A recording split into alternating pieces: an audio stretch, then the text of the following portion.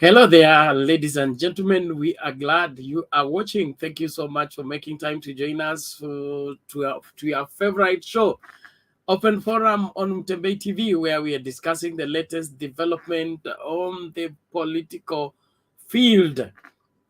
Things are getting tougher and tougher with every passing day, a little confusing, and now they have become daring. The deputy president is on record today daring the president to bring it on, even after the president talked about him being in office but not working, staying on top of the car. So there is a response today. What is your take on the same? And where are we headed with this kind of exchanges taking place right now, 6 months before the election? Let us get down to business. Let's get talking. The link to use to get into the studio is right there in the comment section.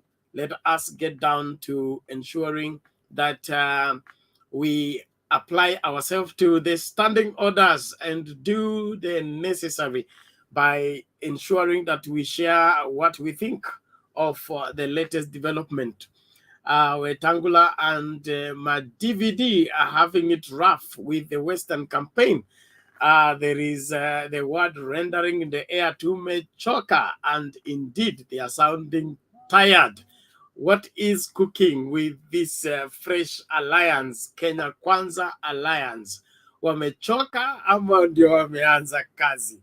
Naomba kila mmoja, karibu sana kwa studio, tuanze kuongea mapana na marefu kwa yote ambayo tunapaswa kuyasema, na tuhakikishe kwamba tunasaidia nchi yetu kusonga mbele kwa maoni yetu. Kwa hivyo tumia hiyo link kuja studio. Naomba tuanze kuongea moja kwa moja. Kuna Bashiri Muhsin, karibu kwa show. Nyabora Ochieng, karibu kwa show. Alfred Orek, karibu kwa show. Kenneth Olayo, karibu kwa show. Munyamwezi wa Sauzi, karibu kwa show. President should respect his deputy if indeed he wants to be respected. I'm watching from Kwale County in Mwachanda village. Okay.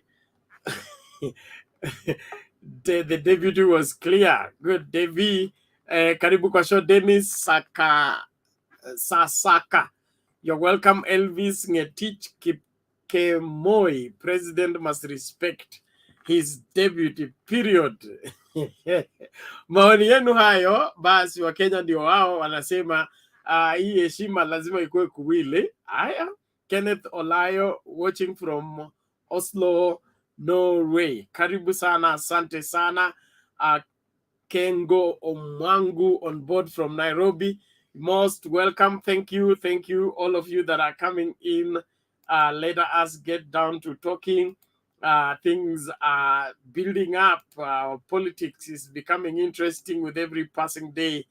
The DP daring the president, bring it on. Well, where are we headed? Is this how the culmination of the divorce in Jubilee will be? Is this the prophetic declaration by one Wetangula? It's going to be messy. It's going to be ugly. It's going to be what else? Asanteni sana kwa kujumuika nasi, naamini mko tayari katika mjadala wa leo. Tuangalie kwa kina. What is this? Bring it on, Mr. President. Well, dipindio huyo ako tayari kufika kokote kote kule ambako anapaswa kufika, angalau afanyike rais kama vile amekusudia. Basi tuanze haya majadiliano. Bwana Murunga, ulikuwa wa kwanza kufika. Hali vipi leo?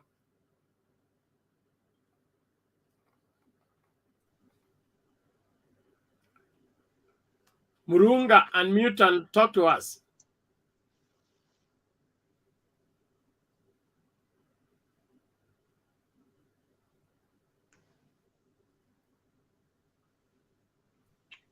Yes, good evening, Bernard. Good evening to you. How are you doing?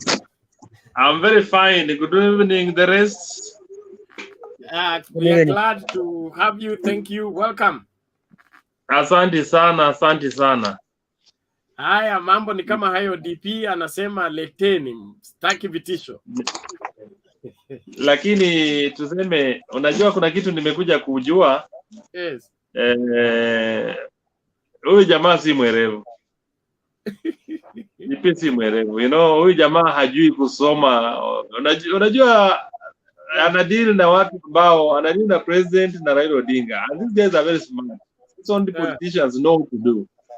Ile kitu unafanya wanamprovoke tu kidogo na yeye anaamuka na the outbursts are now will start costing them and which is not right, and especially now unajua sasa ile going by, let's start with the bill with the bill on hii walikuwa nasema ya electoral commission when they wanted the electoral body wanted to have to stop the live streaming, isn't it? But you can see how far it went.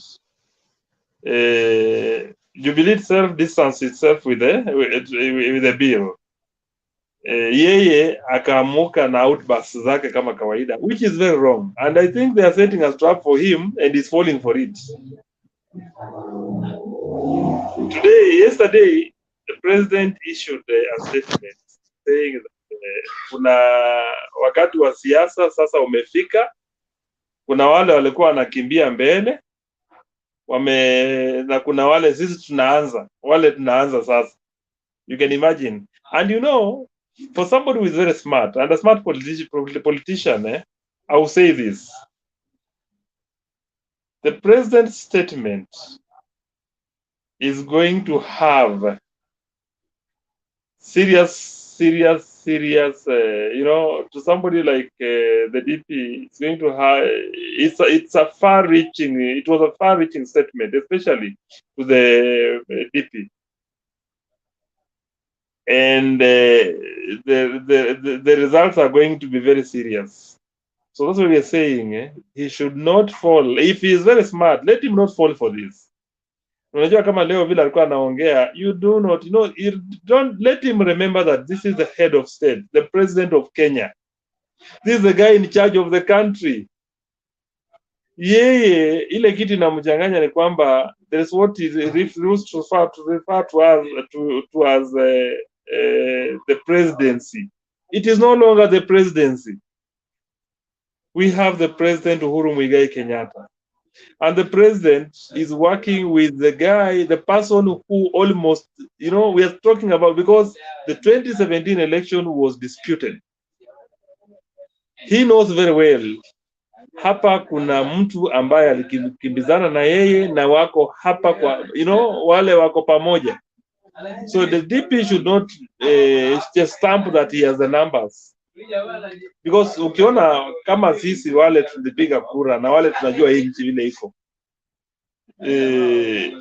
Sioni, mimi nashangaa kabisa. Unajua sisi tumepiga kura mara mingi. Nashangaa kabisa hii kura tunahesabiwa na DP atapata wapi. Because anytime country comes together, Odinga and you remember last time when we had the sorry.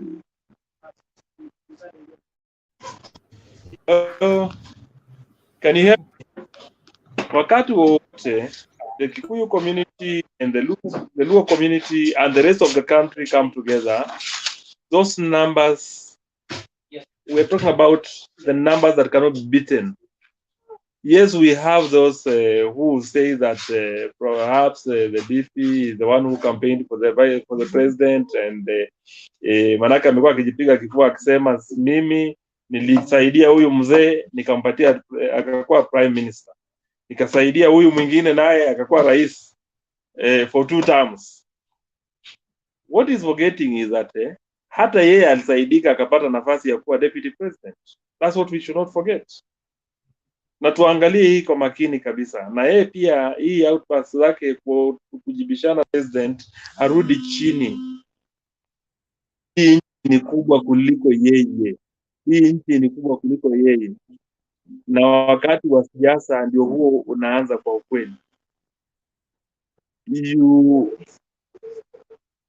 You may say that you have the myth, but the president has the power, and the president of course has what it takes to when he says he's going to support Raila Odinga, that's a fact. Hakuna mtu atashinda hao, itakuwa ngumu sana. So tujue ya kwamba ni wakati. Yes, Bernard, back to you. Thank you. Tuna usiku mzima kuongea, kwa hivyo tukuwe na kiasi kidogo ili kila mmoja aongee. Nashukuru wote ambao mnajumuika nasi. Karisa Baya, asante sana. I'm doing fine, thank you so much for asking. Onyi Isaac, karibu kwa show. Kevin Otieno, you're welcome. Daudi M, karibu. Locked in Upper Hill, asante sana. There is this is it Mimi or Sammy? Karibu, thank you, Kevin. Who else is here? Well, all of you that are joining, most welcome, and let us remain civil in our comments and in our submissions so that everything will work out together. It's good to get to the bottom of what is cooking right now, and as the political cards are being thrown on the table and having responses, counter accusations and accusations, it is important that we all keep a sober mind so that we are able to judge between the two almost similar situations. Everybody on the screen, please, you get in the studio, you keep your mic mute. If your mic is not mute, it affects the viewers from getting what is happening because it offers double feedback. So keep your mic mute until it's your turn to speak. If you want to interject anything, you lift your finger. If you must stay behind the curtain, you obtain express permission from the chair. It is that important because our viewers want to see who are talking to them, and they are able to understand what is happening better that way. Bwana Omari, vipi? Uko vizuri? Hatujambo, karibu. Asante. Haya, maoni yako. Kutoka jana na leo naona ni malumbano sasa. Rais ameamua sasa kumuonya DP, anamwambia yuko ready kuface battle, na hiyo kumuonya mimi nashangaa. Mtu kama deputy unaweza kubishana na boss wako commander in chief. Rais ana nguvu na rais anaweza kufanya chochote. Power ya nchi iko kwa mkononi mwake. Sasa DP asimjibu mdosi wake hivyo, hajamjua vizuri. Na sasa vile ameakisha moto, si anasema bring on. Anamwambia lete. DP anamjibu, anamwambia lete, yuko ready. Sasa hii naona Jubilee already wanataka kubadilisha logo.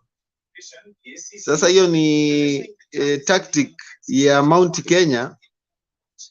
Ruto agoje hiyo Mount Kenya. Watu ndio watakuja kuona mtu anaitwa Jomo. Jomo ni nani? Hiyo Jubilee atavuruga watu Central huko, na nawaambia hakuna kitu itakuwa inaitwa UDA Central. Si amemjibu mdosi wake hii miaka yote, anamekampeni hii miaka yote bila kukuwa na heshima kwake. Sasa saa hii ndio atamuonyesha Uhuru ni nani. Unaona hasira zao, ukiangalia hasira alikuwa Western, anaongea na hasira kabisa, siasa yake anaongea na hasira, anamjibu rais waziwazi. Na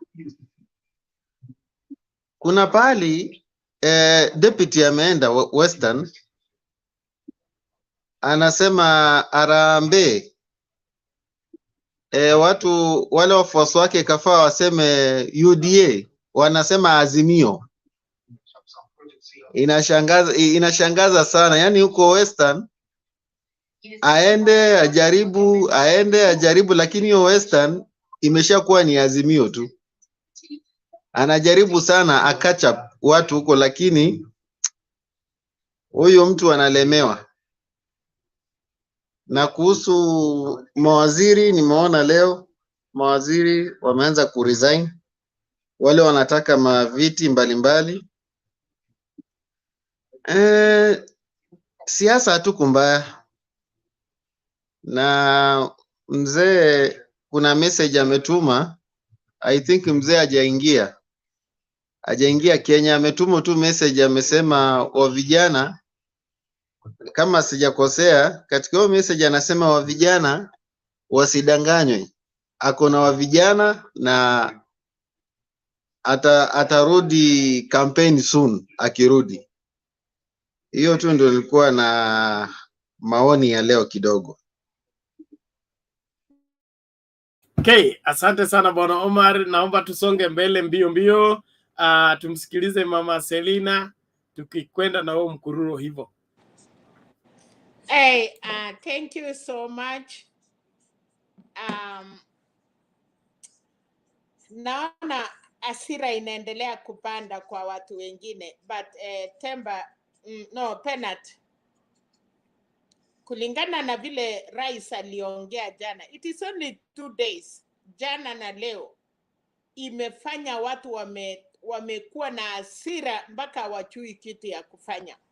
So I'm wondering, na nilikuwa nimesema jana ya kwamba tuseme kwa mfano rais leo angesimama aseme anaunga deputy yake mkono, angesema rais anataka kuongoza akipita mlango ya nyuma, because kama anamsupport na alikuwa rais, so kumaanisha ya kwamba His Excellency the President angerule Kenya pia kwa kinyuma ya deputy, kwa sababu anasema Raila ni puppet, ameita machina mingi, hiyo machina yote ameongea ni sawa, lakini nataka kuuliza tu wa Kenya, ni uchungu wakati wa Raila, lakini ni utamu wakati wake.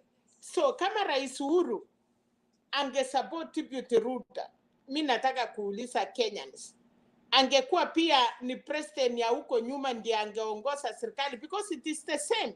Kama anakuja kusupport Raila ndiye atakuwa rais huko nyuma, then kama ana support Ruto angekuwa the same. Lakini mambo ile nimeona huko Western imekuwa moto kwake. Nimeona Kuseru amejaribu, watu wanamwambia Azimio, na ndiye Madvd anajaribu. Sasa sioni kutusi rais ndio unapata kura, na rais hajaongea, amesema tu kidogo ya kwamba kura yangu moja na wale watatu wawili watanifuata. Na sasa na anasema bado watuchaanza siasa. So wakati rais atakuja kushikana na after 26 ile delegate ya Jubilee na ya ODM, na sasa leo nimeona Kalonzo pia amepata ruhusa kutoka chama chake ya kwamba waende waungane, na nikaona mtu amesema 10 political parties itaongozwa na His Excellency Uhuru Muigai Kenyatta, waende wakutane na Azimio. Hiyo ni Kenya itakuwa imesimama na imeisha. So ile kitu tu ningeuliza ni kwamba karibu nikubali mambo ya Atwoli, kwa sababu hii watu yote wanaume wamekuwa naongea mbaya. Hata Madvd anaongea kuhusu mashishi ya mama yake. Kama rais alisimamia kwa mashishi, kwa nini unachipu? So hawa watu yote watatu wamekosa mwelekeo. Balala Niliona Balala akipeana pesa akiambia watu msiniaipishe nyumbani. So hii mkutano yote ya Western ni watu walienda kulipwa, na ile watu yote mliona walikuwa nyuma wamenyamaza, wameweka mkono hivi, hakuna kitu wanakubali. Hiyo ni kumwambia Western Eco, msimamo mumekuwa naye. Ile kitu tunataka kama wa Kenya ni uongozi bora. Tunajua baba amekuwa mzee, amekomaa, atachunga Kenya. Hiyo ndio tunataka. Hii watu wengine Mudavadi, sasa Kalonzo ako pande hiyo ni sawa, hatuwezi ongea kitu kuhusu hii site ingine, lakini tunataka kuambia hao watu mahali pote wanaenda sasa ni vita. Nasikia wataenda Trans Nzoia, mali nasikia inaitwa chama ya mbolea iko sasa, huko ndio kutakuwa moto. Afadhali Western walikuwa na hurumia kidogo. So naona Bungoma isil, Western Kakamega na Kuseru, this site imekuwa seal. Wakijaribu kusema Trans Nzoia, hiyo ni kubaya. Hawa naona watu wamefurahi ati kuna CS. Aso hawa ma CS wameresign leo ni wa jamii ya Kalenjin, isipokuwa Mmasai mmoja. So munge expect hao wataenda wapi? Hao wangeenda Azimio, hawangeenda kwa Kalonzo. So hawa ni UDA na wameenda nyumbani, watachakuliwa, waende wasaidiane na ndugu yao kukaa kwa baridi. Hiyo sioni kama kuna kitu inakuwa incitement hapo ati watu wamechaguliwa wamekimbia. Wanaenda tu kusaidiana kukaa kwa baridi. Mtu kama Keter alijaribu sana, nataka kusema at least yeye ako na akili. Alisema anaulizwa mambo ya rais, anasema alifanya kazi na rais mzuri, na akaulizwa vile aliongea. Sasa deputy kumchipu rais na come baby come, it is the same. Ile wamama walikuwa naambia OTM na watu ya Jubilee mulete ile, walikuwa nasema wanataka kulete sijui nini kwa parliament, na alafu walikuwa namwambia come baby tuko na numbers. So nashangaa sana deputy rais ya Kenya akichipu hiyo nyumba. Hata bibi akichipiana na bwana inakuanga vita, wanapigana, end of the day divorce inafanyika. Mama alikuwa nakuwa na nguvu anafikiria, lakini mwanaume akisimama na kusema toka kwa nyumba yangu, sasa hivi mwanamke anashindwangu hata ataenda kuanzia wapi. Hata kama ulikuwa na mume mwingine huko kando anakudanganya kuambia ukifukuzwa na bwana yako nitakusaidia, akiona umetoka kwako hata yeye anafunga firako anatoroka. So hii sasa ndoa deputy rais ameharibu, because Uhuru Muigai Kenyatta yeye ndiye ako na sword. Apart from, na ninataka kurudi nyuma mahali Uhuru alisema siku moja I only need 1/4 for Raila. Hiyo imetosha yeye kuwa rais. So sijui watu walifikiria hivyo aje. Kitu ingine pena, sitaki kuchukua nafasi munisamee, niliona Kimani Ngonjiri. Pena ukipata time saa zingine utupatie hiyo clip ya Kimani Ngonjiri. Nataka watu ya Central waniambie. Hiyo Kimani Ngonjiri aliongea mpaka anataka kukufa, kutusi rais, kuita ICC. Wanaita ICC kumwambia rais amefanya nini? Kwa kusema ako na kura moja na atapika kura kama Mkenya. Anaitia ICC rais amefanya nini? Amemwambia umetukonganisha sijui wa Kikuyu na Wajaluo baba yako, alafu sasa umetukonganisha na Wakale. Hiyo ICC kama itaweza kuja Kenya, haikuji kwa upande ya Azimio, inakuja kwa hiyo watu KKA. Hawa ndio wanatusiana. Ngonjiri anajaribu kuambia ICC kuja muone maneno tunafanya. So mimi kama ninatoka Central, ningekuwa mmoja wa Central, ningesikia mbaya sana wakati Kimani Ngonjiri, one of your own, anatusi rais mpaka kiasi ya kwamba Uhuru ni kama kitu kidogo. Yes, muwache yeye na kura yake moja, wacha afuatane na anasema Uhuru aliita Raila Muroki, aliita Mwisi, aliita nini. yes, wachana na yeye, Uhuru atoke polepole aende kwa huyo mkanga yake, wakae wawili na nyinyi mkae huko mahali muko. So sitaki kuchukua nafasi Penat, lakini ninaomba ukipata time utuwekee hiyo clip ya Kimani Ngojiri, alafu nitakuwa na swali kama nitakuwa na ndugu yote kutoka Central atuambie heshima ya Wakikuyu mliweka wapi. Thank you so much. Okay, asante Mama Selina kwa hayo yote. Tunakushukuru kwa kuendelea kuchangia katika maoni na katika katika council ambayo inafaa kwa kila mmoja kuelewa siasa zetu na utamaduni wetu pia. It is important that we keep civility in our chats. Nishawaambia watu wa UDA, kama huna point. Hakuna haja ya kutusi mtu. Why should you call somebody a dog or something like that? For what purpose? Please keep your dignity, respect other people. If not, we will not tolerate you on this platform. Na hiyo sio tafadhali. You need to put yourself together if you must.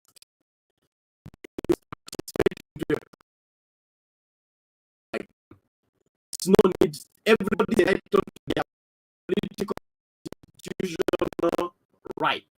Let that not be whatever. I mean the registrar of political parties. MD tafadhali unmute kwanza.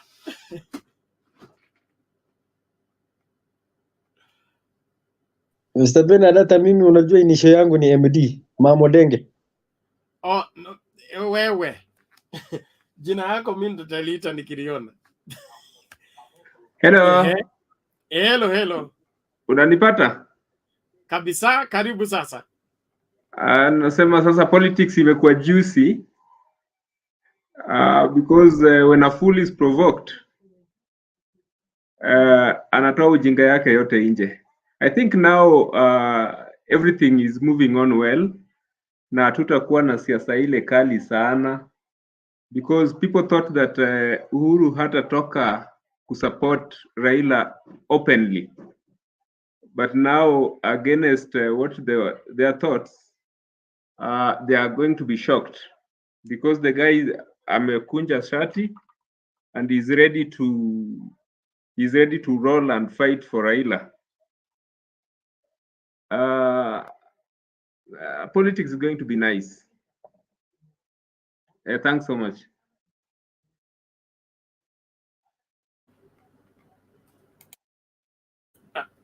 Are you done? Yes, please. Okay, thank you. Young millionaire. Okay. Penat, wacha niulize swali. Ninaona kwa hii Mtembei Tipe team, naona kuna watu wameandika vitu mbaya na kuweka picha mbaya. Please, kama kuna mtu anaona vitu kama hiyo, watu musuie kabisa, waache kuingia kuharibu. It's so painful to see things like this. Watu wanaweza weka kwa I don't know, kama kila mtu ameona hiyo. Ninataka kusema pole kama mama, na wale wa mama wameambiwa hiyo vitu kama hiyo, msijali, be strong women, na sisi ndiye tunashinda. You cannot just, mwanaume hawezi enda kufanya vitu kama hiyo. I hope kila mtu ameona hiyo Mtembei Tipe team. We are so sorry about it. Let people debate. Kama hauna kitu ya kusema, don't come here. Usikuje hapa. Lakini kuweka vitu kama hiyo kwa anyway, you are doing it for your wife, or if you are not married, you are doing it for your mother, or anyway, the person who did that, I'm so sorry as a mother. It's okay. Thank you, Mama Selina. I've seen that and reported somebody's attending to it. The person has been blocked. And he was here yesterday, so I don't understand what has happened between him and whoever they, ukiachwa achika na ukikataliwa umekataliwa. Hakuna haja ya kwenda kudefame mtu na kutoa picha mbaya on a public platform. There's no need. I don't understand what's happening with young people nowadays. Respect yourself. But for us to avoid deviating into that, somebody's attending. It's in the WhatsApp group. It's not here. And don't look for it. Later, the person, the admin is taking care of it. The person is already blocked. I don't understand what the aim is, but this is happening twice now, the other week and now this week. That means somebody is determined to mess up this platform, but they will not succeed. Young millionaire, come. Okay, mimi kitu ambao nimeona hii siasa iko na mambo mingi. Mtu anasimama kwa watu anasema ati ikifika hiyo siku ya election ati vijana msiende nyumbani, mwache wa mama na wazee waende nyumbani, vijana mpaki kwa polling stations. Tukifanya nini kwa polling stations? Unajua kuna vitu zingine mtu utaongea unafikiri unafurahisha watu mahali unaongea, baadaye sikuja kukuweka mahali mbaya. So ile kitu ambao hata Wetangula aliongea niliangalia nikashindwa sana kusema ati hiyo siku vijana mpaki mkiwa mnachunga kura. Hiyo unajua baadaye kitu kifanyika atakuja kushangaa mahali atakuwa. Number 2. Last time wakati tulipiga kura Madvd akiwa na Weta walikuwa frontline wakisema na ilikuwa ni ukweli kura sikuhesabiwa vizuri. Saa hii umeenda the other side, so muruke juu chini sile kura kama tutawin. Hakuna impact yote itafanyika kwa sababu umetoka kwa upande wetu. So wacha tuongoje hiyo siku. Mimi najua ile ukweli wa Mungu, kura iko kwa saidi yetu. So wacha hiyo siku ifike, tufanye vile nyumba zingine zinafanya. Wenye wanatuzi wacha waendelee na matuzi yao, lakini watu tujunge midomo zetu. Baadaye isikuje kukuweka mahali mbaya. So isikuwe ati ni wamekuwa watu wawili sasa hivi tukiangalia Kunjiri ndio huyo, Moses Wetangula ndio huyo. Wakati vitu itakuja kubackfire ndio watakuja kuchua hii mambo ya politics si ya mtu. Tukiendelea hivyo mkuwe na usiku mwema. Okay, thank you young millionaire. We are glad for your participation. Let's keep the conversation going. Let me play this video and then we continue with our submissions. Okay.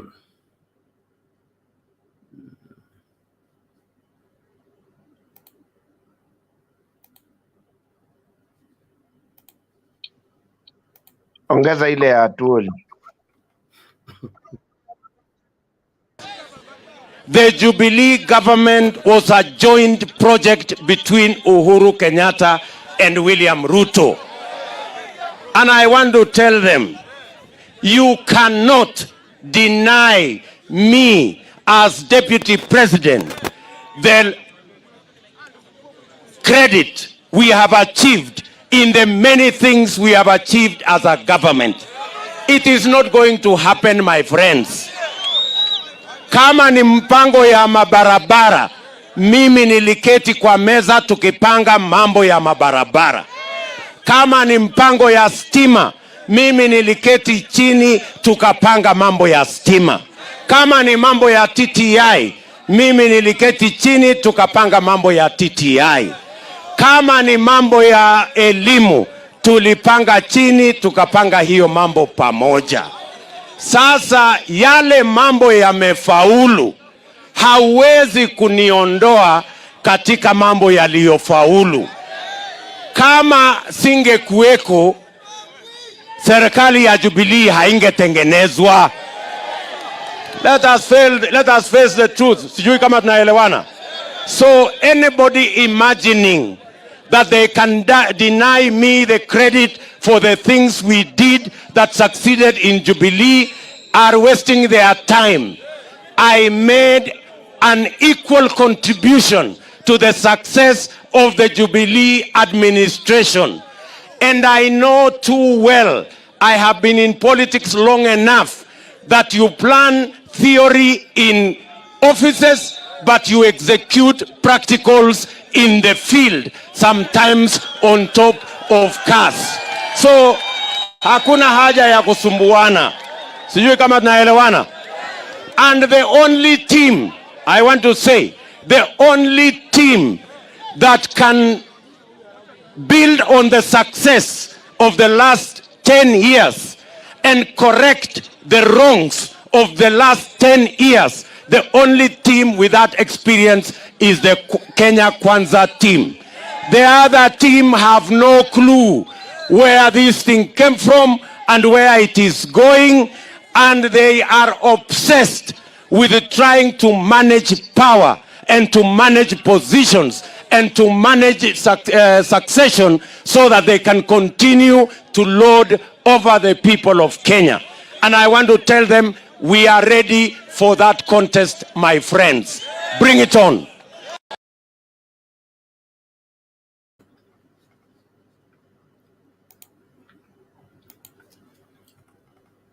Okay, mambo ni kama hayo. Bring it on. Who is going to bring it on now? James Blue. Yes, habari ya kila mtu. Kenneth, you're coming next. Just hold your horses. Salama, James Blue. Naomba kama kuna mtu amenitangulia, or I just continue. Wewe endelea kwanza. Hey, it's okay, thank you. Naona maneno bana the place is hot. Imekuwa moto bwana. Now I like what the president has done. Is come out so clear. Sio ile amekuja kama ni nusu. We are branding the Jubilee party. Tumeweka sasa hapo DAV, not yet done. Tumebadilisha colors, tumetoa ile yellow, tumetoa ile nyeusi, hiyo ni ya URP, tumekata mikono, lakini sio kwa ubaya, kwa sababu hiyo ni mkono mbaya ya kunini. Unajua mkono mrefu hiyo tumekata, tumetoa nje. Now we have a dove to symbolize peace. We are reverting back to the TNA logo, and I think the 25th NDC is going to be big. We will see a lot of changes actually. Jubilee haijaenda mahali. Uhuru ulisikia akisema nini? Yeye ako na kura moja, waache kumkumbusha, and he will come with his party. He is very clear, hajasema atakuja na ODM. Nimesikia vizuri akisema Jubilee iko imara. He will come with the Jubilee, lakini under the umbrella of Azimio. Bas, tusikie hii maneno ya huko nyumbani. Ingo, ukiangalia hiyo clip, some people are just like, wameweka mikono nyuma, ni kama they were listening to walikuwa nasikiza pastor mwingine tu ule, when you are doing your things in town, somebody is busy there preaching. They were not excited. Najua huko ukisikianga kweli mtu ametembea. You know, these people of Western Kenya, when they love, wakati wanakupenda, they show you. They don't hide. Ukisikianga baba akifika huko, the first thing, greetings. Utajua sasa huyu mtu anapendwa.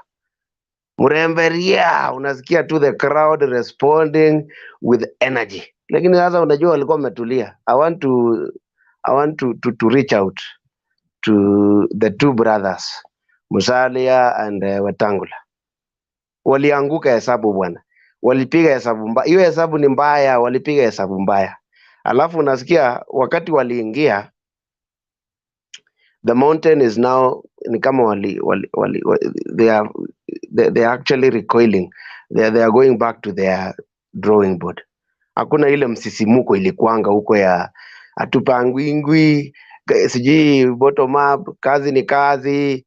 Now they are thinking in ni kama wanataka the voice actually is coming out na sio like the other time when we had many voices.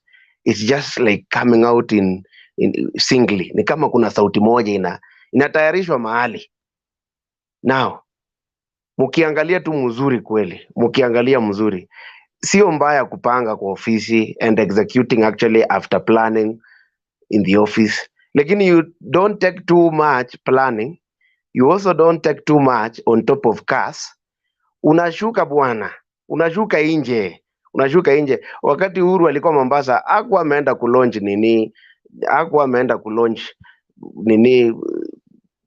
stadium yenye haijakamilika. Alienda akalaunch cancer center kubwa sana, and you saw the machines, you saw the art of it's actually it's a true picture of what Uhuru meant when he said kazi kwanza, siasa baadaye. Muliangalia vizuri. In fact, Abdul Somad alisema vizuri, itafungua Mombasa to outside and those people who are within Mombasa just for cancer treatment. Uhuru alienda huko na muliona alikuwa anaenda kulaunch nini. And then these other camp, kazi yao tu kusema tumefanya, tumetenga, tutaweka, tutafanya hivi.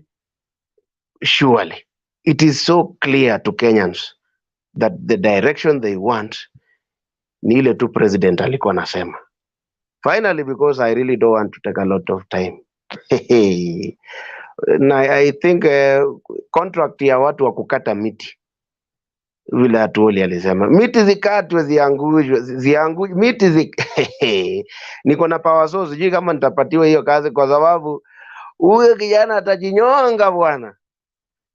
Thank you. Aya, power source volunteer to cut the trees. Things are getting tougher. Kenneth Oloyo. Habari zenu wangwana? Fiti, karibu. Salama. Asante. Bana, hii ni mara yangu ya kwanza kukuwa at least one of the participants ya broadcast. Nimekuwa tu nikisikiza tu for a while. And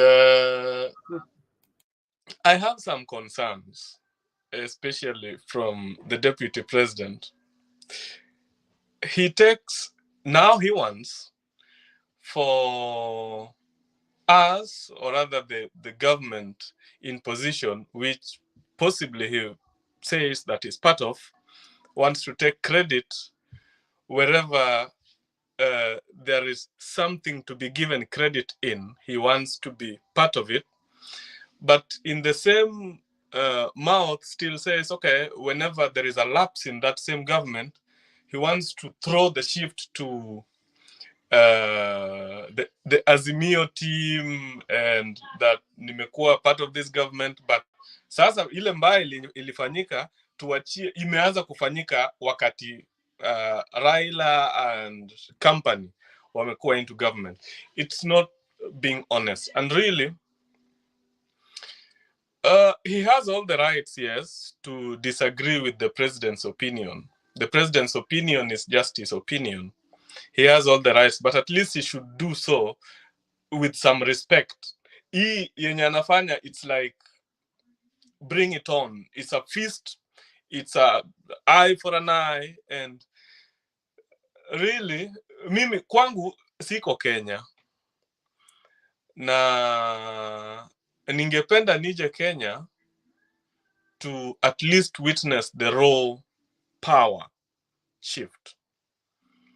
But with these high octane politics that are going on now, and we are only in February, we have 6 months to go to the elections.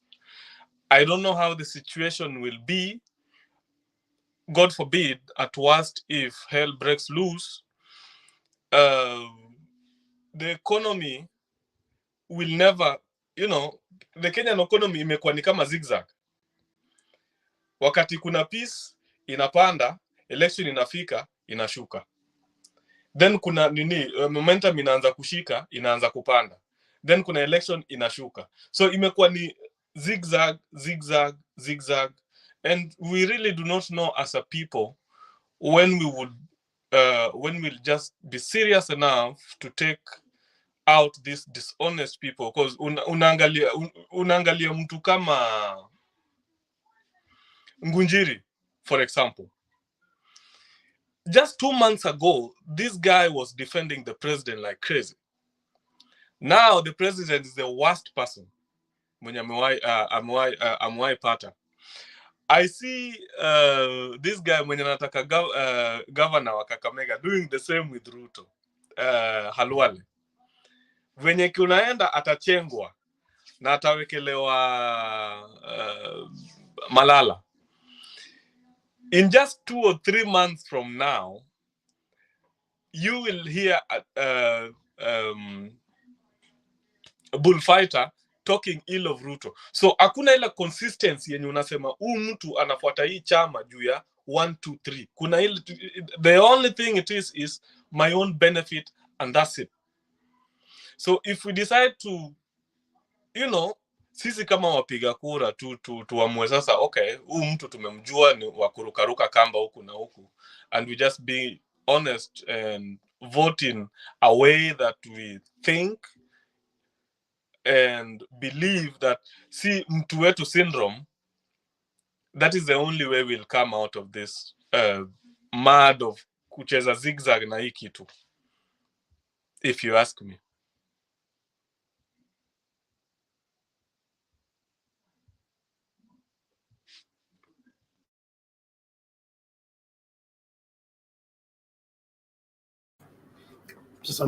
Yes, Kenneth.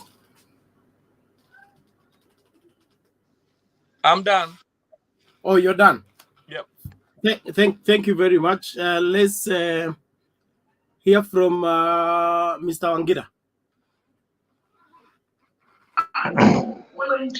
How are you, Bernard? I'm well. On this day that we have been told to bring it on. Yes. And today I want to paraphrase Miguna and tell William Ruto, come baby, come.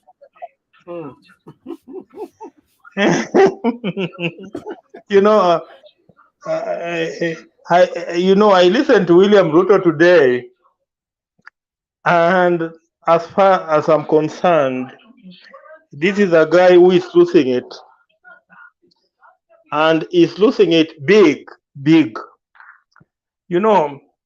William Ruto forgets that he's not a co-president, but only a principal assistant to President Uhuru Kenyatta. He also forgets that President Uhuru Kenyatta remains the president of the Republic of Kenya. He remains the head of government and head of state. He remains the commander-in-chief of the Kenyan Defense Forces. Those are facts that William Ruto is forgetting.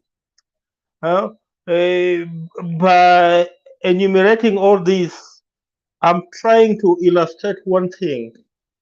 And the one thing that I am trying to illustrate is that up to today, as I address you people, Uhuru Kenyatta still wields the power of state. And a person who wields the power of state, however much contempt you have about him, there are better ways that you need to handle him, even when you feel that you're very annoyed. By William Ruto telling President Uhuru Kenyatta ati hii serikali ya Jubilee kama singekuwa aingeundwa. He's trying to tell President Uhuru Kenyatta that without him, then they could not have formed the Jubilee government. Today, that fact is neither here nor there, because the President of the Republic of Kenya for the 2010 Constitution is Uhuru Kenyatta. So you cannot start saying that without you could not have formed the government, because the government was formed, and as far as the Constitution is concerned, the person who formed the government of the Republic of Kenya then was Uhuru Kenyatta. by wanting to claim credit for the development projects, and even calling and even claiming joint ownership. You know, you cannot have you cannot eat your cake and at the same time have it. You have to choose that you are today eating the cake or you want to keep it. But to William Samoei Ruto, he's eating his cake and at the same time he wants to have it, which cannot be a realistic situation. For example, for a long time, he has been for a long time he has been out there portraying Jubilee government as a failed government, as a government that has achieved zero. Then when did he discover that Jubilee government has achieved some things here and there? There. When all along he has been portraying Jubilee government as a failed government. Why do you want to only own what is good and discard what you think is bad? You know, we are not dealing with a dustbin situation here where you can choose what to throw and what to keep. You know, when you're in government, you need to own everything that happens in government, whether it's good or bad. And as the principal assistant to the president, he was supposed to have been the co-owner of the good and the bad in the government. But as far as he's concerned, he only wants to own what he thinks is good. And that's why if he goes to, for example, when he was with Busia yesterday, he'll tell you how many technical colleges they are built, how many kilometers of road they are built, you know, how many houses they have connected to electricity. And you know, when you start talking about the huge national debt, then he doesn't want to become part of the huge national debt that the country is facing. You know, in such a situation, it becomes very difficult to know where to place him and where not to place him.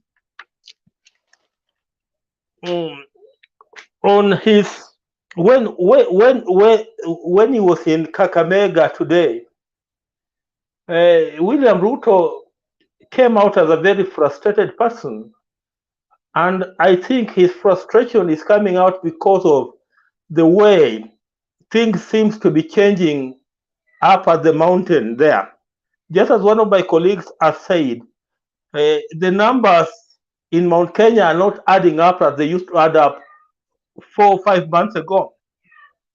I remember when he was in Kakamega, he described Raila as a puppet, as a man who has no energy, as a man who has no energy, as a man that they want to use to fulfill their own missions. By saying a man they want to use to fulfill their own mission, he was referring to Uhuru Kenyatta and the team of the Mount Kenya, I think the Mount Kenya Foundation team, where they want to have Raila Odinga there to fulfill their mission. To fulfill their mission. If you see William Ruto talk like that, you know, he has discovered that now Raila Odinga has a chance. As much as he is seeing Raila Odinga as a puppet, you know, Raila Odinga could be a puppet. I don't know whether he is a puppet or not. But the real fact here is that Raila Odinga, for the first time, has real chances, and William Ruto is seeing those chances, and that's why he must look for ways to now discredit Raila Odinga so that those chances can go down. But those chances are real there, and he doesn't know what to do about it. Again, when he was in Kakamega today, the clips have been out there, and there's one clip from Huisero. Huisero is the home constituency of Muse Atuoli, and I think Muse Atuoli must have done a lot of good work in Kakamega, because I remember as William Ruto was addressing the crowd today, you know, they were not keen at listening to him. And all they were doing, every time you could mention something, then they could say Azimio.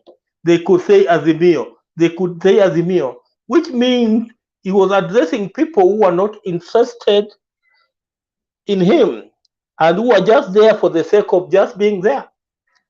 And if that is the situation, as I say, coupled with what I've told you, that the numbers in Mount Kenya don't seem to be adding up, and he thought that if he comes to Western Kenya, he will be in a position to balance situations, then William Ruto is in for a very big shock. And as one of my brothers said, those who have been given the contract to start clearing the trees, it's better they start it earlier, because this guy, as we move closer to the 9th of August, we could see a guy who will be ready to commit suicide. That's all that I have to say. Asante, Bernard. Okay, thank you, Mr. Wangira. I appreciate your perspectives and every other person's. Please, let's remain civil, especially on the comment section. Respect one another. Kuna Azimio, kuna Kenya Kwanza, kuna One Kenya Alliance, and then other independent parties. So relax. The game is far, so you don't get worked up too early. It will mess your day for a long time. Let's get this clip, then we move on.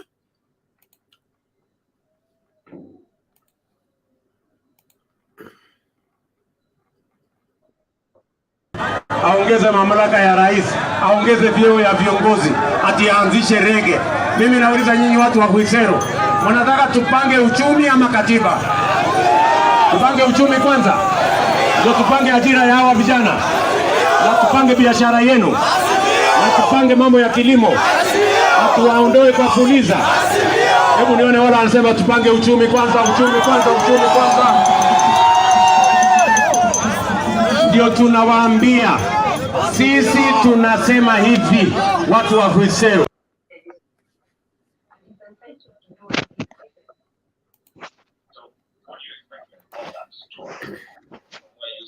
I think from yes, he may, give his view on whose mic is on? Please keep your mics off, please. It's important. Bantu. Yes, Bantu warrior, come in. Asante sana Bernard. Kuna mtu amefungua mic yake open. Asante sana Bernard, na wasalimu nyote panel wenzangu, Mama Selina, WG na wengine wote ambao sikuwataja majina. Ningeomba ndugu zangu wa Azimio, hata wa UDA ama wa chama chochote, tuwe tukiheshimiana, na discipline ni kitu cha bure. Tuwe na heshima na discipline, to maintain discipline. Na nafurahia sana kuona mara nyingi sana Azimio wako so discipline, na tuendelee hivyo hivyo, tusiwe provoked na tusitumie matamshi mabaya. Tuoneshe kuwa sisi ni wastaarabu na bado tunaweza kufanya mengi mazuri sana. Kwa upande mwingine naona Tangatanga wame lose ile control, inakuwa saa yote ni matusi, ambapo wakati ingekuwa inatakikana wapeane zile agenda muhimu ama kuzungumza uweze kuvutia watu. Lakini kama itakuwa ni matusi saa yote na matamshi wote, viongozi ambao wako na bwana Ruto huwa wanatoa matusi saa yote kwenye hizi clips, na wanaonekana everywhere in the world vile wanavyofanya. Sisi tuendelee vile vile kuwa na discipline, na ukiangalia bwana Ruto ni mtu ambaye siwezi kuwa naamini awe ni kiongozi wangu wa nchi, na nafikiria kuna wengi kama mimi, kwa sababu the guy is incapable to lead anyone, or maybe to lead only his few friends, lakini sio ku lead country, kwa sababu country is bigger than anyone. Na ningewaomba kuambia haiwezekani sisi kuweka mtu kama huyo kulead hii country. Itakuwa ni mistake kubwa sana, kwa sababu the guy is too tempered. He cannot control himself. He needs to be humble. He needs to calm down. He needs to settle na aweze kurudi tena kujipanga na kuongea vizuri na watu. Na sina mengi kwa sasa, nataka kutoa nafasi kwa watu wengine, lakini naomba tuwe na heshima, na unapojirespect we mwenyewe pia watu wengine watakurespect, kwa sababu kuna vijana wengi watakuwa wanasiasa, wanataka kujua siasa na watakuwa viongozi wa siku za mbeleni. Wasiwe wanaona example kama hizo ambazo DP anaonesha kwa vijana wa nyuma ambao watakuja kuwa viongozi, kutomheshimu rais wako, kutomheshimu mzee wako. Ni kama nyumbani uwe kuna baba na watoto, lakini baba watoto wake hawamheshimu baba. Hiyo ni kitu haiwezekani. Ni hayo tu, asante sana Bwana Bernard kwa sasa. All right, thank you, Bantu Warriors. We appreciate your perspectives.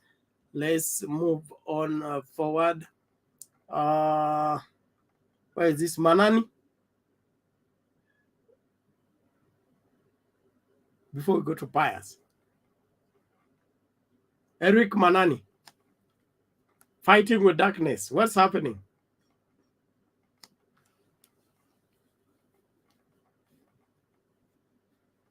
Eric Manani, you unmute and speak.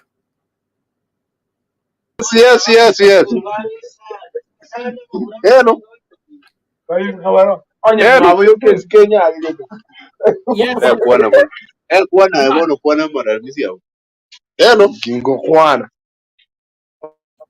You're having company.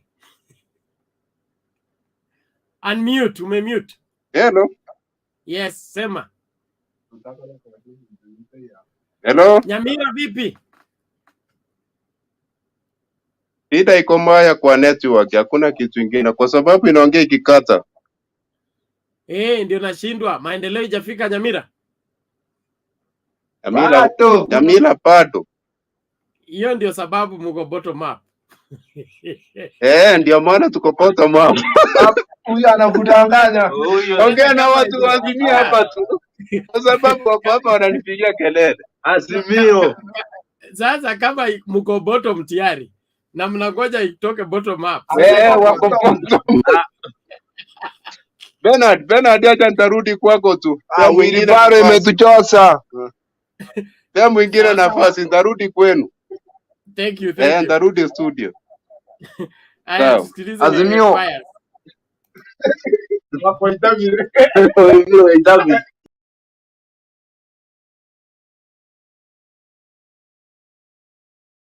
Gishere Pius, karibu. Asante sana Bernard. Habari ya saizi? Salama, tunashukuru. Karibu. Bana mimi kwa leo ni safe. Yes, I'm getting you.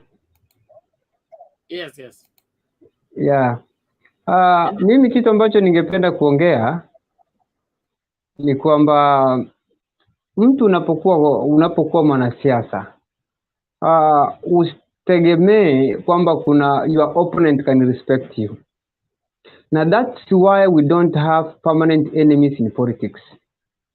When we talk of respect, watu wengi wanasema kwamba deputy president hana heshima, haheshimu wakubwa wao, but hii issues ya heshima ni kwa vyama vyote, because nakumbuka juzi hapa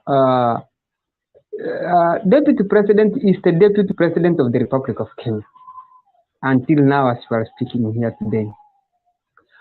Kwa hivyo ukikuta mtu kama for example Babu Wino alichokuwa anaongea juzi, hata mimi siwezi kukirudia hapa, akimwambia huyo deputy president, that means even the Azimio don't respect the deputy president. Ingekuwa hata ni Raila anaongea, tungesema huyu ni mkubwa, lakini Babu Wino juzi tu tena alikuwa anaongea mambo mabaya ambayo hata mimi mwenyewe siwezi kuyasema hapa. Kwa hivyo that means once you are a politician, don't expect to be respected by your opponent. Hiyo ni kitu ambayo haipo. Nilikumbuka miaka ya Moi huko, Raila aliwahi kufanya mambo huko makubwa ambayo hayajawahi kufanyika na sidhani kama yatawahi kufanyika.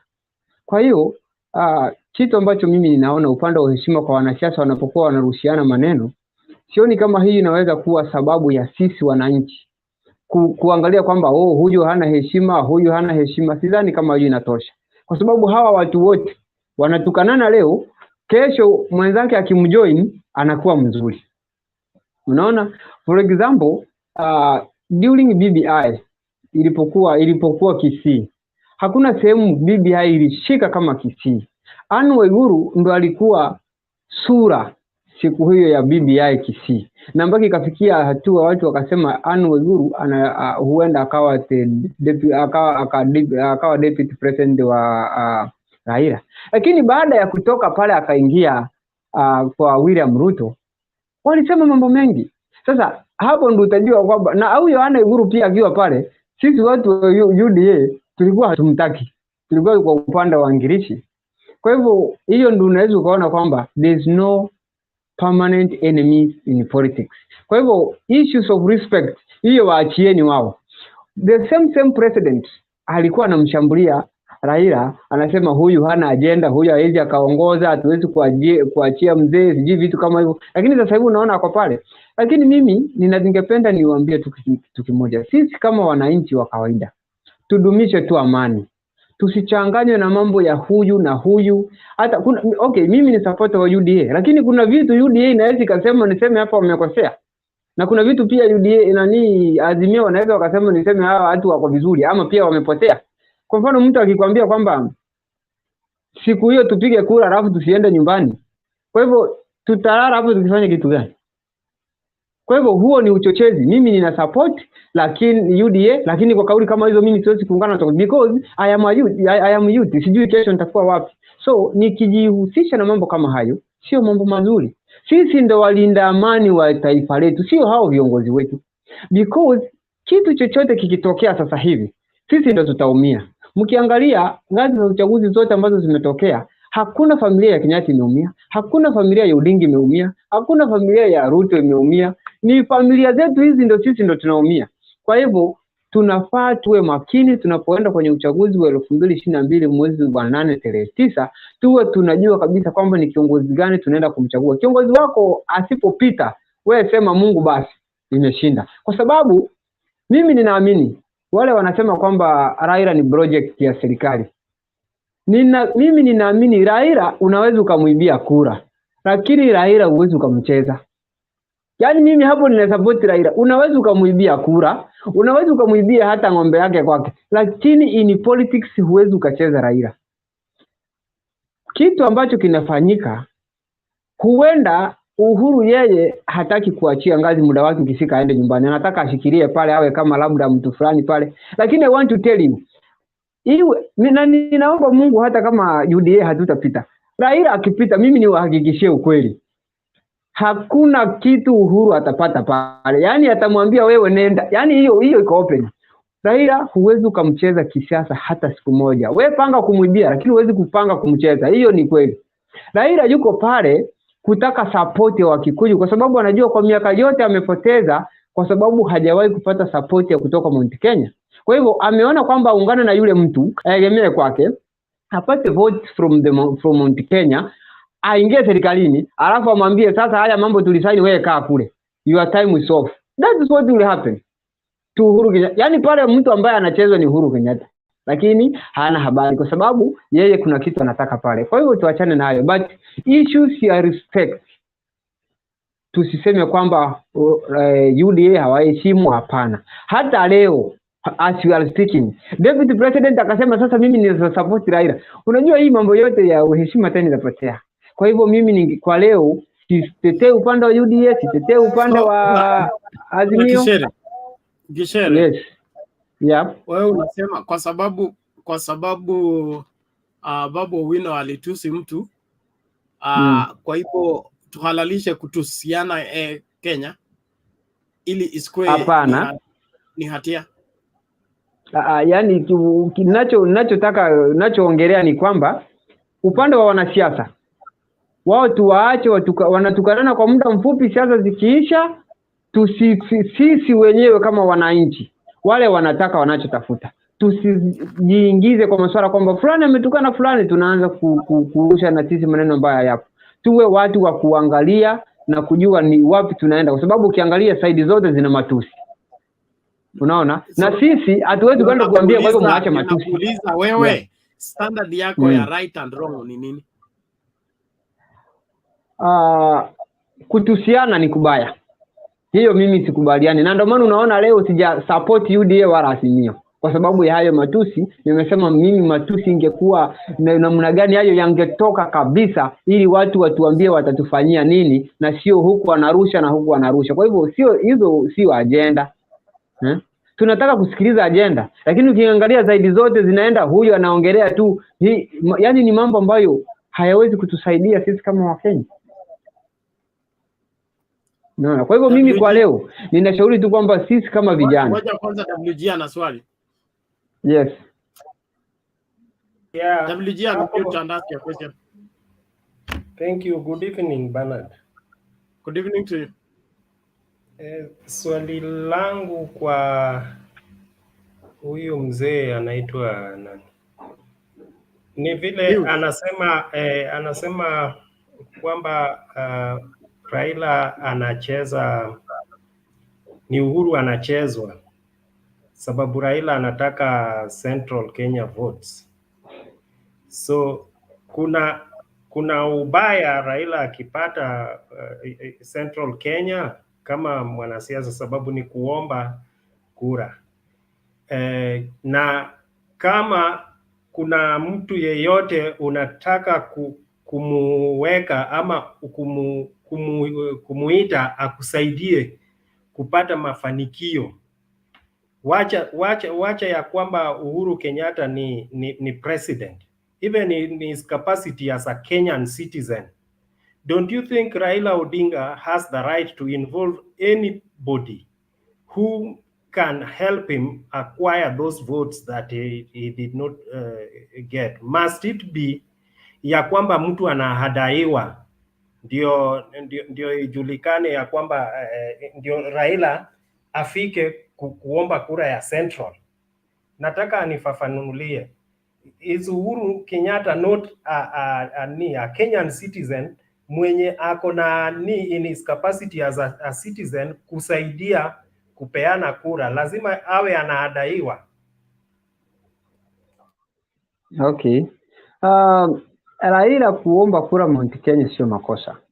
Nimefanua nikasema kwamba sababu kubwa Raila amekuwa akipata kura sehemu zote, lakini ndio maana nimekwambia kwamba kumcheza Raila kisiasa ni kitu ambacho hakipo. Ni mwanasiasa na anajua ni mtu wa kurekebisha, hapa nimekosea, hapa niende vipi. Kwa hivyo ni mtu ambaye yeye ameona kwamba ili nipate kura pale nyingi, yani hicho ni kitu ambacho tunajua. Kwa hivyo anataka ule msaada tu wa Uhuru Kenyatta, lakini yale ambayo yako nyuma ya pazia hawezi akayafanya baada ya yeye kuingia serikalini. Ndio nimesema, lakini sio kwamba hawezi kuomba kura Mount Kenya, hapana. Ana haki ya kwenda, hata akiwa mwenyewe without president anaweza kaenda kuomba kura, ni haki yake. Sawa ndugu. Pia swali la pili ni ya kwamba unaweza kutuambia, labda kutudokezea ni kwa nini uko UDA as opposed to Azimio? Mimi niko UDA kwa sababu UDA deputy president anasema yeye akiwa rais atahakikisha ya kwamba ameinvest in factories and industries, na hizo ndo sekta ambazo zinatoa ajira kubwa sana kwa vijana. Kwa hivyo vijana asilimia kubwa katika taifa letu hawana kazi. Kwa hivyo tunaangalia ajenda mtu ambaye yuko tayari kusolve hiyo shida. Cha pili ni mtu ambaye anasema na anaweka wazi kwamba mimi nitafanya 1, 2, 3 nikiwa rais. Unaona tofauti ukiangalia kwamba yeye kwa mfano kuna vitu vingi ambavyo amekuwa akifanya, na hata mpaka anaitwa hili jina la tangatanga alikuwa anazunguka anafungua miradi na tulikuwa tunaona anaifungua, na kwa muda huo wote president hajawahi kusimama mkataze kwamba huo mradi usiende kufungua, mimi ndo nimeufanya. Amekuwa akienda akifungua. Unataka uniambie kwamba deputy president anaweza kwenda kufungua mradi bila president kujua? Haya, anasimama anasema hii barabara ya kutoka sehemu fulani mpaka sehemu fulani nimefanya. Hii barabara kutoka hapa mpaka hapa nimefanya. KMTC nimefanya. President hajawahi kuja nje aseme kwamba hapana, usiseme hivyo, mimi huo mradi ndo nimeufanya. Kwa hivyo sisi akituambia, na hatujawahi kusikia president akipinga kwamba hajafanya, mimi ndo nimefanya. Na anasema pia kwamba nimekaa mezani nikaleta maji, tumekaa mezani tukaleta barabara, tumekaa mezani tukaleta KMTC. Na kweli akisema ni vitu ambavyo vinaonekana. Haya, sasa hivi anakwambia kwamba sasa anataka kuhakikisha kwamba tumepata ajira. Sasa kama mimi ninakwambia kabisa mimi nimejenga hii nyumba na unaiona, sasa nataka nipe nichenge njoo. Kwa nini nisikuamini? Na hakuna mtu ambaye anakataa kwamba hujajenga nyumba. Kwa hivyo kwako ni kwamba kuna achievement sana Jubilee wamefanya, si ndio? Jubilee achievement ya 5 years from 2013 to 2017 kweli ni vitu ambavyo vimeonekana. Kwa sababu kama anafungua hiyo miradi 2017 2022 na wakati the same president anatuambia huyu mtu alikuwa anatangatanga afanye kazi, ina maana hiyo miradi imefanywa 2013 2017 ndio maana anaifungua na rais amenyamaza. Ingekuwa kwamba ni miradi imefanywa 2018 2022 angemwambia wewe hauko serikalini unatangatanga, hiyo miradi hukuifungua. Lakini kwa sababu asemi hivyo na anatuambia yule alikuwa anatangatanga, then tunaamini ya kwamba huyu mtu kumbe hii miradi ameifanya from 2013 to 2017. Gishari, tafadhali. Yeah. Ni short me too, ninataka short answers sababu that was not the end question. My end question is DP mwenyewe analalamika, anasema ya kwamba Kenyans are down, bottom. Chini. Yani Kenyans wanateseka, mapoliza, manini. So kama wao wamefanya hizo vitu zote, mbona Kenyans wako huko na ni nani amepeleka Kenyans huko? Kenya ipo huko chini, huko bottom na wapatie hope ya future. Okay. Iko huko chini kwa sababu president mwenyewe aliannounce akasema kila siku tunapoteza 2 billion Kenyan shillings. Na hiyo aliannounce. Sasa hebu fikiria, president, wewe baba wa familia, unatuambia kwamba katika familia hii kila siku tunapoteza shilingi 20. Wewe ni nani? Kwa sababu tunamchagua rais, ili jukumu moja tunalompa ni kuhakikisha kwamba anatutunzia na kutulindia mfuko mkuu wa ushuru wetu ambao tunakusanya, ili mfuko ule ukitolewa pale ndo uje kwetu kama barabara na maendeleo mengine. Sasa ukianza kutuambia kwamba unapoteza 2 billion every day, ni kumaanisha kwamba wewe ndio umeshindwa kulinda hizo pesa, na kama zinapotea zinaenda wapi? Wakati kabisa unajua mtu ambaye anasimamia mfuko huu ni fulani. Kwa nini usimfuate mwambie bana hizi hela zinaenda wapi? Kuja kutuambia sisi kwamba jamani huu mfuko mlinipa niwatunzie, nimeshindwa. Kwa hivyo rais ndo ametupeleka chini. Bwana Kishere, naomba usikilize. Wewe ni maswali una avoid kujibu. Wewe unaendelea na campaign. Mimi nataka nikupatie mfano moja, nataka jibu lako. Okay? Yes. Yeah. Wewe tukikuchagua kama headmaster wa shule fulani. Alafu tukupatia deputy. Sawa? Yes. Kupatia hiyo shule tuseme miniscore yao ilikuwa 8%. 8 out of 10. Okay? Then mkaendesha hiyo shule miaka 10. Sawa? Wakati mnamaliza muhula wenu wa miaka 10, miniscore imedrop, badala 8 out of 10 ni 2 out of 10. Tunaongozea muda muendeleze shule ama tunatafuta walimu wengine wasaidie shule? Tutafanya uchunguzi ni nani mshirika mkuu aliyeshiriki hiyo percentage kushuka. Na ninyi wawili amuhusiki? Si wewe ndio headmaster na deputy wako? Okay. ndo tukifanya uchunguzi tukakuta ni headmaster amehusika, headmaster ataenda. Tukikuta ni deputy ataenda. Lakini katika uchunguzi huu tumekuta kwamba headmaster ndo amefail.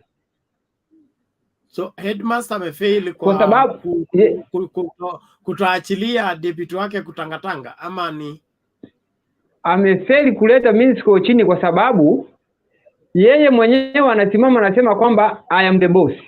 Sasa kama wewe ni boss, uko na nguvu zote, kwa nini unataka hawa watu wanatangatanga wanarudisha minsko chini?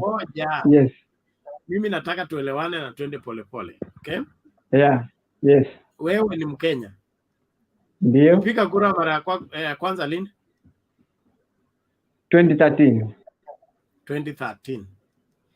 Yes. Inamaanisha serikali ya Moi ulikuwa primary school? Yes, I was in primary school. Nikikumbuka vizuri, kuna wakati wowote minister, vice president ama government official talked back to President Moi the way the deputy is doing to Uhuru? Miaka ya 1990s na sasa hivi mambo yanabadilika. No. Na kipindi kile walikuwa kipindi kile hakuna waziri ambaye alikuwa jasiri wa kututetea, ndio maana tulikuwa tunanyanyasika, ambaye yuko tayari kujitolea kwa sababu ya wananchi hakuwepo. Ndio maana alipokuwa anasema geuka, wanageuka. Sasa hivi tunawatetezi. Wewe unaanza kufanya lecture. Mimi sitaki lecture. Nataka ujibu swali. Yeah. Okay? So, yes. Mawaziri na viongozi haswa wale wa serikali waliheshimu uamuzi wa Moi. Waliheshimu, ndio. Na mmoja wao mawaziri alikuwa William Ruto. William Ruto alikuwa. So kama enzi zile yeye hakumfogea Moi kama anavyo mfanya Uhuru. Aliyebadilika ni nani? Kipindi kile angemfokea Moi kwa sababu Moi alikuwa anafanya kilicho sahihi. Sasa hivi anamfokea Uhuru kwa sababu Uhuru hafanyi yaliyo sahihi. Alafu tena bado alikuwa anawanyanyasa na kuwa na jasiri wa So what are you saying? Mlikuwa mnanyanyasika wakati Moi anafanya kile kinachofaa?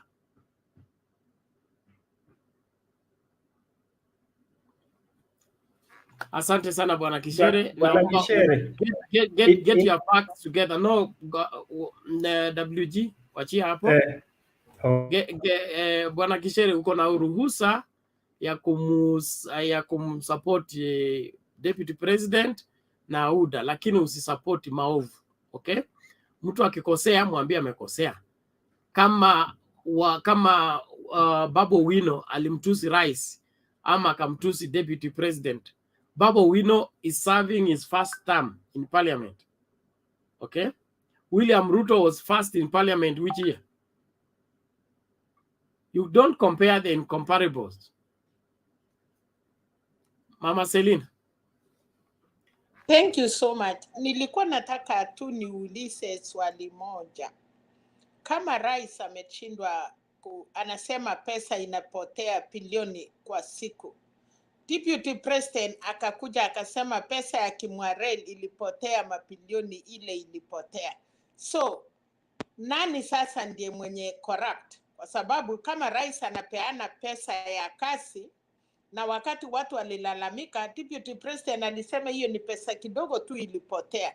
So hiyo bilioni 2 rais anasema imepotea, tukajua nani deputy yake ni part of wale watu wanakula hiyo pesa inapotea kwa kila siku. Thank you very much, and I'm happy that you are conversing and we are remaining sober. Please, let's maintain that, but let us also interrogate everything firmly and strongly. We are not against any political party. We are against bad political ideologies and deception, especially when it targets innocent Kenyans to take advantage of their problems and turn them into their slaves. That we will not permit And that's why we stay awake and ensure that we have this kind of program taking place. Naomba sasa WG ufanye submission yako, alafu tuende kwa nani huyu? Aha, WG between Eli and KCD. Nani alikuja wa kwanza? Mkenya nilikuona, lakini nimekupimia time yako.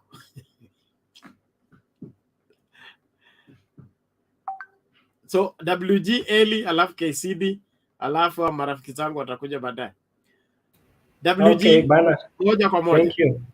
Thank you. Asante sana, Bernard.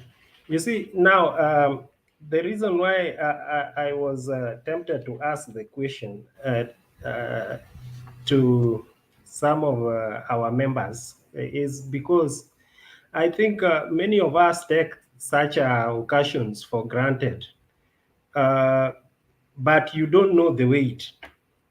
The last time I stayed this late and listening, those days, those years, we would only listen to people calling on radios. There were no TV direct, conversations. There were just radio conversations at night. And Jimmy Gagu would go very late into the night with this discussion. That was in 2002. And it was so important to us. The only other time that I've stayed late, I found myself staying late, is this 2022, when we are discussing issues here at Mtembei TV, which I really appreciate. But we need not to take this for granted. The reason why I'm saying that is because we need to probe so that on 8th, on 9th of August, we must make informed decisions, because the future of our children and our great children depends on this. The future of this country depends on what we will do. The more this country descends lower, the more economic status is going to be worse in future. And therefore, it's very much important. So far-fetching issues just because you want to appear supporting some guy or you are hating the other side is no issue. If today, me personally, if today William Ruto's group would come up with issues that will convince me that they mean well for this country, I'm telling you, I will join them. I will support them. I'm supporting the Azimio not because Aluo is the presidential candidate, because he's not going to help me as an individual. I don't know where Bondo is. I've never gone there. But the policies they are in is what makes me support the team. And that's the reason why I was posing the question between UDA and Azimio, which side is the gentleman supporting, and can he give some of the reasons why he's supporting his side, the UDA? And as you can see, definitely, he's far-fetching issues. He's far-fetching issues to confirm his support. Let us be very sober. Let us be sober. Now, adding into that, very, very shortly on William Ruto's Western tour, I think it's going to make it is going to bring changes in the Kenya Kwanza alliance, because one of the reasons why William Ruto went for Musalia Mudavadi was to change things, to change the equation of the Western voters, because it's one of the places that would determine the presidency in 2022. There are two areas, Central and Western. And since William Ruto saw that Central was becoming shaky and really slippery, he wanted to be sure to eat into Raila Odinga's territories. And the very first region is Western. So that's the reason why it informed him that he has to go for the two gentlemen. But The ground in Western is proving otherwise. Still, he's not making anything. As a matter of fact, William Ruto's support in Western is more wanting when Mudavadi was away than when he is with him, because that event helped voters who are still in between, who are still sitting on the fence, to make a very stunning decision very fast to go to the Azimio side. It's a no-go zone. The UDA is a no-go zone. That is what is happening. And therefore, that's the reason why I'm concluding even the relevance of Musalia Mudavadi and Wetangula in the Kwanza alliance is going to be challenged very soon. You know, we normally opine these things early enough. We knew Mudavadi would be going on the other side, and we said it here, and it happened. The next thing, there will be a big controversy on whether Mudavadi's presence and Wetangula's presence in UDA is anything to be beneficial to that team. And if it is not, there are those people, there are voices which will emerge and demand for them to their roles to be reconsidered. So that is my take. The other thing is, William Ruto, if William Ruto was to win the 2022 presidency, then this is the time. The Azimio side are quiet. They are not campaigning. But William Ruto now has the opportunity to have the media by himself daily. What is he doing with this time? He is not utilizing it properly. Instead, he's personalizing his campaigns. He is calling people names, choosing to dwell on non-issues, reactionary on what Uhuru Muigai Kenyatta, who is not a candidate in 2022, is saying somewhere in Mombasa. And William Ruto chooses to have that and stands on a campaign platform to answer Uhuru Muigai Kenyatta, who is not a candidate. He's not his competitor. So he's wasting that golden opportunity to sink points home and therefore have a clear lead in this poll. If he loses this time when he's given this freedom and the opportunity, if he loses that chance, I'm not seeing anywhere where William Ruto will be at the forefront in this campaign period. So that is my observation on what has been going on in Western Kenya. Bernard, thank you. Oh, thank you very much, Mr. Gon Walter. That one you will define for me again. Wapi allies? I promised you why the high priest. The high priest has gone. Okay, then let's have KCD first. Nani tutakuja kwako baadaye. Ngoja kwanza.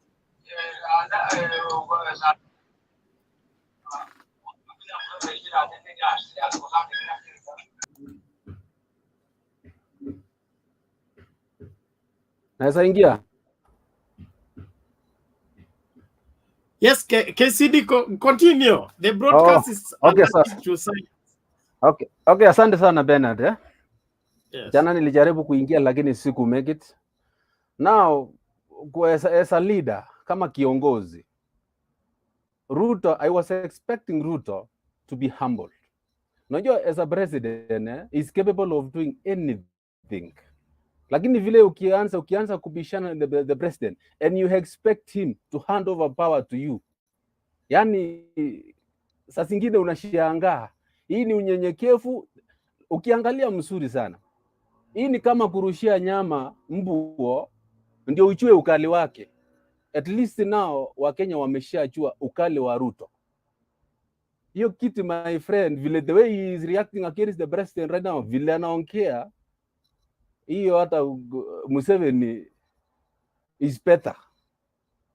Kwa sababu ukiangalia hata Kibaki was unaware 207. Kama Kibaki angechipanga, my friend, atungekuwa na post election. Ni vile tu alipatikana tu pap.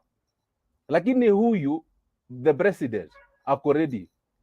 So hii tabia kujidanganya na maza, angalia kwanza Matiba alikuwa anapepa watu wengi sana. He had a huge number of people followers, lakini hakuona kiti. Raila is there 207, alikuwa anapepa watu wengi. Raundi hii Ruto is just on imaginary votes. Hii Madvd disciples anaona wanafuata Ruto, maybe anajidanganya, anaona ameshabeba Kenya. Ukiangalia mzuri, Central anaweza kuwa 70-30. Ukiangalia huko Coast, wacha hata Rift Valley, tunasemanga Rift Valley is a block. This time round is no longer a block. Ukiangalia Bomet itself, last time akiwa Bomet, aliambiwa nini? Aliambia asikuje na uniform, akapeleka uniform Kericho. That was the nakwanga strongly ya William Ruto, lakini this time round at least anajua he has to get a team for an opposition. Kitu ingine, kuna huyo ndugu yangu alikuwa amesema ati Ruto akisema kitu anaweza fanya. What was the laptops ilienda wapi? Kwa sababu ukiangalia Jubilee, 80% of Jubilee control was Ruto. Uhuru was nowhere. Lakini that means hiyo corruption ilikuwa inaendelea. Ruto was aware. Kwa sababu yeye ndiye alikuwa na control, kwa sababu alikuwa anajikama anasema I am the one. Mahali alikosea ni kuingia territory ya mtu na kupeana title lead. I hope you are aware those days. Alienda Kasarani, president akachileta tu bila hata kuinvitiwa. Hapo ndio mahali mvua ilianza kunyeshea Ruto. Instead of responding from Kasarani, alienda akarespond from Kericho. Hapo ndio sasa mteremko ikaanzia hapo. So if you don't have a respect from the president and you expect him to hand over power to you, hapo sioni tu wanaelekea wapi. Kile tunataka tuvote kwa amani, tuachane na wao watu, kwa sababu ukiangalia Musalia the other day, Musalia was accusing Ruto is corrupt, but now is now UDA. Ukiangalia Ruto sahi kwa Madvd ako clean, lakini last time alikuwa anasema Ruto ni corrupt, UDA sijui what, lakini sahi Musalia anaimba, lakini si kupenda kwake. Hiyo ndio disciples of money, ameshapewa kitu yake ya kutafuna. Otherwise sina jambo la kusema. Tuko pamoja. Okay, asante KCD. Tunashukuru kwa maoni yako, tusonge mbele. Haya, kabla tumlete Manani, wacha tumpatie kionjo.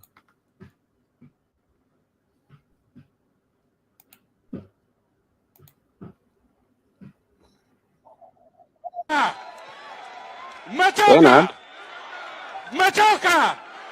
Hata mimi nimechoka. Tumechoka. Asitucheze.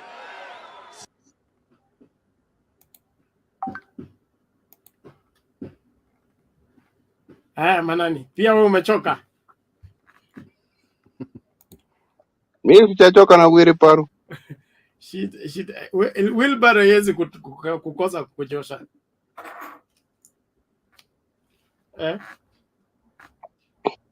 Hello. Aliachio ni nyote. Ushawahi beba nyasi za ng'ombe kwa Wilbaro? Mara mingi sana. Alafu kaacha hapo Wilbaro ikaenda ikatafuta ng'ombe ikaanza kuzilisha. Si unapeleka hadi mahali kuna ng'ombe. So Wilbaro hawezi kufanya kazi bila wewe. Wilbaro hawezi fanya kazi bila mimi ama bila mtu. Alafu tena haijakuchosha. Namba tu haijanichosha. Basi inaonekana wewe ni mtu wa hatari sana. Endelea, toa maoni yako. Sawa, asante. Nitaongelea vitu mbili. Sijui kama nimechelewa kuingia kosi, niliingia mara ya kwanza na tulikuwa busy tukiongea. Sasa kuna hii speech ya rais yenye alisema jana, and then David waka akaliply leo, and then na yeye mwenyewe wakaliply na yeye akaliply. Sasa tuliona rais akisema eti hawakuwa wanafanya kazi juu ya magari, lakini rais mwenyewe anaongea eti hawafanyi kazi juu ya magari na yeye alikuwa juu ya gari akiongea hiyo message. Hiyo 2013 walikuwa juu ya gari, saa hii bado walikuwa juu ya gari.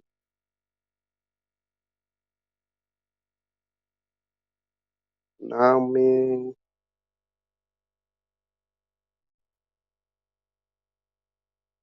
Bernard, Umemaliza? sijamaliza kosi, nasikia inaongea ikikata. No, wewe wacha kujisikiliza, ongea, sisi tunakusikia. Sawa, kama mnanisikia sawa, nitaendelea. Nitasongea kitu moja kwa watu wa Simio. Nitawaambia tu, acha kila ofisi, kila mtu apewe heshima yake. Ruto ni deputy, apewe heshima ya deputy. Oulu ni rais, apewe heshima yake kama rais. Ndio ile yenye niliwaambia jana, mtoto wa class 1 anajua Oulu ndiye rais, Ruto ni deputy. Raila anaingilia mali katikati, na Oulu alisema eti hakuna kula moja, na leo amezingatia kusema hakuna kula moja.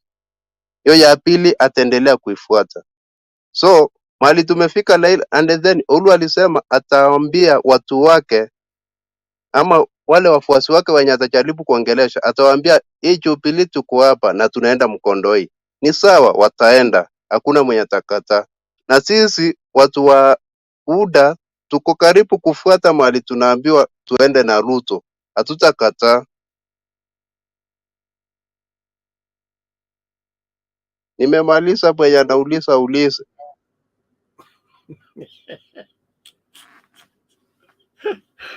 Bwana Manani. Yes. Ulimsikiliza Atuoli jana? Hiyo nilikuwa naingia nayo, ndio naingia next. Karibu sana na huyo mtoto, alafu mkate miti. So kwa hivyo tafadhali saidia kukata miti, mambo yasiharibike. Asante sana. 1 minute. What is it? Haya, acha nikwambie, kwa mambo ya Atuoli alisema miti ikatwe. Atuoli anaongea na hasira. Sasa Atuoli ndiye atachinyonga na zile nyororo zake. Na yeye atafute pipi yake, atafute. Wewe Manani, chunga mdomo wako. Katikati ya Atuoli na Deputy President, nani ako na hasira? Nani aliongea na hasira? Atuoli ndiye aliongea na hasira. Kivipi?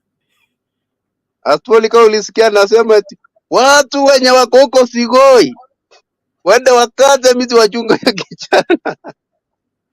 Hakuongea ni polite way. Anatetea kijana asijinyonge. Hapana. Mimi nikitaka ujinyonge na kununulia kamba na kusaidia kukupandisha kwa sasa. Mimi mtu mwenye anajinyonga acha ajinyonge, acha kumsaidia. Hiyo ndio nitasema advice for free. So chukua kamba, kata miti tafadhali. Vile wewe ni mtu wa wheelbarrow, kata miti, weka kwa wheelbarrow, safirisha, ingiza pale Webuye pan paper. Hiyo mashini tutakuja kuifungua juu. Tunaendelea kusafisha pala. Tosha. Naomba sasa tuende kwa nani? Nani huyu? Kati tusikie Dickson. Is it Dickson?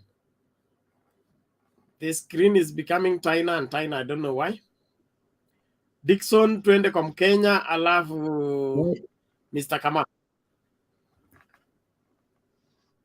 Yes, Bernard.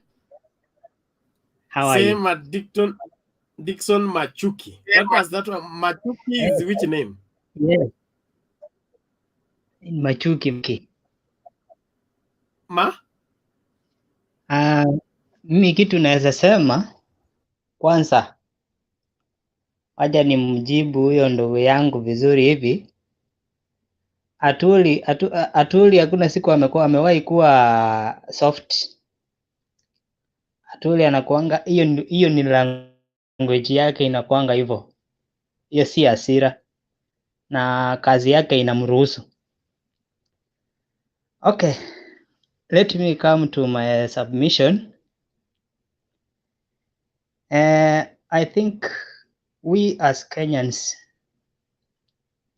tunaendelea kuwa, yani tumejifunza mengi kutoka 2007 and we are yet learning.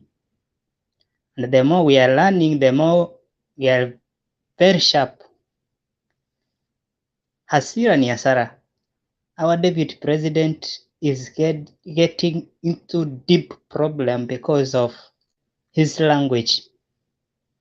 Anatumia lugha ambayo mwenye anataka kutuongoza hii Kenya hafai kutumia. Angekuwa mnyenyekevu, mpole, hangejiweka mahali amejiweka. Sababu gani? Ukiangalia Kirinyaga, that is the county tulikuwa tunafikiria Ruto ameishika. Lakini at the moment Kirinyaga amerushwa mbali sana kwa sababu ya Ngirisi. Ngirisi alimtoa nguo kabisa akaweka chini. Tukitoka Kirinyaga tuje Nairobi. Nairobi, angalia Margaret Wanjiru. Margaret Wanjiru was the person alikuwa deep na Ruto. Lakini amefanya nini sahi? Ametoanisha vitu, nguo zote Sauda. William Ruto anaendelea kujinyonga na kamba yake yeye mwenyewe. Angetulia, angejibishana na president. President sahi amemaliza kazi yake. President is now amerudi kwa politics, of which huwezi bishana na mtu mwenye ako sitting. Heshima, kama angekuwa anataka heshima kama vice president, angejibishana na president. Kwa sababu president alimwambia vizuri sana, my brother, wacha tufanye kazi, ndio time ya siasa ikifika, tutaona vile tutafanya. But the deputy president refused it. Akamdharau. Ninashangaa mtu akisema eti president anaongea na hasira eti fulani. William Ruto, unajua saa hii ako kwa mtihani. Na mtu ukiwa kwa mtihani ufai kuwa na haraka. Ni kama mwanafunzi akifika kwa pepa, akiharakisha yeye anajua hii ataandika jibu ya number 1 ataiandika number 2, number 2 aiandike number 1, of which William is doing the same. Ukiangalia Western, Malala niliona leo akipembeleza watu eti tafadhali kesho wageni wakikuja msiniaibishe. Anawaomba. The same thing yenye ili happen hapo kwa kina Atul. Vice President is talking, watu wanaendelea kumjibu na Azimio. Really? Na unaendelea kuongea hata huo na aibu. Hata mimi mwenyewe nitasaachia hapo hiyo speech. So what I'm talking is William Ruto, instead of increasing, is decreasing terribly. Na anaendelea kuzama kabisa. Na huyo Madvd na Wetangula hakuna mahali wataenda kumsaidia. Because Western saa hii hana lake. Waje ajaribu kwingine. Central saa hii angalia. Ni nani saa hii ako na yeye? Hana. Central saa hii wamerudi kwa mesa. Actually they are talking now. Ile chip watakuja nayo ndio sababu wakati miti juu William aenda kukosa mahali pa kujihang. Afadhali ajirushe kwa mto. So for the politics, William is dying polepole na haki. Hii kura akianguka hakuna siku ataamuka. Nimemaliza. Haya maoni yake Dickson Machuki. Alafu tumsikilize sasa Mkenya. Mkenya, tupatie habari za Kenya. Okay, thanks very much Bernard. Nimekuwa nikisikiza uhondo, gloves are off. Mambo na bring it on. Though mimi sisumbuliwi sana na mambo bring it on, because sometimes before 2017 election I told some of my friends that this relationship is made on a quicksand because it's something which was not on a solid foundation. So be it as it is, I'll make my contribution on today's topic. I will try to be indirect but I want to drive a point home. Especially my message goes to the gamer community. Now, first, one thing I admire about DP Ruto supporter, they stick with their leader, even if people think that is wrong. That's it. Even if your father is wrong, as long as you're not abusing anyone, you have to stick. That is one thing I admire about the deputy president's people. And I also admire how Sudi defended the deputy president. Whether the deputy president responded, that is his right to respond. Whether through wisdom or lack of it, the consequences is another thing. But if that's what he feels, I think Constitution allows him to that. But knowledge is knowing what to say. Wisdom is knowing whether to say it or not. So maybe either he has the knowledge or the wisdom, but I don't think he has both. So there is one thing I want to remind the gamer community. I will draw your attention to the story of Noah. Sorry for those who are non-Christian. I will bear with me. Noah got drunk. The sons started laughing at him. Only one came to clothe the father. The gamer community, today your father is being shown as a drunk person. So, are you going to laugh at your father? Or are you going to clothe your father? Even if your father wrongs you in the house, mkikosana babako kwa nyumba, uende nje upate anapigwa na jirani, do you join the neighbor in fighting your father? That's one thing I'm asking Mount Kenya. Yes, Uhuru may have wronged you. This is your father. He may have wronged you. But you found him being attacked. It's like your father being attacked outside there. Do you join the opponent? Then I want to tell you this politics. Right now we are politicking. 2022 will come and go. Watu wa ODM na chama wataenda. Watu wa UDA na chama wataenda. But remember you as gamer. Mtarudi na mkai mujiulize as gamer. What have we done? The Gitongas, the Atongas of this world, the Damakis of this world. At the end, you'll have to go as the house of Mombi and ask yourself, the elections are over. What else? And one thing, even if you're entering these political parties, I will want you to be extra cautious, whether joining ODM or joining UDA. Remember what happened during KANU when the Mount Kenya was kicked out. The struggle that they went through to come back to power. That is one example. Example two, when Raila and Kibaki had a coalition, they broke. Everyone went their own way. Here, we have UDA and Jubilee. They'll break and go their own way. Now, let's say, if you go to a party blindly without rooting for your own, if you are kicked, if you are not satisfied, because the leader can do, as long as you are under that person, he can do the way he wishes. So if you're not satisfied, he will tell you resign. And if you resign, you lose your seat. But if you have your party with you, you can say, okay, we are not going together. We are not voting for this bill, or so on. So that's what I'm telling Mount Kenya, the gamer community. Don't just be blind to joining ODM. Don't just be blind to joining UDA. You have the parties, national parties, which have been formed by the sons of Mombi. You have the PNU, which is still there. You have the NAC Kenya, led by Martha Karua. And you also have the Jubilee.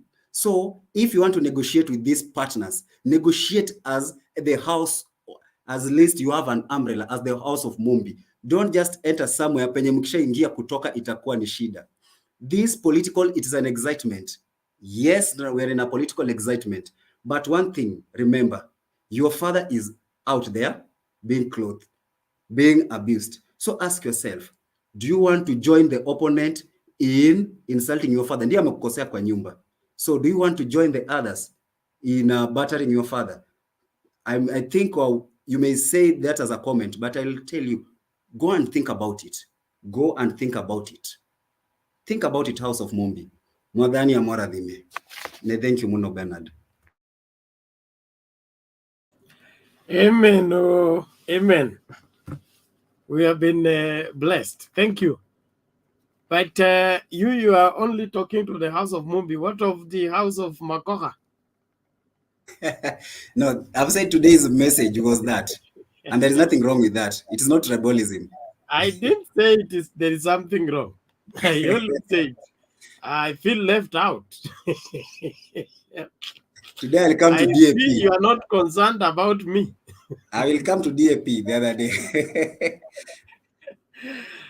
Mbolea inafanya vizuri sana. Mbolea imefanya Madvd amechoka. Na Weta wamechoka. So hiyo ni normal. Now, is it Mr. Kamau now? Yes, Mr. Kamau drives the bus every day. Pius, uko na swali? Gishere's Pius he has something. Yes, Gishere, uko na swali? Yes. Uliza swali. Ningependa kumuuliza Mkenya swali kwamba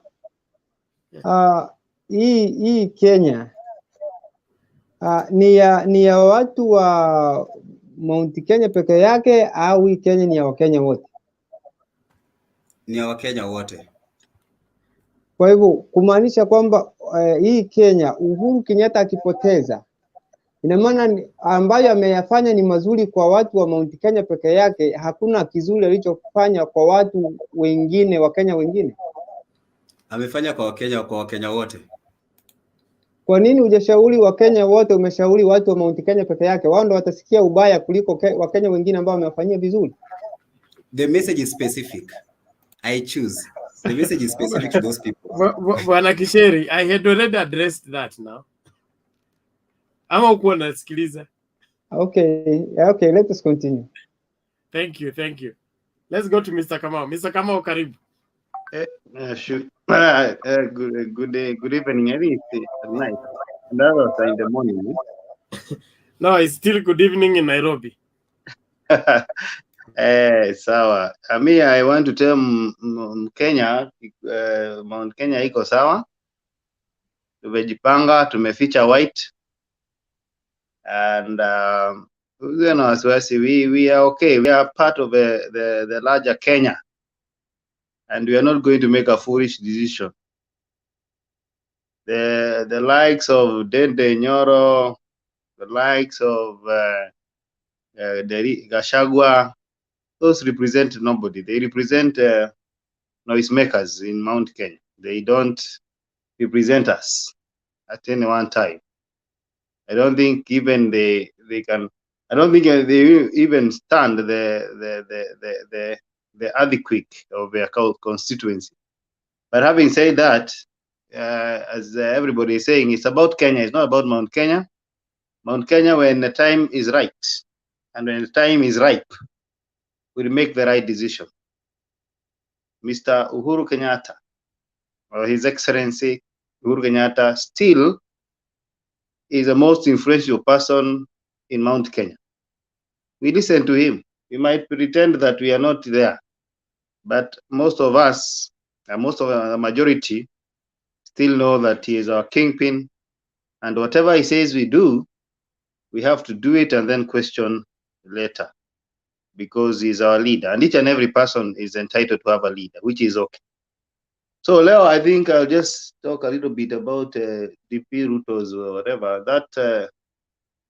that kind of bring it on attitude. I think if he doesn't change his way of doing things, he might really lose, because the only thing that makes people follow him, and I like Wakina Eric who follow him, because we surely need a strong opposition come 9th. We really need a strong opposition. We don't need a weak opposition.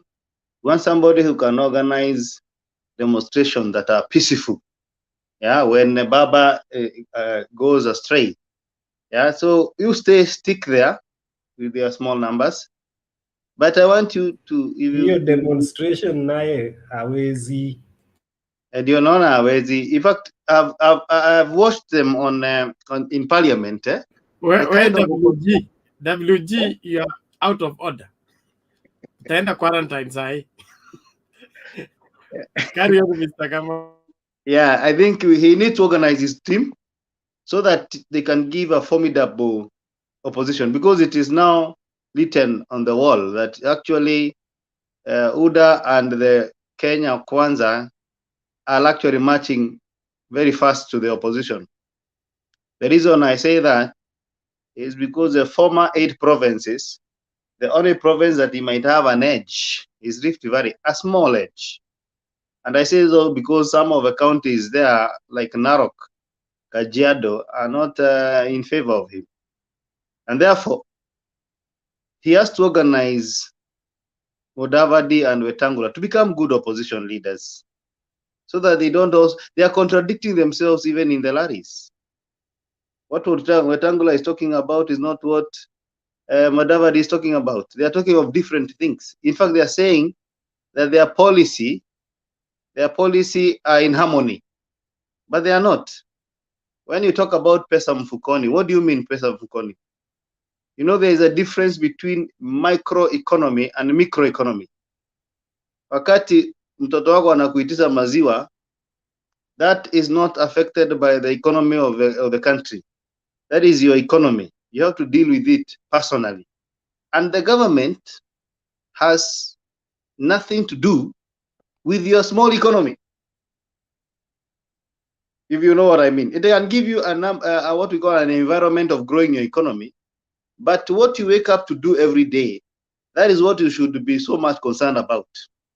Like WG says, it is not about them being there up there. We want them to be there so that they can build what we call an enabling environment where we can grow our small economies. But sometimes, when somebody tells you he's going to give you pesa mfukoni, ask yourself how. Because government is not in the business of giving you cash. Yeah, the social protection can happen to a particular vulnerable group, but you and me are supposed to wake up every morning and go fetch your daughter, who is maybe 3 or 5 years, will not understand that it is Raila presidency, or it is Ruto who is a president, or it is Uhuru. You'll understand that you woke up in the morning and you went and fetched for some money, and now there is bread and there's milk in the house. So for me, I would say, let us differentiate these things. When you talk about pesa mfukoni and nitaleta bilioni 50, I think by now Ruto has promised over 10 trillion shillings. Yeah, because if you look at each and every rally, mimi hiyo sitaleta milioni 2 hapa, nitaleta bilioni 52. You know, bilioni. You know, it doesn't work that way. We know these economies. We are not people who can be taken for a ride. This is not the days, it's not 1963 when nobody had gone to school to be told that now you're going to be excited like it's a betting company. I'm going to put 50 billion shillings to Bamamboga. No, we can't live like that. You prepare the country for what we call investment, industrialization. We spoke about it last time. Those are the kind of things that the president should do. And then when you prepare that, when you make roads and put electricity, then Mr. Bernard, yeah, WG will put like a business of choma mahindi, mingine afanye welding. That is the kind of a business we want, and that is why we are saying between the two choices we have, because we have two choices, which is the best choice and which is the better choice? And the better choice is Raila Amolo Odinga, Azimio la Umoja. And the reason is, Raila, if you look at his history, he has more than 20 things that you can associate him with. Yeah, you can associate him with devolution. You can associate him with democracy, freedom of expression, many things. I can go on and go on and go on. But one Samoei Kipchirchir Ruto, I don't know anything about him. The only thing I remember, he said that he makes 1.5 million shillings per day through chicken, which is abnormal because we also rear chickens. And if there are overhead costs and you're paying suppliers and feeding this chicken, then I don't understand what kind of chickens are these. This is just my opinion. I usually evaluate these things. You cannot tell me you make 1.5 million profit of chicken. And even the people who have made chicken in the whole world, like for example, Mr. Mogoko, who is from our place, he has never even bought a a Mercedes Benz, leave alone a chopper. So some of these things are absurd. Yeah, the riches of these politicians sometimes is absurd. I'm about to finish, Mr. Bernard. And finally, I want to say this so that I conclude. We have to measure. The richest people in the world are not necessarily the most educated. But we surely know someone like Bill Gates, he is an innovator. That is why he's a $1 billion politician, $1 billion businessman. But our businessmen here who lay chicken are billionaires without any innovation, you know. So we wonder. And that is why I'm saying our choices ahead of us are two. I'm not against William Ruto. It's political time, we take sides. I've taken side of Azimio. Yeah, because I find that Baba will not take us to Siberia. He will protect these people, he will protect the country and make better politics. And that is my submission, unless there is a question. Okay, thank you, Mr. Kamau. There is a question from Manani. You are sandwiched by people with questions, so beware. Okay, Manani, ask your question. Thank you. Mr. Kama unakuuliza watu tunaambiwa kuna 6K yenye inakuja. Hiyo 6K nayo inaenda kutoka wapi? Kwa Ruto anasema analeta pesa hiyo yenye anakuja kupea wamama na mama mboga na watu wa pikipiki. Hiyo 6K yenu iko wapi? Number 2. Si tumeshapeana deposit ya wheelbarrow zenye zimetoka. Hii mbona msipeana deposit ya hiyo 6K hata 1,000 watu waone? Bwana Eric, are you sure you want us to argue on that? You see, Raila is saying, and Azimio inasema kuna kitu inaitwa social protection. Iko dunia yote, hata ukienda states iko. Kuna watu vilema, kuna watu wazee na wanapeangwa pesa ndio waweze kujiweza. You understand? And 2, Uhuru amesema 2 billion shillings inapoteanga daily, ambao ni ukweli. Lakini kama unaweza curb corruption in this country, which Raila is saying he can, hiyo pesa itapatikana. The people who are vulnerable, the people who have no earning, they can get that money. Social protection is even happening now. They are over, the old people over 70 wanapewa. It is not something new. It is not an invention. Yeah, it is capable to be done because it is being done now, and it is with the law. What is not there? It is a 50 billion in each and every stage that Ruto is giving, which is not possible.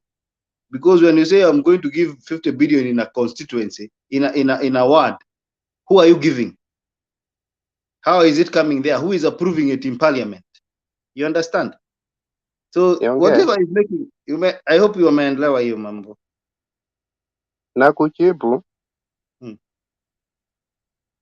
nakwambia kitu moja.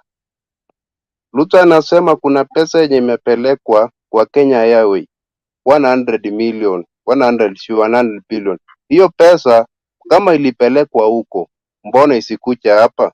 Number 2, nakwambia kama hiyo 6K yenye mnasema, si mtuletee deposit kwanza.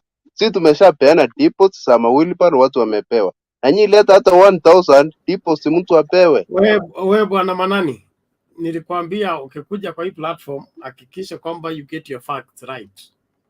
6,000 is not for everybody.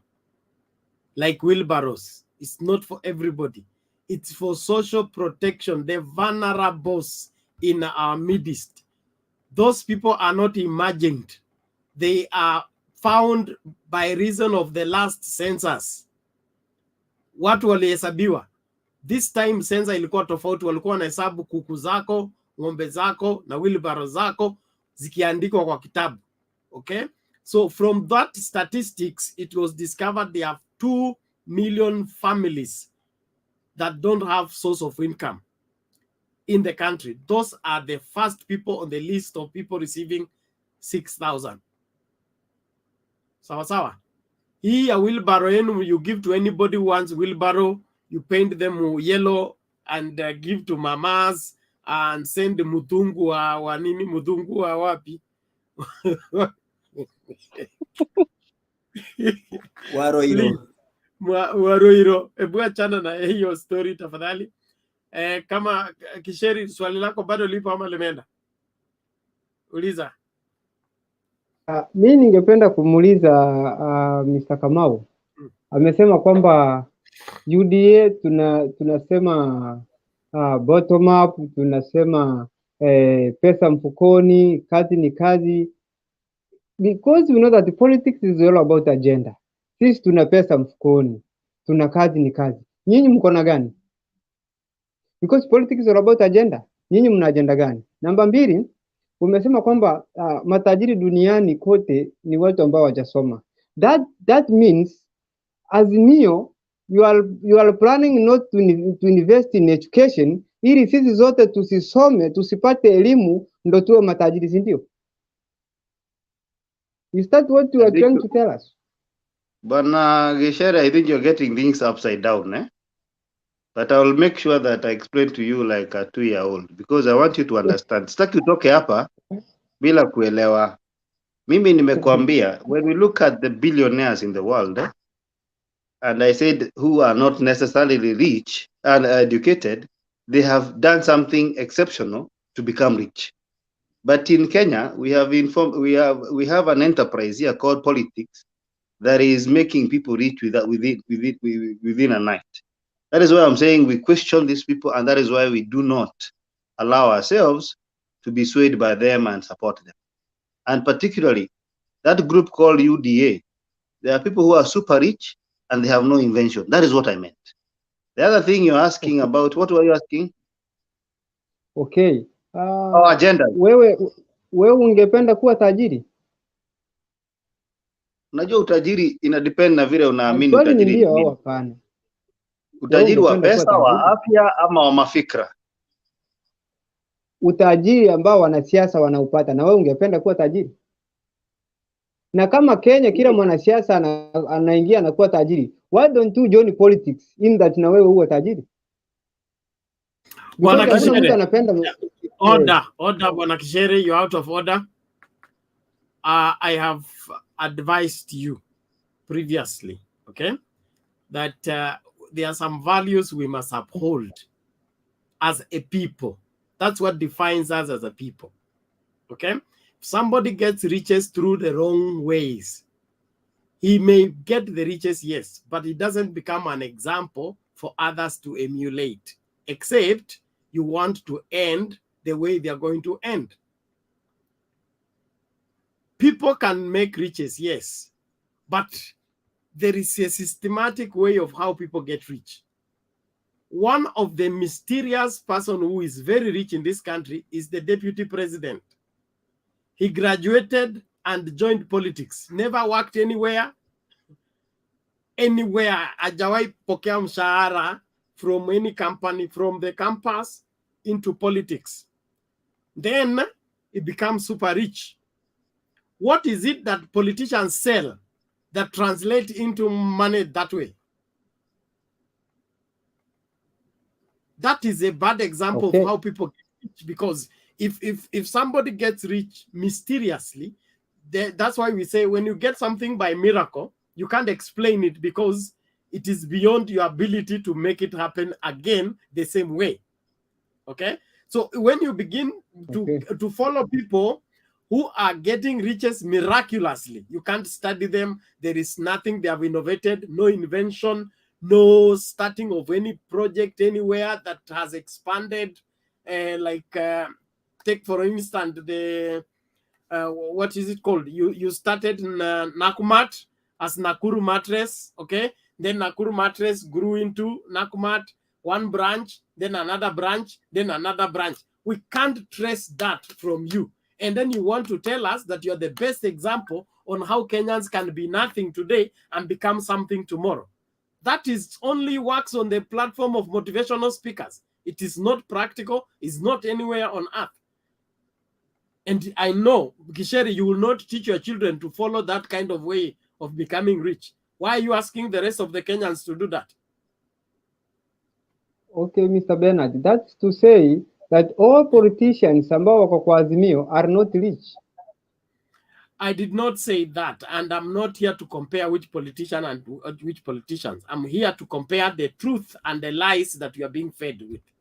Okay? The truth is, if you're going to get genuinely rich, then you must follow due process.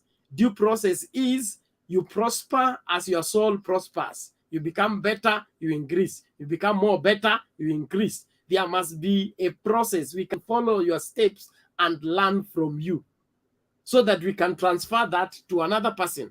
But if you mysteriously end up with billions, you did not know how they came. When the billions leave, what will you do? You can't even stop them from leaving because you did not know how they came. That is the wrong way. We can't transfer that to any generation. We don't want it. So UDA has you say has agenda. The agenda is bottom up, and the agenda is to remove you from hapa chini or kupeleka juu hapa. Okay? How? Wanaenda nyumba kwa nyumba wakibeba watu juu, wataenda nyumba kwa nyumba wakifanya nini? Because economy grows by productivity. Productivity means nilikuwa natengeneza viatu 5 kila siku, okay? Nikitengenezea wateja 5. Alafu biashara yangu imekuwa saa hii natengeneza watu 10. Leo watu 10 wanafanyika 100. Then nikaona hao watu 100 nitaanza kutrain watu kutengeneza viatu. Nifungue branch hapa na hapa na hapa. That's how economy grows. Hii economy yenu ya kuja kubeba tu watu kutoka chini mnapeleka juu, sijaielewa na sijapata mtu wa kunielewesha. Okay. Labda mimi ndio sijui kuelewa, lakini naomba hivi Manani, what is it? Nataka tuende kwa Honorable Bundi, ni jirani yako, deal na yes Manani. Mr. Bernard, sasa kuna agenda yenye umeuliza hiyo ya bottom up. Yes. Si tunasikia kiongozi wetu akisema hiyo bottom up ni pesa yenye itawekwa kwa chama ama kwa group hapa chini. Huyu mtu wa chini wa kiosk. Haya, pesa itatoka kwa serikali. Pesa inawekwa kwa group ikitoka wapi? Itatoka kwa serikali. Serikali? Serikali ndio. Serikali huwa inatoka wapi? Kabla serikali ipate pesa, inatoa hiyo pesa wapi? Inatoka kwa tax. Oh. So kuna watu ambao watakuwa taxed, alafu hiyo pesa ichukuliwe ipelekewe watu wengine ambao watoi tax. Tax, hata saa hii tax huwa inatolewa kwa mtu mwenye kuna biashara ama kazi. Ndio maana nitakwambia kitu nitakwambia ni moja tu. Pesa ilitolewa kwa serikali ikachukuliwa kwa Kenya Airways. Ukweli uongo? That's a government project ya ku revive because the government is a shareholder in Kenya Airways. Sawa. Hiyo na sawa, hiyo nayo. That is a part of their parastatal business. It's their duty to salvage it. Secondly, model yenu ya economy ni gani? Bottom up. Sawa. Vitu zinatoka chini zikipanda juu. Sawa. So tukitoa pesa juu tulete chini, itakuwaje bottom up? Itaanzia kwa ule wa chini number 1. Hiyo ndio nimekwambia. Mtu wa chini akipewa pesa apewa 10,000 na 0% loan. Kama amepewa pesa kutoka juu, it is top bottom, it's not bottom up. Kama ni bottom up, sisi tukuje huko chini tuchukue hiyo pesa mko nayo, okay? Tukuje nayo hapa Nairobi. Sawa, hiyo ndio bottom up. Tunatembea kwa kila vijiji. Unakumbuka zile enzi za Moi, zile village elder alikuwa anakimbiza kuku kwa compound anachukua ya harambee. Sasa hiyo ndio bottom up. Yaani tumekuja kukusanya karai zenu, mabesen zote, tunakusanya pesa ya harambee, tunapeleka kwa KANU office, Moi anasambaza kwa dunia. Hiyo ndio bottom up. Lakini mnasema ati pesa itoke juu iteremke chini. It is the same thing that is happening now. If you want bottom up, I will send you where to learn it. You have heard of Cooperative Bank of Kenya? Cooperative Bank of Kenya is an epitome of bottom up. How? the milk farmers were supplying milk to the dairy. Okay? Then they came together. They said, badala si tukilipwanga 4 bob, wewe siku ya kulipwa wewe chukua 3, wacha moja. Okay? Then this moja will be what? Reinvested. Then it grew. That's what generated into cooperative bank. Naelewa? It's bottom up. Lakini nyinyi mko bottom, mnatarajia pesa itoke top ndio ikuje hapa bottom yaokote iwapeleke juu. It doesn't work that way. And the DP knows this very well as we speak. Yes, KCD. Okay, naomba kumjibu Manani wakati dakika tafadhali, tunataka kusikiliza huyu bundi huyu anakuwa na matatizo yake kwake. Okay, wakati Jubilee waliingia Ruto, tulikuwa up. Sasa tuko down. Before akutukuchie huko down, lazima ajiulize kwanza kwa nini tulienda down. I mention hata siku moja tu kumention about how to fight corruption. Achawahi sema hata siku moja. Anasema tu anawaletea pesa huko chini na anajua alituweka huko chini. Kitu ya pili, wakati Moi aliingia, alitupatia free milk in his government. Wakati Kibaki aliingia, alitupatia free education in his government. Wakati Uhuru aliingia, alitupatia laptops which is bado hatujaona. Bado iko nilisikia lising huko Mombasa. Hatujui kama itakuja ama haitaiko. Mtoto alirudia mara 2 shule akingojea. Bado anangojea. Haya rondi Raila amesema in his government atatupatia 6,000. Na Ruto amesema in his government atatupatia wheelbarrow. So which is which now? Nani anadanganya mwingine? So kila nyumba atakuwa na wheelbarrow. That is it. Hiyo ndio mahali 6,000 itatoka. Hiyo ndio government ya Raila. Naye huyu government yake kila mmoja atakuwa na wheelbarrow kwa nyumba. Sijui tu watoto watasoma tupe wheelbarrow. Thank you.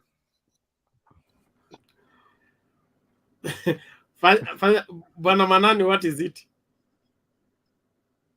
Bernard, kuna swali nilikuwa nakuuliza we mwenyewe. Uliniuliza pesa ya mama wa mboga itatoka wapi apewe, na hiyo 6K itatoka wapi mtu mwingine apewe? 6K is going to be budgeted for in the budget, and the support system ni kama maziwa ya Nyayo ya bure. Okay? Masomo ya bure haimaanishi walimu wanafundisha bure. Masomo ya bure inamaanisha badala mzazi alipe, serikali ndio inalipa. Okay? Wanafunzi wanaenda shule. Serikali inanunua vitabu, wanafunzi wakifika shule wanapewa. So the government takes the bill. So the 6,000 will be a government project like hii pesa ya wazee. Okay?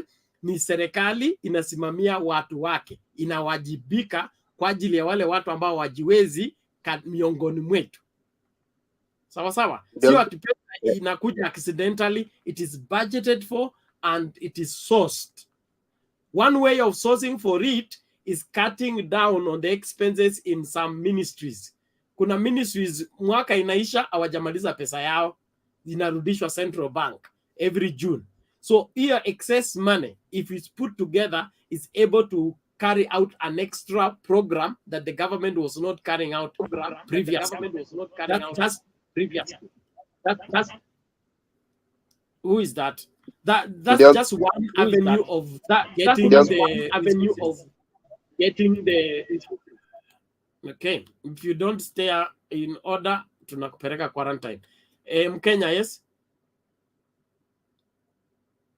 Okay, thanks, Bernard. Those people are supporting our bottoms up. Let me help you. So if you want to make a correct argument, go and read Anthony Flacavento, Wall Street 2008. That's where our bottom-up economy came up. Enda usome, analyze, then come up with argument. Anthony Flacavento, Wall Street 2008. So it is the economy of Wall Street that caused the debate of bottom-up. So before uanze hapa kwa mama mboga hapa chini, go understand that economic model, then come and make your argument. Ndawandikia hapo kwa comment for research. Okay, thank you Mkenya. Twende moja kwa moja kwa Honorable Bundi. Kisheri, tutarudi kwako baada. Yes, good morning viewers and friends. Good evening. Good evening to you. How are you? I'm good. I'm good. Hey. I'm good, although I'm shocked that my fellow citizens from Kisii are already believing some of things you can't even believe. I don't know which miracles I do to talk to them. And some of the things you listen like you unashindwa upeleke kichwa wapi. It is actually sad if anybody not understanding why we have counties, the issue of money from up down. I think that was all. That's where the reason we have counties, we have sub counties, even wards. So we have that. That's why we even likely to create a ward development fund. Sasa hii kitu mimi nimeona hii siasa kweli ni kama, na niliwaambia hapa juzi, hii siasa kweli ni kama mwenye ameamini dini yake, ni ngumu kumtoa.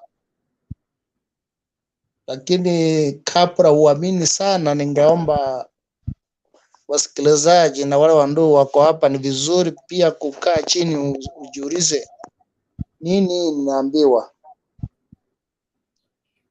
It is also sad that you are supporting something you can't even explain. When you are being asked, una stammer explaining about what you are supporting. You are not gorgeous enough to explain what you are supporting. You don't know.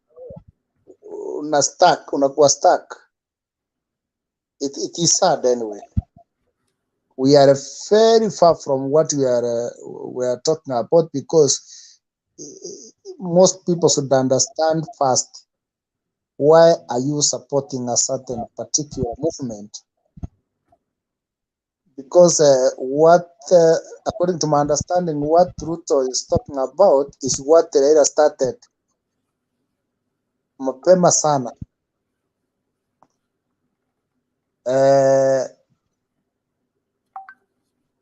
Civic education is very important for our country at the moment, because it seems that people are on politics because of just a certain wave, not because they want to help our country. I normally take my time, like, to change mind of 2-3 people every day. Akuli napata wengi wanasema ni kweli. So the coming government should do a lot to educate people why they should vote, why they should support, and the reason of being independent on a certain particular thing. Nataka kugusia jambo kidogo ya Raila President Uhuru Kenyatta kuiana na Ruto. Kawaida hata bosi yako, some of us we are working, sometimes unapata bosi kabisa hii ajui, na unaona kama hii yenye ameniambia hii, it's not making any sense. There is a better way you can explain to your boss for him to understand without shouting, without showing your co-workers kwamba umeeleza bosi yako umemcorrect. It is sad that Deputy President to stand on a podium castrating and abusing the President of the Republic of Kenya, somebody who was given a mandate with the people of Kenya to lead this nation. And this is somebody who should move from his house to the President's house without asking anybody permission and talk to the President. now is coming up down there telling even Mama Mboga what the president should respect. It is sad. Kenyans should be told and should be aware that this person is a dangerous person. Si mtu ambao anaaminika kuendesha hii nchi, lakini ukweli ni kwamba asilimia inaendelea kunawiri kila mahali. Uliona jana pale Western, sabiki moja wao ambaye anawania kiti ya bunge alisimama kati wako kando na Ruto juu ya gari, akasema vile anashukuru vile mnaunga Azimio. So that one can tell all. Na vile watu walisangilia kule, actually it was very embarrassing to Bwana Ruto. And again, kama uko na watoto watano kwa nyumba na upate mtoto mmoja aongee sana, wengine wanaongea, you must be very very very careful kwa mtoto mwenye aongee.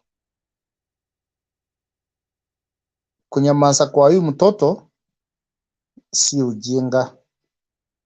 Wengi wao tunajua wakifanya mtihani wanapita, vitu yao wanafanya sawasawa. Kama ni nguo yake basi amepiga pale iko safi. Kama ni chakula yake anataka kufanya kitu kabisa kitaratibu. Lakini na mtoto mwenzake akimkosea ama aguse mali yake mahali ameweka, ndio natoka kasino nasikia mtoto amefura macho. Umeongwa na nani? Ndugu yako. Yule bwana aongeangi, kwa sababu wakati moja tu akitake action just 1 minute inoka very serious action. So kunyamaza kwa uhuru, watu wasichukulia kwamba hicho kitu anafanya. And I also appreciate our president because he's not a shouting president. Yeye aliamua kunyamaza kutukanwa, alinyamaza kuambiwa maneno, ameendelea kufanya kazi, na wengi wao tunaona ile kazi amefanya. In fact, I've been taking time sijaenda Lang'ata Road. Today I was driving along Lang'ata Road from Australia to Lang'ata. I wanted to turn to go to Kikuyu. And then I come down to Kino.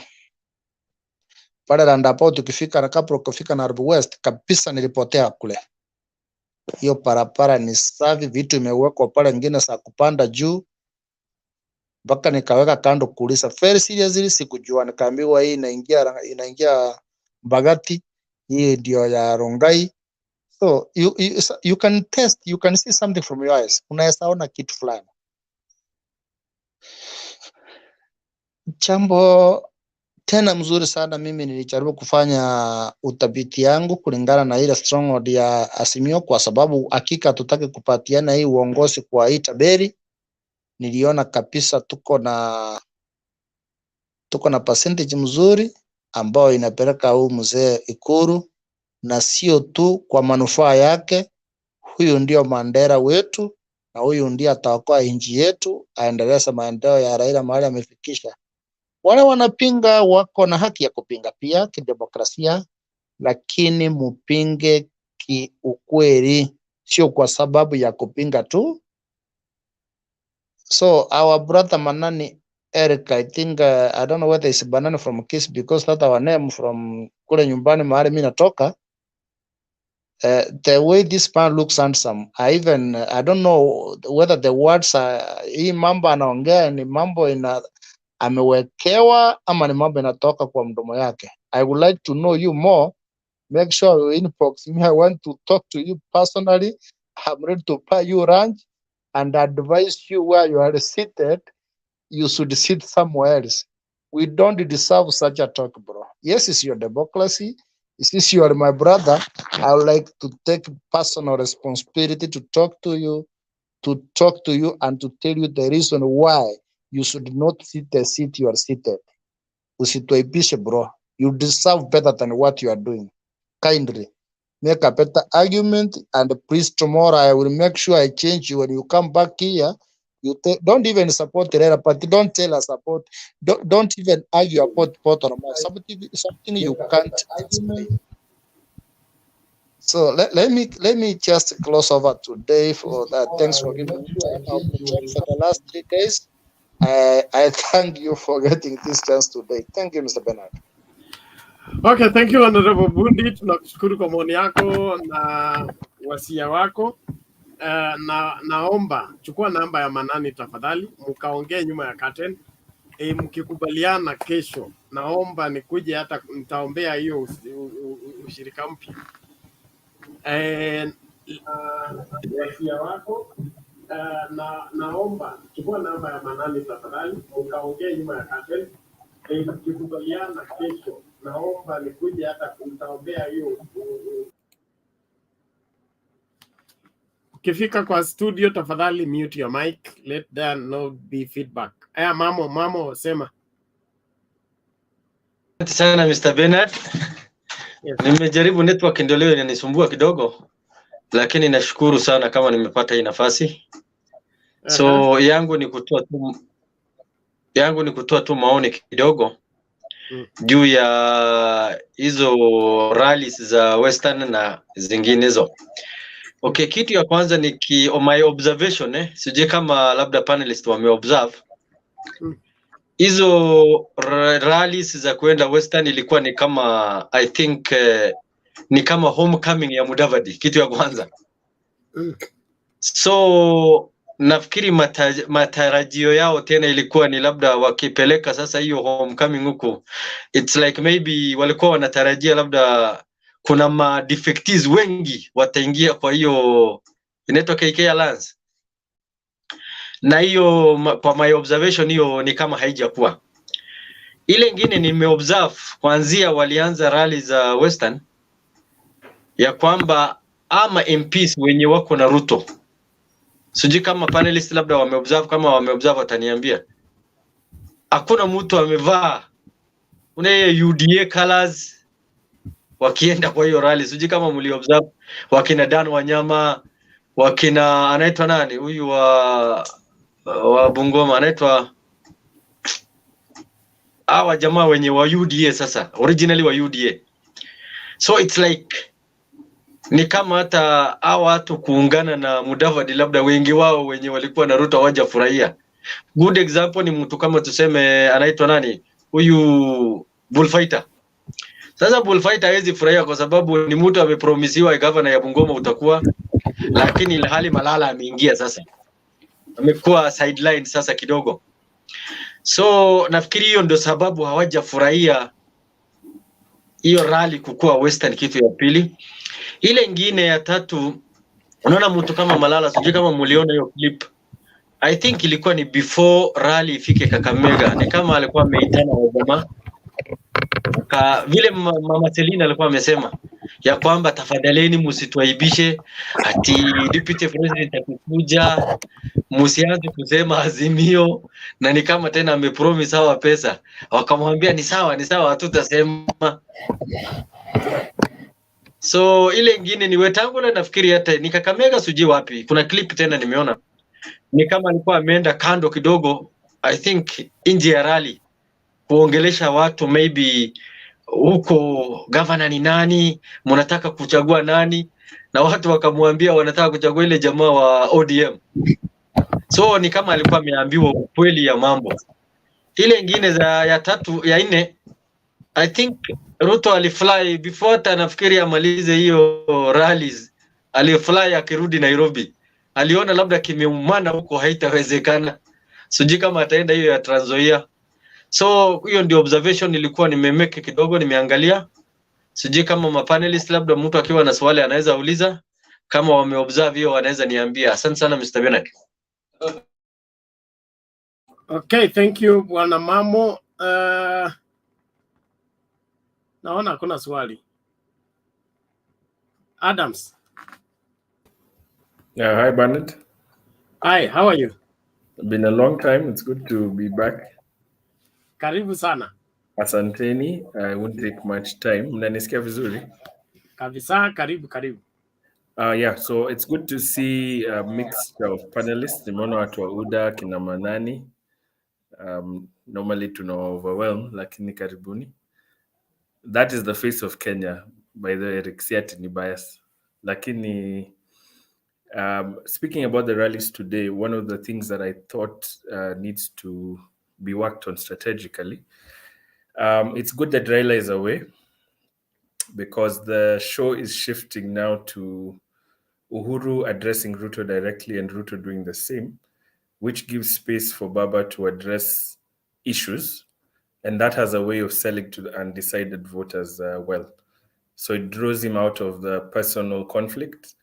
The mistake I'm seeing with Ruto, having been close to a couple of voters from Mount Kenya, I am actually marrying from Mount Kenya, so I know what I'm saying. And they're not all particularly strong Azimio supporters, but a lot of them are on the undecided section. The attacks by Ruto today were, in my point, a very strategic blunder. In my opinion, they should have gone for Atwoli's jugular, the way Hussein Mohammed did. That would have generated a lot of negative debate around Atwoli and Azimio and all that thing. But going for Uhuru really was a strategic mistake. He came off angry. There's something about repeating your title and saying, I did this, I am the deputy president, I made this, without me. It doesn't sell particularly well because DP Ruto is well respected, he's known. You do not need to thump your own chest, in my opinion. For Western Province, Azimio is doing extremely well. I think DAP has been a very strategic move on the part of Azimio. The parts that traditionally might not vote for ODM are now shifting towards DAP. And that convergence around Azimio, I've seen today Bishop Hamala from Lurambi has decamped. I think that leaves the NC with the MP from, is it Kwale or somewhere in Coast, remaining as probably the only one now. And it's a matter of time because I am for sure ANC will not work in Coast. I vote in Mombasa and I can tell you that for sure. So I think strategically, Western Province is not looking good. They will get some pockets of support, of course, but it might be better for Mudavadi and Wetangula to lead those campaigns without Ruto's presence. Because in one rally, they attack the government for its poor performance, and on the other side, Ruto says how well he has performed. You know, that contradictory messaging, for anybody who sits down to ask a few questions, it doesn't work well. So I'll just finish by addressing one small thing. I think two things, Bernard, in 2 minutes. One, what Uhuru is planning to do in Central, from what I've observed, is using development projects to campaign. He's not going for the traditional rally roadside declarations. He's opening a cancer center and then throwing in 5 to 10 minutes of politics. That, in my view, is a very strategic move. It paints that narrative that they're not doing anything at all is being slowly iced out.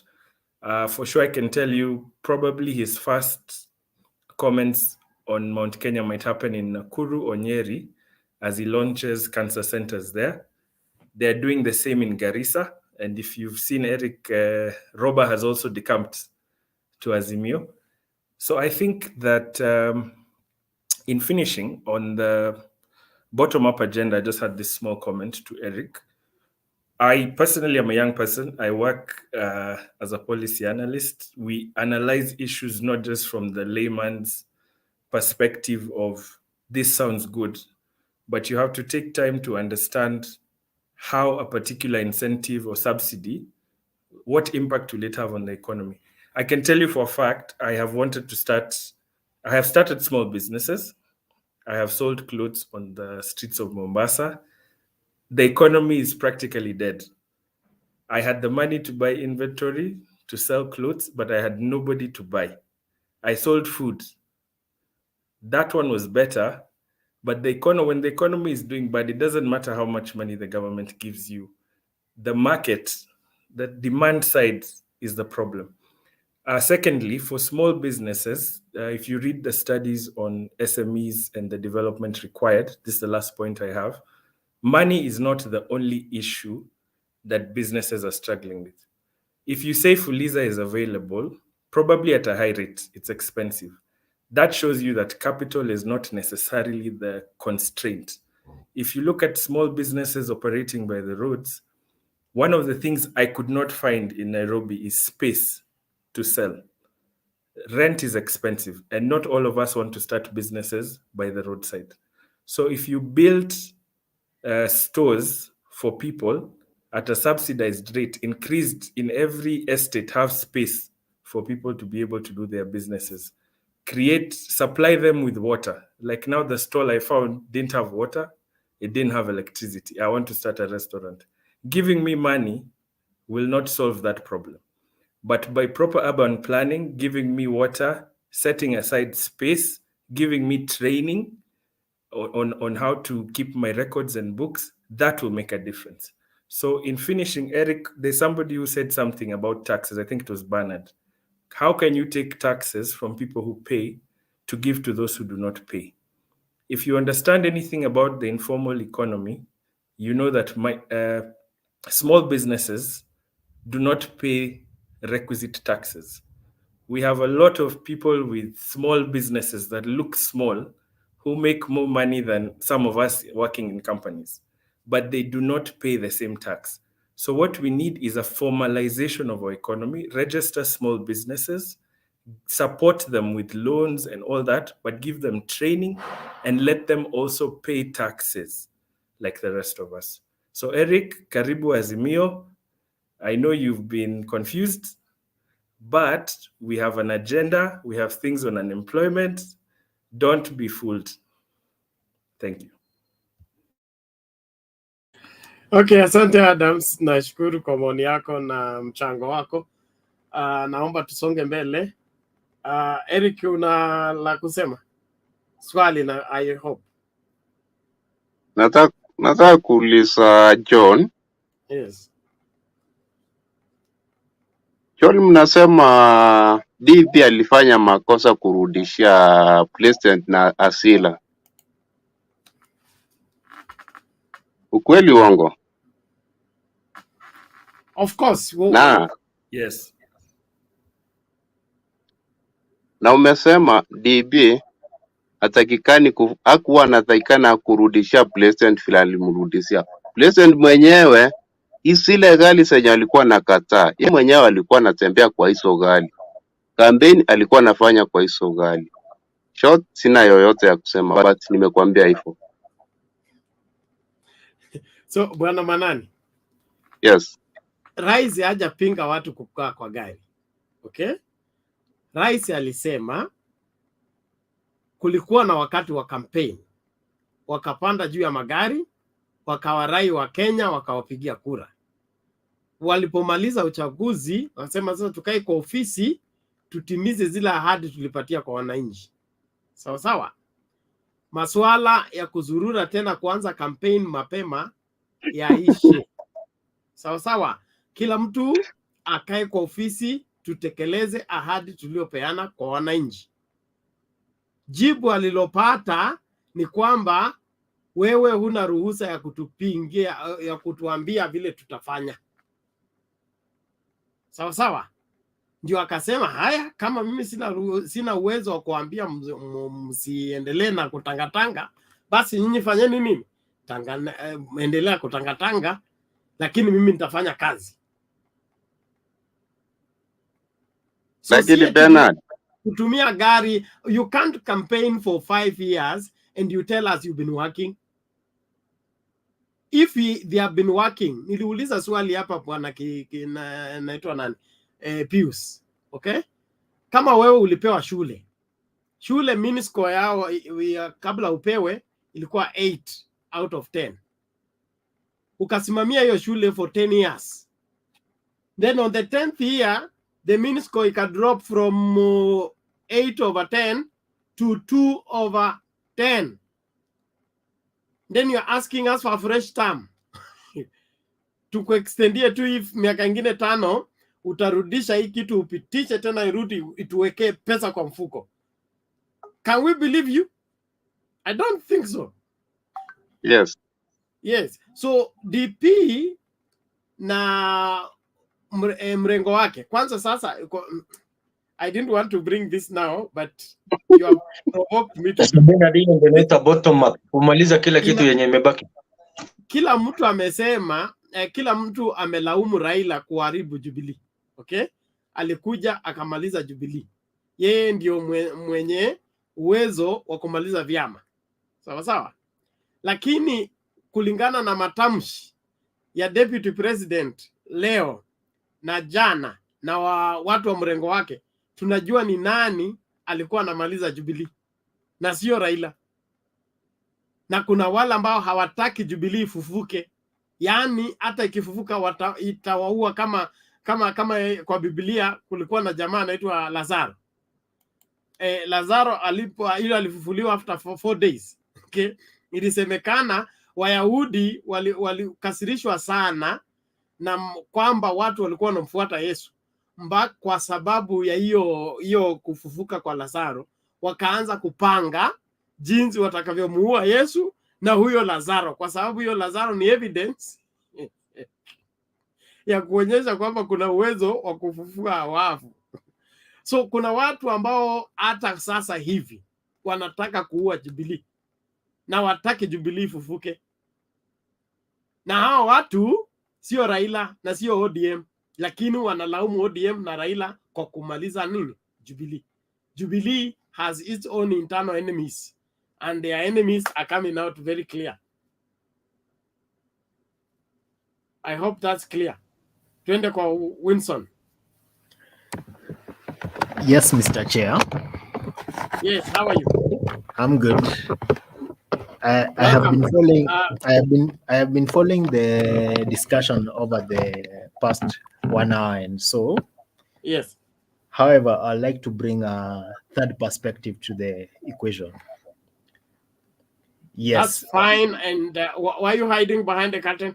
No, it's I might be working with poor equipment. However, therefore my camera is not up to par with the equipment you're using. It is better than dark screen. I have no issue with showing my face. However, as you can see, the problem is with the material I'm working with. The resolution is low, but it's good. At least we can see you, so that tukitafuta mtu wa kushuti tunajua ni nani. I'd like to bring a third perspective to the equation. What makes us think that Azimio and UDA are the perfect option for us as Kenyans? We have people like Mudhama, who has not the current governor for Kitui County, who has done a lot for their county. I believe that we do not need, as from where I sit, a person who has reached the age of 60 needs to retire.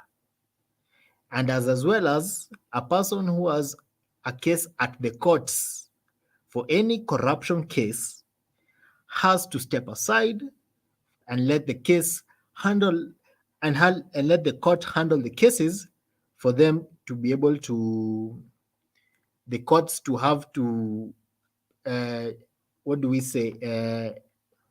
judge upon the matter and come up with a ruling.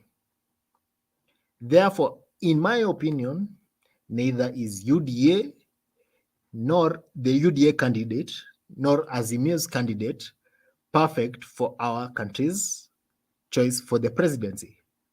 We should look elsewhere. We have a perfect candidate.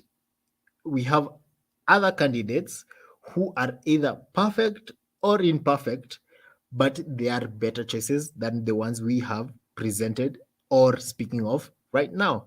For example, Ekuro Okot, he's a person who has proven his track record through his relentless court proceedings, where he has tried to bring the cost of on the taxpayers' monies down. We have people who are Mukisa Kitui. They have shown their track record in having whatever they have been placed with, in the offices they have been placed with, they have tried to show that they can do much better with what they have at the moment. Therefore, neither Ruto nor Raila is perfect for the candidacy as we speak right now. Therefore, they are not the only candidates we have at the moment. We can do better. Why do we only speak of these two candidates? They are neither here nor there. We can do much better. We have other people on the stakes. Why do we focus on only these two candidates? There's a greater pool outside there that we can do, and therefore I want to open to the panel. Like, it's not Raila, it's not Ruto. We can do much better. The Ruto, before in 1992, he was seconded to the government, having been in fellowship with the Uhuru, and therefore he was put into cabinet, and therefore in 2007 he was in the maize scandal. Raila has been in the Nusum Kate government. They are all full of scandals. Let's do something better. Let's do away with the old guard and put a new guard in. That's my point. Okay, so Bwana Winston, if I begin to ask you, is there any constitutional provision that forbids somebody from running for president? There's none at the moment. And has the candidature of Raila Odinga and William Ruto stopped any other person from running? None. However, so hold on. No. Now I want you to defend your point, because Akuru Okot is free to run, Charity Ngilu is free to run, when Wanjiki wants to run. Everybody, the good, the bad, the ugly, all of them want to run, and they are free to. I understand you perfectly, Mr. Bernard. However, this is my one problem. As you look at all the constituent media houses, they have totally focused on two candidates, Mr. Raila Odinga and His Excellency, Mr. Ruto. They have totally disregarded every other candidate. Therefore, the mama mboga in the village does not have an option, because the only people they have on their screens and on their radios are Mr. Raila and Mr. Ruto. But Winston, there comes my issue. Winston, goja, Mr. Bernard. Wait. The broadcasting houses, okay? Yes. They are in business, number one. And number two, their business is to report news. Which sells. News is made by newsmakers. Who are those? Who are those? That's what I'm asking. That's what I want you to understand. There's a difference between news reporter and newsmaker. You make news, you will make me as a news reporter to come and cover that news and then report it. But if you're not making news and you're demanding to be on the news, you want to support your business. I have been on the other side. Now, I myself, I have made news. I'm not a reporter, neither am I a journalist. However, I can conveniently and trustworthy make to you that people who make news are not those that make news. The people who report, as in the board that sits and makes sure that those people who make news on the 7 p.m. prime news and the 9 p.m. prime news are on a boardroom. They decide what is covered during that period. There's so much that happens in this country that is not reported in news. I have experienced it firsthand, not secondhand, not what, I have experienced it. I have seen that it was a worth noting news that was supposed to be made nationwide. However, because of the boardrooms discussion that happens during wherever they sit, they decided that it was not prime time news, therefore it could not be sustained on the national coverage. Therefore, those people who sit on those board meetings that decide what happens and what goes on news are the ones who are deciding what people think. It is just a matter of see you don't, see you don't. If I don't see you, I don't think about you. But if Kenyans were made to be aware that we do not have to think about two candidates, they wouldn't. That's exactly what I'm saying.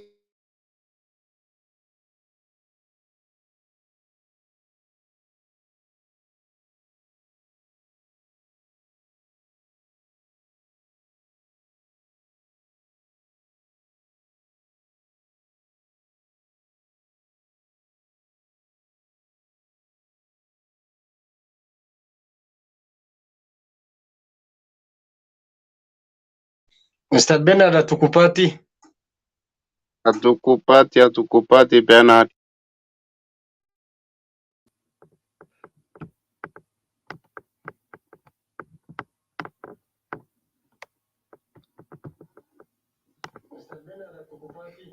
Mr. Bernard, sauti yako imehang. Mr. Bernard upatikani.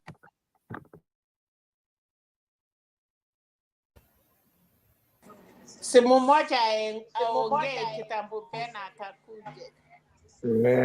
Sitataka kuingia kumjibu huyo Mr. Winston. Wacha niendelee vile nilikuwa nasema. Okay, confirm, you can get me. Yes. Oh, yeah. Uko sawa kabisa.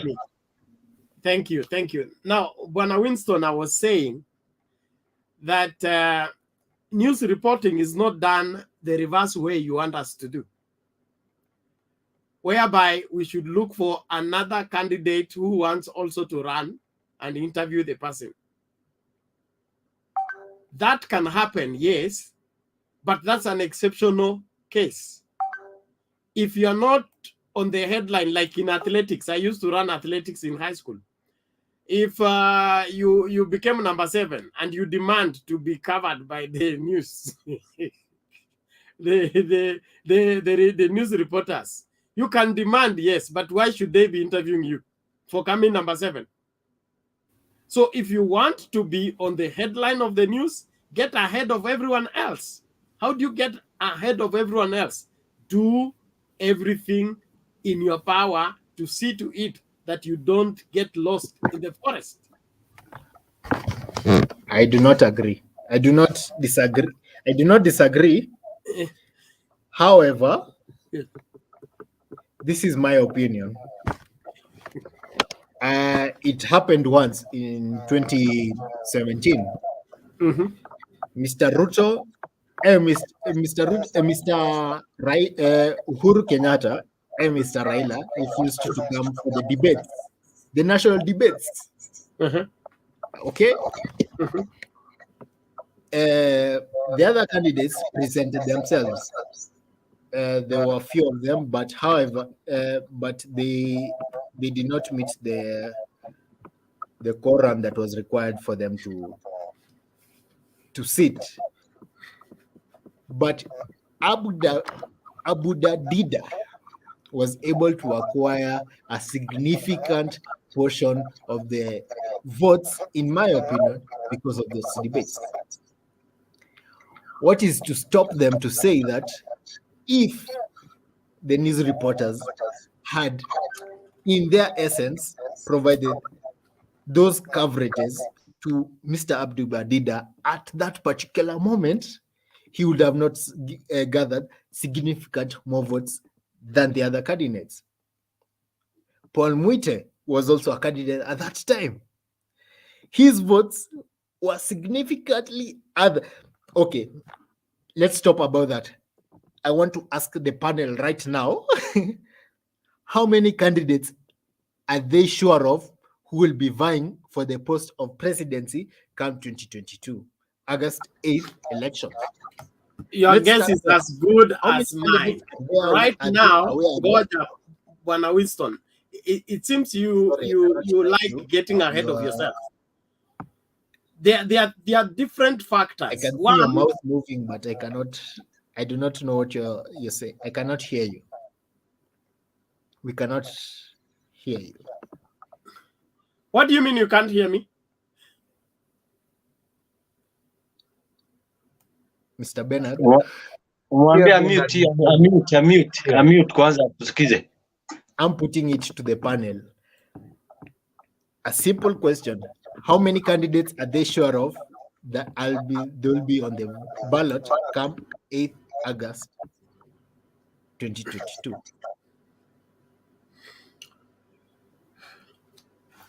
Hello, everybody confirm if you can get me.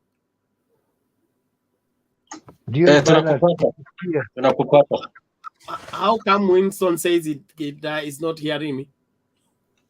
Mwambie mute akusikize. Network yake inasumbua. Let's do this.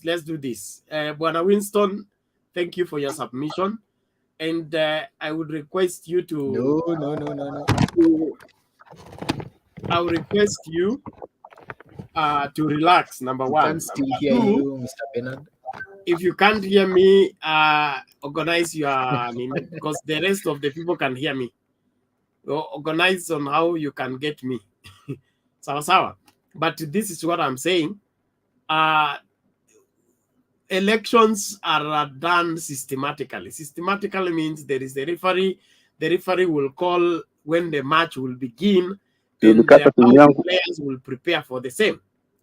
And so as at now, the parliament has not even been dissolved. The IBC has not given out the official period of campaign.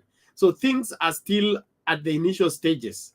We don't know who will make to the ballot. We don't know who will not make to the ballot. So for us to begin to discuss who will make it and who will not make it, it is not a requirement at this point in time. Maybe later on when people have submitted after the nominations and the people have been assimilated at the IBC, they have been declared as candidates. Then we can call them candidates. Right now, we only have aspirants, and aspirants can start the nini, but never make it to be candidates after they have become aspirants. So naona Bwana Winston ana to invite into wherever fishing expedition that we may not have energy for at this point in time.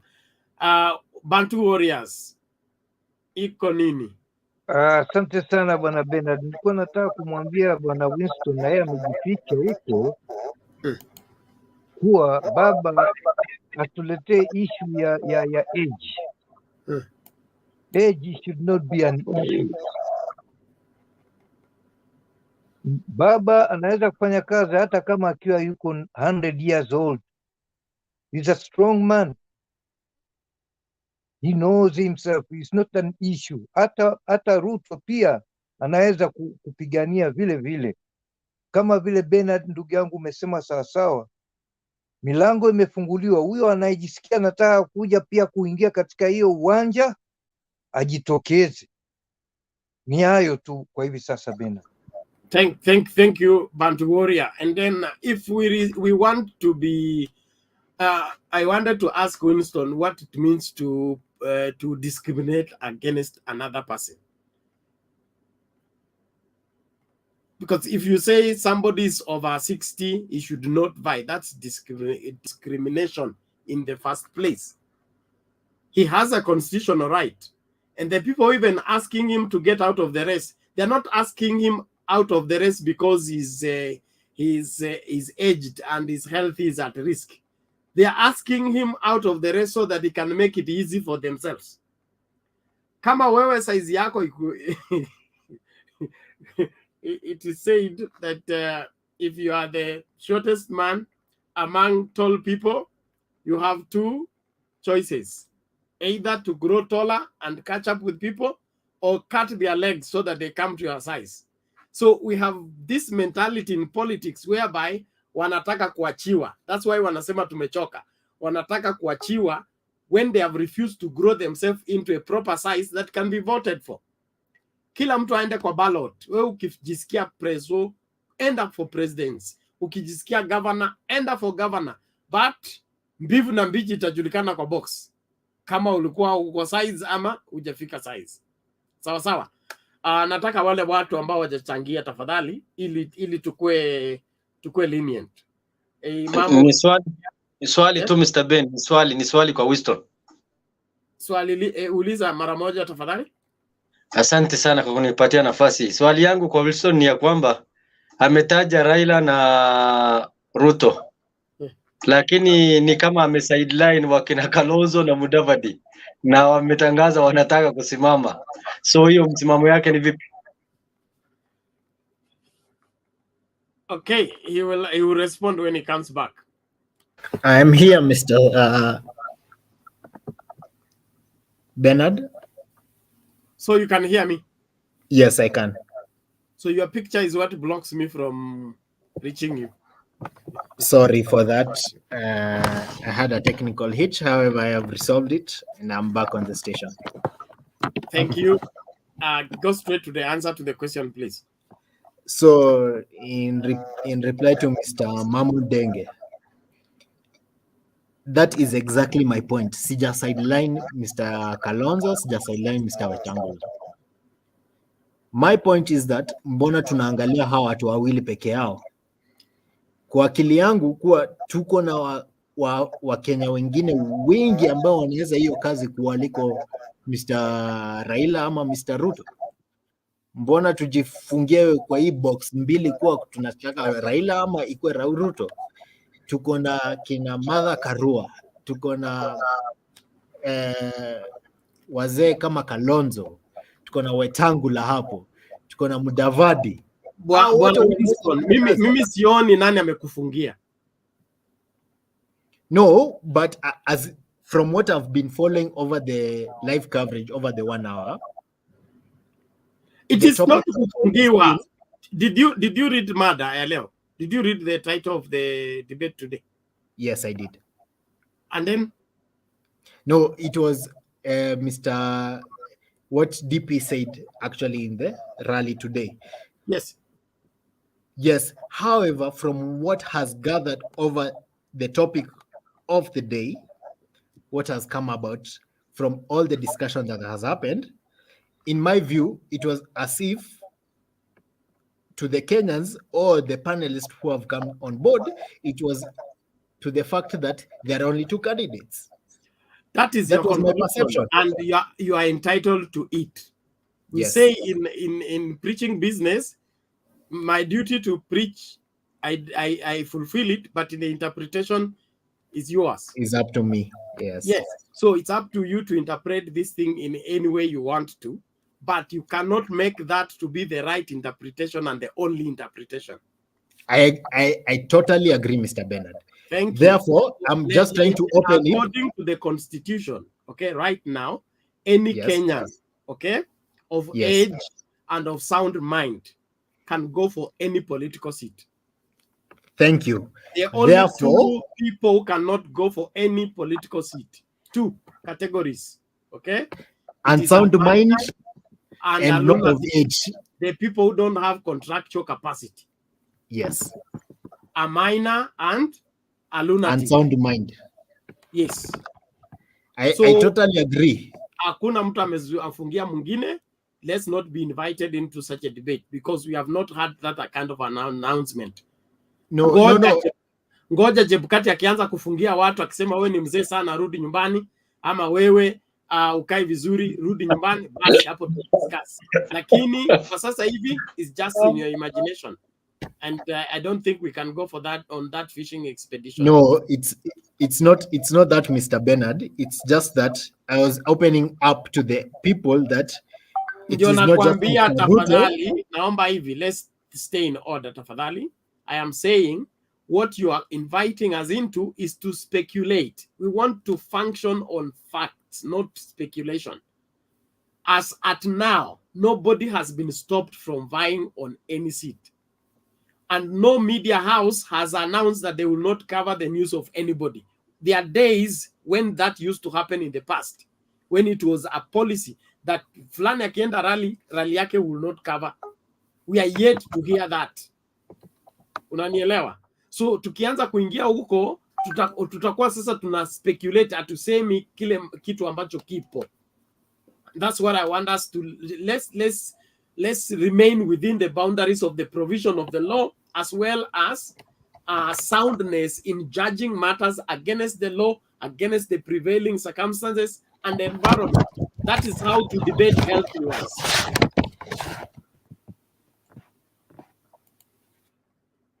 Okay, thank you. Let's go to Katwe. Mara moja tafadhali.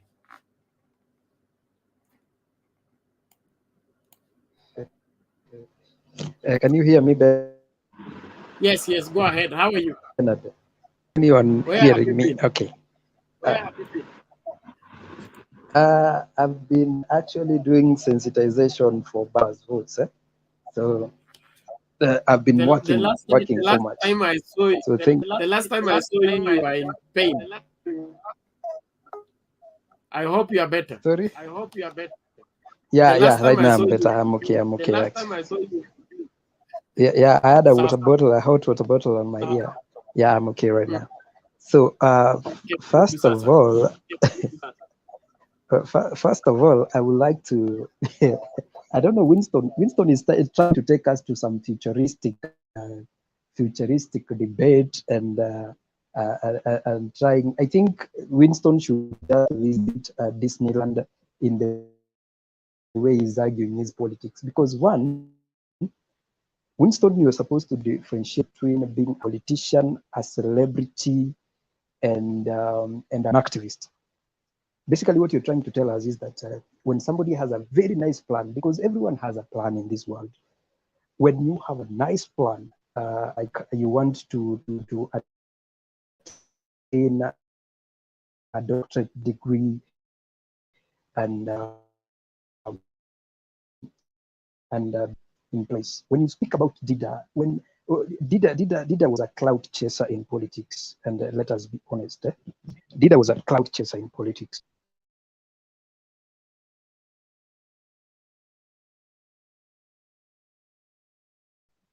Dida is now has, all right.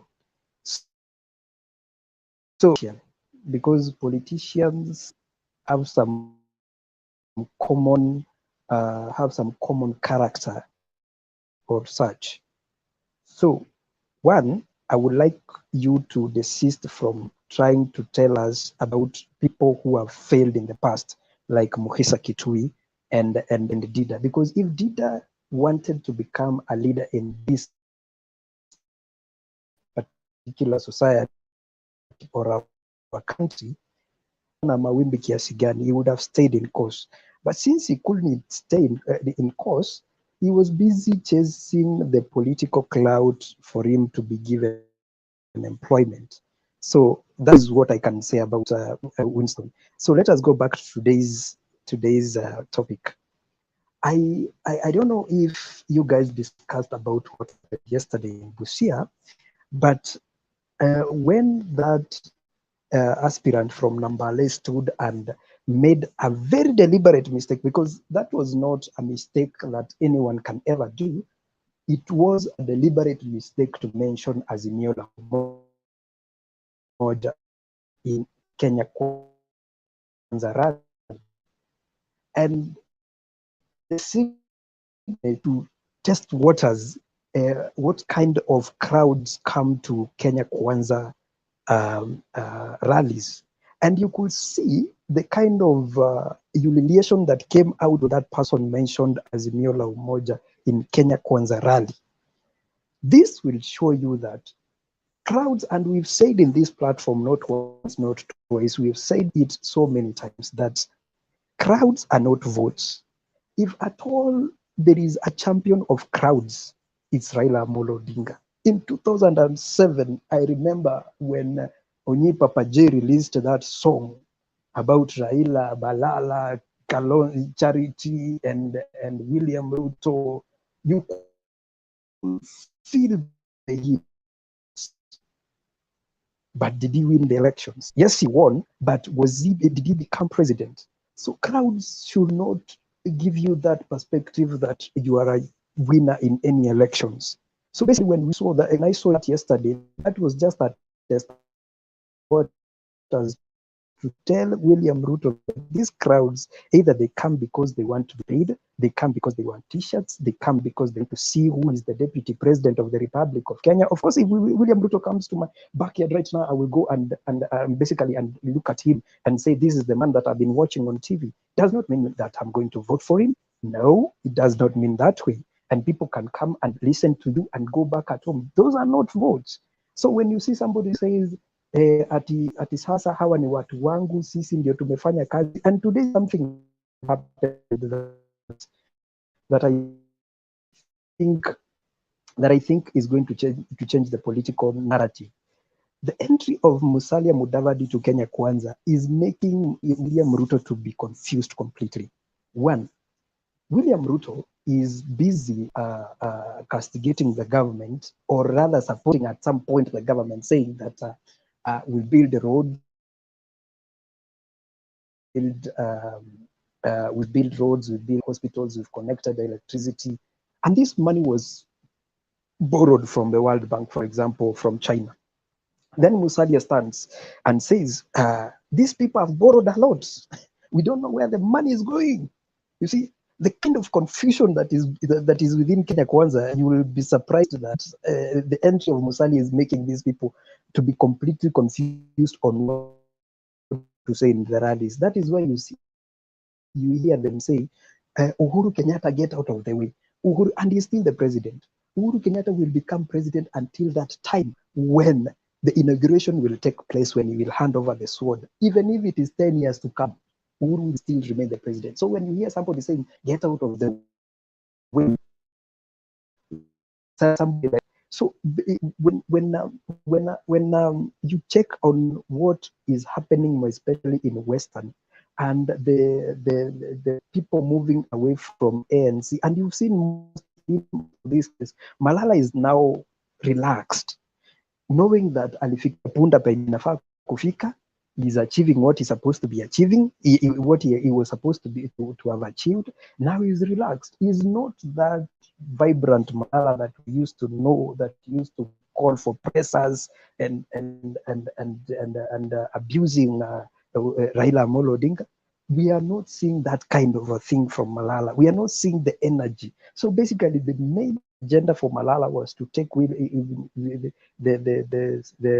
ANC party leader to Kenya Kwanza, and after depositing him there, then he will start having that strategy on how he is going to become governor or whatever. The senator, I'm hearing that he wants to step down for Kalwale and become a senator again. A lot of political mayhem within. So right now, I remember in the funeral of Mark Tor in Eldoret, when people dancing right now, and we've not even composed the song for politics. We've not even started the guitar. When we will start politics, these people will not be seen. These people will never be in the arena of politics. And that is what is happening right now. By tomorrow, a lot of people maybe might be resigning by tomorrow because it is the last day. Now we will have a lot of confusion in politics. Will William Ruto withstand that kind of confusion? My bet is no, because I am very sure he is not even in control of that house completely. because when you see, even last week something happened. Margaret Wanjiru put down all the posters of William Ruto. We saw Ngereshi doing all that. When now you saw what happened in Bomet when Musonic and Isaac Ruto crashed. They I'm telling you, by the time that they're supposed to be joining, the likes of these people called Akinandindi Nyoro, you'll be surprised that not all the UDA MPs will resign to go and join UDA. Because when you are going to resign from Jubilee, basically you're putting a gamble on your seat. And when you put a gamble on your seat, what happens? The game of the gamble is that the house will always win. And who is the house here? It is the state. So when you will resign and go to another political party, who told you that you're going to be given a direct party? Why don't you stay where you umezoea upate hiyo ticket na uende mpaka mwisho? And you see the political parties amendment bill, the way it is shaping the politics of this country. We say that we are going to show this country and stop the bad manners of politicians. When you've already gone kwa mchujo na uanguke, so that is what I can say for today. Thank you.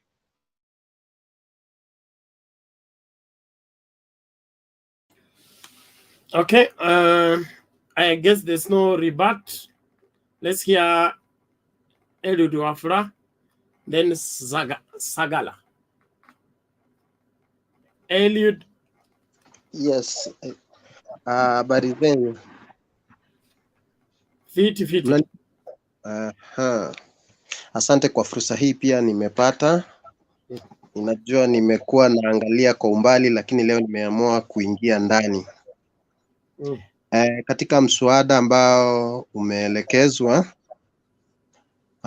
kuhusu jinsi naibu wa rais anavyoongea kuhusu rais, nadhani hiyo ni jambo ambalo linatatanisha sana na inaonyesha upungufu wa kimaarifa kidogo. Hiyo ni kwa upande wangu. Kama jinsi ambavyo tumeshuhudia naibu wa rais akiwa na Musalia Mudavadi, Moses Wetangula, wao ni ile hali ya makasiriko na kujijua katika hali ya kisiasa. Wamejipata katika njia panda. Wakienda upande wa magharibi wanaona kiangalia kama Musalia Mudavadi sasa hivi amebaki na nani? Ni kama amebaki peke yake. Ukiangalia Moses Wetangula ni kama amebaki peke yake. Kuna huyu mbunge wa Kiminini Chris Wamalwa ndiye amebaki upande wake kabisa. Sasa wamekuwa katika njia panda. So kitu ambacho wanaanza kutumia ni matamshi yao kuwaletea umaarufu, lakini watu wamejanjaruka pia. Wanaangalia wanaenda katika zile rally zao kuwaona na maybe kuangalia wengine wao ni kuendea pesa ama t-shirts, zile handouts tu. So kwa upande wangu ninaona hapo ni hali ile ya msuko wa mawazo. Hawajui ni lini watafanya. Kama jinsi ambavyo tumeona siku ya leo, kuna mawaziri na wale wengine wasaidizi wao wamejiuzulu kuingia katika siasa. Na cha kushangaza sana, niliona mtu mmoja akisema ya kwamba Ruto amepata wafasi, na hiyo ndio alikuwa anasema. Kwa upande wangu ukiangalia majina ambao wameenda upande wa UDA, ulikuwa unajua tu, kwa mtazamo wangu mimi mwenyewe najua hao ni ile hali ya ukabila. Ni lazima waende katika upande wa naibu wa rais. Lakini sioni kama kuna matumaini katika hiyo chama ya naibu wa rais. Kwa wale ambao maybe wanasema Mlima Kenya iko nyuma ya naibu wa rais, ni nafasi finyo sana kwa sababu umesikia matamshi ya rais, kwa kutamka tu jambo moja limewatia joto. So maybe kufikia wiki ijayo utaona mengi zaidi. Saa ningependa tu kusema hayo kwa upande wangu. Okay, thank you, Eliud. Sagala, how are you?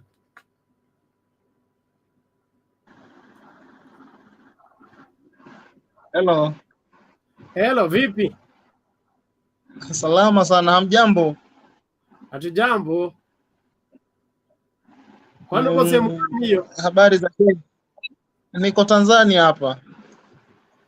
Niko Dar es Tanzania Salaam. pia. Uko jimbo gani? Niko Dar es Salaam hapa. Nimekuwa nikiwatazama kila wakati, ila mimi huwa nawatazama nikiwa tu nyuma huku. Karibu toa mchango wako. Sijafaulu kuingia bila msaada. Nawashukuru sana na mnaleta mjadala hadi kwetu huku mahali tulipo huku, tunawafuatilia kabisa. Tunaona siasa imepamba moto. Naona kweli makamu wa rais ameamua kuwa mtovu wa nidhamu.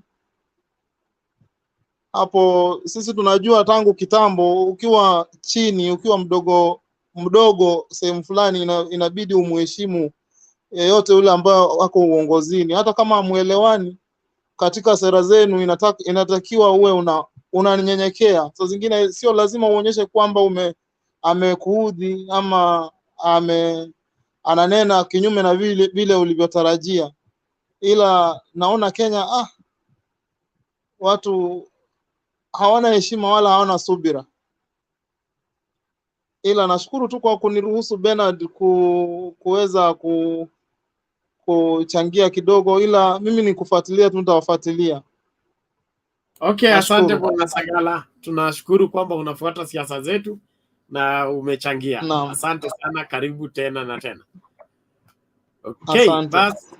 Thank you. Where is Mama Selina?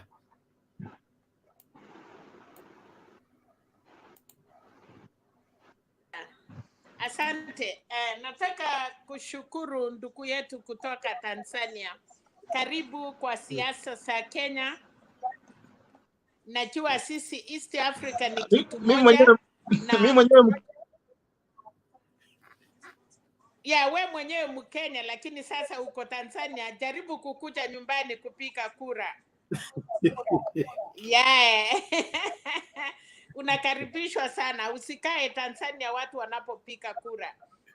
Bernard, kulingana na mambo ya leo ni kwamba wanasema asira ni hasara, na deputy president kumwambia Uhuru kuja ama amua vile unataka, ndio anasema alisaidia Uhuru kuunda serikali. Bernard, ukikuja kwangu na ukakuja ukapata nafasi kidogo katika jikoni, lakini hii nyumba ya sitting room, bedrooms, Uhuru alikuwa na kura zake 6,000,000. Ruto akakuja na 1,500,000. Sasa sijui nani alisaidia nani. Sometimes tunasahau ya kwamba kama ndio alisaidia Uhuru kutengeneza serikali na hapo Uhuru amejiondoa, basi deputy anaweza kujiundia serikali kwa sababu amepata Madvd na amepata Wetangula, then ako ready kuunda serikali yake. Lakini sasa unapoenda kwa mtu tunaambiwa mambo ya ngamia. Anasema ilikuwa inanyesha, anaingia kwa nyumba ya mtu, anasema nipatie kichwa iingie isinyeshewe, akafunguliwa. Akaingia akasema na hapana, mkongo yangu sitaki kuwe na mvua. So end of the day aliingia yote ndani. So ile kitu imenishangasha. Deputy president amefanya campaign 4 years. Uhuru Kenyatta alinyamaza na akaendelesha kasi yake. Wakamtusi, wakasema ana wajumbe ya Jubilee. Wakasema kila kitu ile walisema, wanamutisha. Ile kitu Uhuru, kama si huyo baba, alienda akamuongelesha, wanaitana manduku. Nafikiri hao watoto ni wa State House, sijui njia vile waliitana. Amefanya Uhuru ametimiza kasi yake. So choice, naona kuna dada yangu hapo. Mwanaume akikuja na umpendi, hawezi kukulazimisha, unamwambia hapana, anasema ni wewe. Sasa ile kitu imenishangaza. Madvd wanapiga Raila, Sasa deputy president anapiga Uhuru. Sasa Wetangula ako hapo kutusiana. Si wahusia wa Kenya sehera sao, watuambie bottom up na sijui pesa mfukoni sijui na nini. Si watuambie vile wanaunganisha hiyo vitu yote, unakuwa na pesa mfukoni alafu unakuwa na bottom up sijui alafu unakuwa na sijui ya Wetangula inaitwa nini. Watupatie breakdown ya kwamba sisi kama pesa mfukoni, how do we get that money to our pockets? Mudavadi, ambia wa Kenya hiyo pesa utafanyaje mpaka iingie mfuko ya wa Kenya. Na sasa bottom up pia unaenda huko juu. Sasa hii watu wako chini na pesa, ukweli ni ya kwamba penalty. Kama hauna kazi vile baba alisema, kuna familia hawana kazi, itapiti serikali iwasaidie ndio wachiinue. Hii watu ya bottom up, nani anakuanga na pesa? Na deputy president, pesa yenye anaongea ni ya serikali, ni pesa ya Central Bank, na pesa ya Central Bank hata Uhuru mwenyewe sahi ako na ruhusa ya kuingia Central Bank na kutoa pesa za Kenya, ama kuna vile pesa ya Kenya inapita? Kwa sababu nafikiria kuna budget, nafikiria kuna kwenda parliament, alafu parliament wanakawa, kuna kamati ile tuliambiwa hata deputy president ndiye anakalia ndiye akawie watu pesa. So ukituambia bottom up pesa unalete mabilioni ikuje huko chini. Mimi mama mboga nauza mboga zangu sokoni, hiyo pesa unaniletea nitakupatia nini kama mama mboga? Mimi nina rent nyumba, saa zingine hata nashindwa kulipa nyumba yangu, na biashara yangu ya mboga labda ni 2,000 ama 3,000. Hiyo pesa unanipatia kama deputy, nitalipa nini? Utataka nitoe title? Niko na title. Fulisa, niko na simu yangu, hiyo naweza fulisa kwa Safaricom. Alafu Safaricom nikiwa na pesa kidogo kwa simu yangu inanikata. So hii pesa tunaambiwa tunaletewa watu ya bodaboda, watu ya mkokoteni, wa mama ya mboka. Ebu in 6 months ile tumepakisha ama 7 months. Bottom up watuambie mama mboga, mimi nitapata hiyo pesa, mnanipatia 20,000, mnanipatia 100,000, mnanipatia 5,000, na swariti yangu ni nini? Nitalete mtoto yangu anisimamie, na kama sina mtoto nitalete bwana yangu, na kama sijaolewa. So nani atanisimamia? Pena tunapeana ID ama hii pesa bottom up inaenda aje? Nikauliza Mudavadi, pesa mfukoni utatoa wapi hiyo pesa? Unakuja kuniwekea mfuko, nitafanya kazi ama nitakaa tu niendange kwa laini nipate pesa yangu imeingia kwa mfuko? We need to know all these things. Tuko hapa Amerikani, ukilala siku 2 umekuwa homeless. Hii watu wanahangaika hapa, hakuna mtu. Naona watu wanatembea, mnaongea 8 hours na watu wana drive. Hiyo ni kutafuta. Sasa Amerika ya chabu ni nchi yao, wako na bahati kwa sababu wako na pesa ya serikali. Wakikataa kukaa kwa nyumba watapata, wako na kadi ya chakula, wana negotiate, wanalipiwa nyumba. Hii ni nchi ya Amerikani. Watu ya hapa wale walisaliwa hapa wako na bahati kwa sababu serikali yao ndio wanaletewa hiyo bottom up ya Amerika, wanapata pesa ya serikali. Mtu anapata na 600 ama 300 ya chakula. Sasa Kenya na hiyo pesa ya serikali ya Amerika pia, mimi hata nikiwe na kipande siwezi enda patiwa hiyo pesa penalty. Lazima uende kwa social services, wachunguze, wakwambie uko na watoto ngapi, na uliolewa na wanaume ngapi, na ulipata watoto na mababa ngapi. Saa unasema hii ni baba ya kwanza ya mtoto yangu, baba ya pili. Hiyo watoto yako unasanya pesa yao, mwanaume huko anahangaika. Sasa tunataka hii watu wanataka kutusaidia, wametusi Uhuru, wanatusi baba, tumekubali. Bas, bottom up, utuletee pesa, nitakupatia nini? Naenda hapa Amerika, mama anaenda social services, atakuwa na social worker ya kukuja kuangalia kwa nyumba ya Selina ninaishi namna gani, niko na watoto wangapi, ndio niweze kupata pesa hiyo ya serikali. So hii mambo yenu ya Kenya, tunaambiwa iko pesa mfukoni, hiyo pesa itafikaje kwa mfuko ya mama mboga, mtu ya bodaboda na hata mtu ya kuuza makaseti? So badala ya kuendelea kutusi Raila amekuja na agenda yake 10. Ametuambia kuna baba care. Akasema hiyo baba care kila mtu anatakikana kukata NHIF. Akasema mtu akiwa hospitali, kuna watu wengi anasema wameshikwa mataka mpaka hata watu wamekufa, wameshindwa kulipa. Tumeelewa vile anasema. Anarudi anatuambia mkiwa mnaishi Nairobi ama Mombasa na mlikuwa mnafanya kibarua na kampuni ulikuwa unafanya kazi ikafungwa, industrial area hakuna makasi. Akasema mtu kama huyo alitoka mashambani huko Western ama Kericho, ameishi Nairobi ama Kisumu, lakini ameshindwa kulipa rent. Mtu kama huyo anastahili kupatiwa hiyo pesa. Kama wewe na mke wako amumfanyi kazi, baba hakusema jamii yote watapata 6,000, walisema at least one person. Na akasema na hiyo nyumba ikipata pesa, ukafaulu kuandikwa, you cannot continue getting that money. So hii mambo penat ni rahisi sana. Tusipigane hapa. Watu ya UDA mko hapa, watu ya KKA mumechanganyana sasa, bottom up, pesa mfukoni, sijui ingine. Mtu upatie sera zenu. Sisi hii mambo ya Uhuru na kura yake moja na watu yake 2 watatu watawatongoza, wacha aenda apatie baba.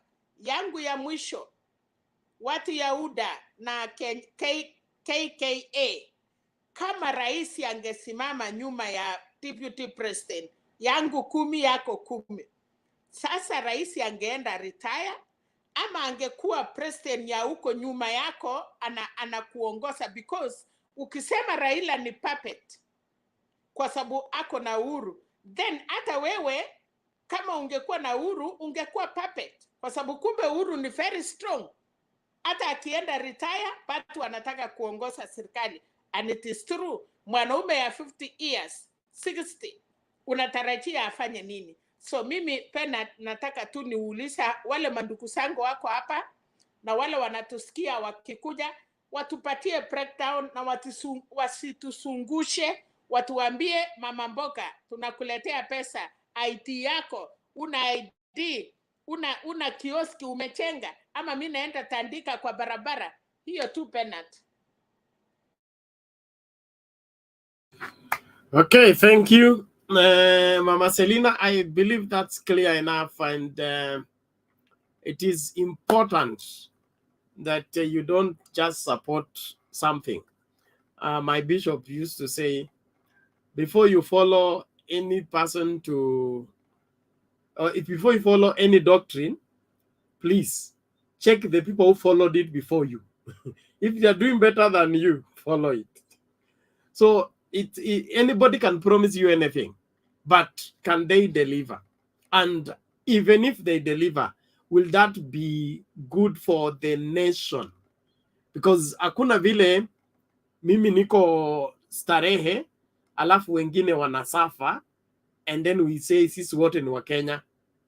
For us to be real Kenyans, we should be able to safeguard every other Kenyan. And that safeguarding of every other Kenyan, you can do that through voting for the right person. Because the policy makers that we are sending into parliament, they're the ones that are going to make policies that will cater on every other person's life. So wewe ukizembaa ati ulipewa shilingi 200 ukaenda kuvuta nini, alafu nakuja kupigia kura mtu yeyote, wewe ndio unachangia kuharibu nchi. So let's not get carried away by people promising us heaven and earth. And a very good promiser that is a poor performer should not be trusted. It shouldn't be trusted. And nobody should be angry. Mimi naweza kusupport na niko na haki ya kuto kusupport.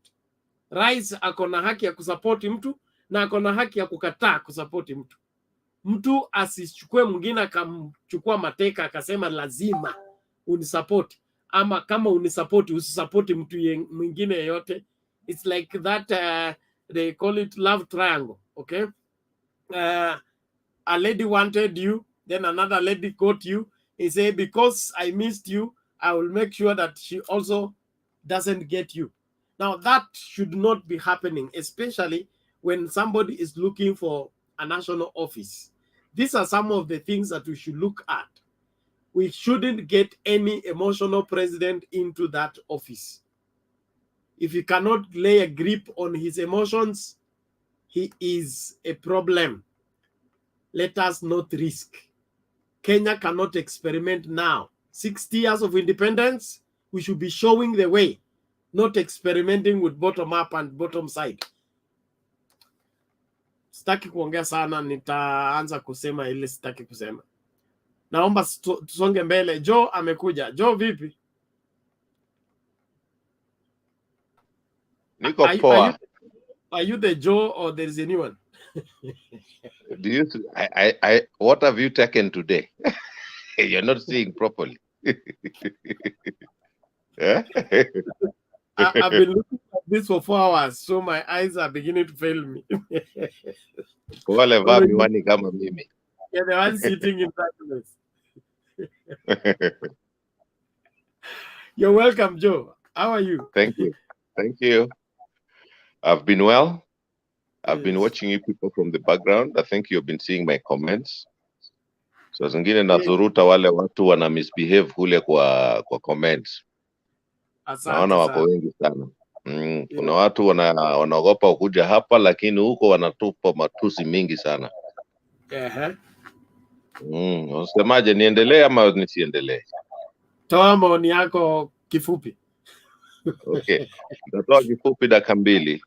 Naona topic ya leo ni bring it on.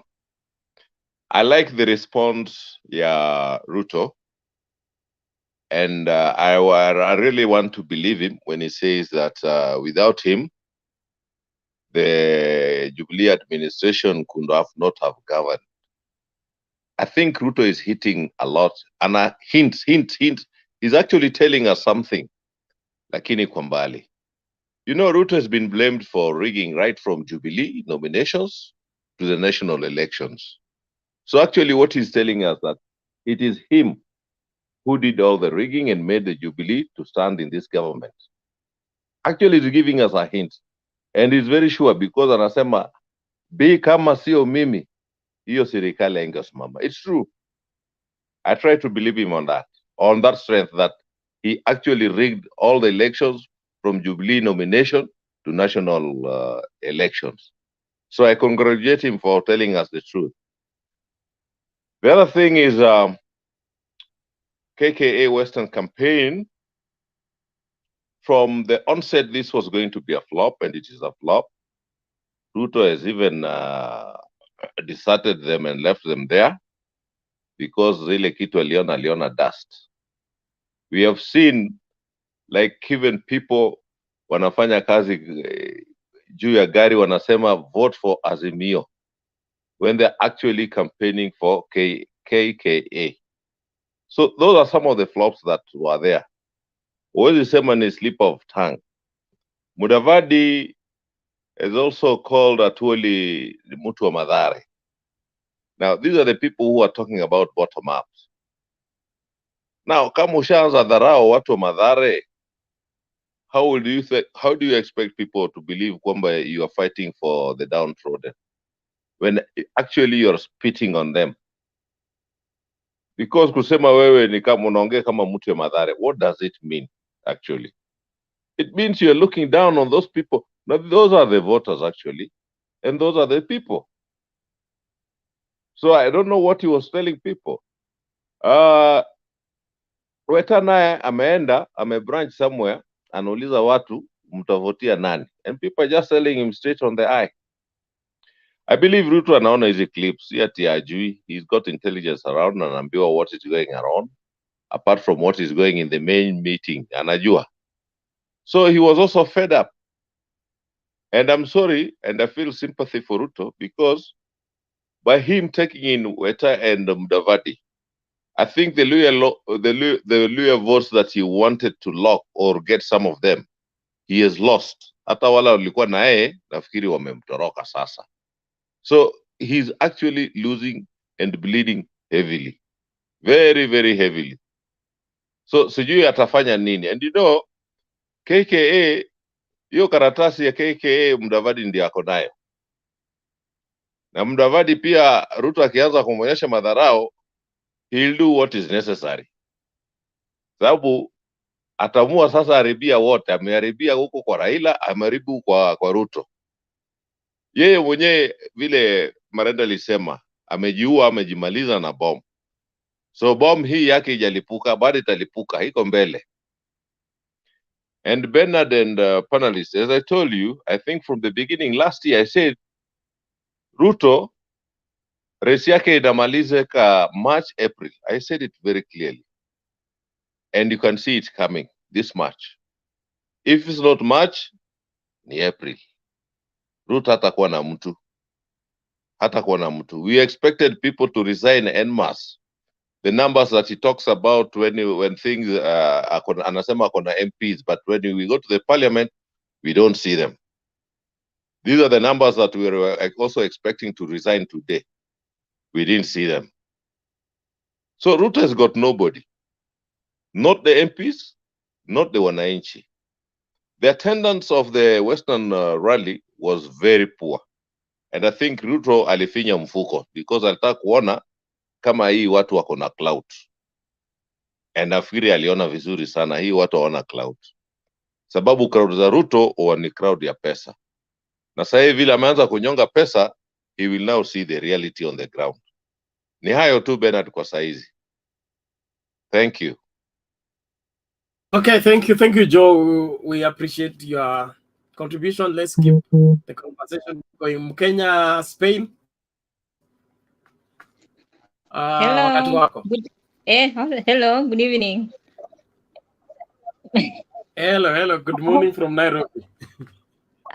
Good morning. Huku sisi sasa ndio tunajitayarisha kulala. Okay. Asa basi. I watched news za leo wakati Ruto alikuwa anamjibu Mr. President. But I think mi sielewi about hizi mambo ya Kenya cause a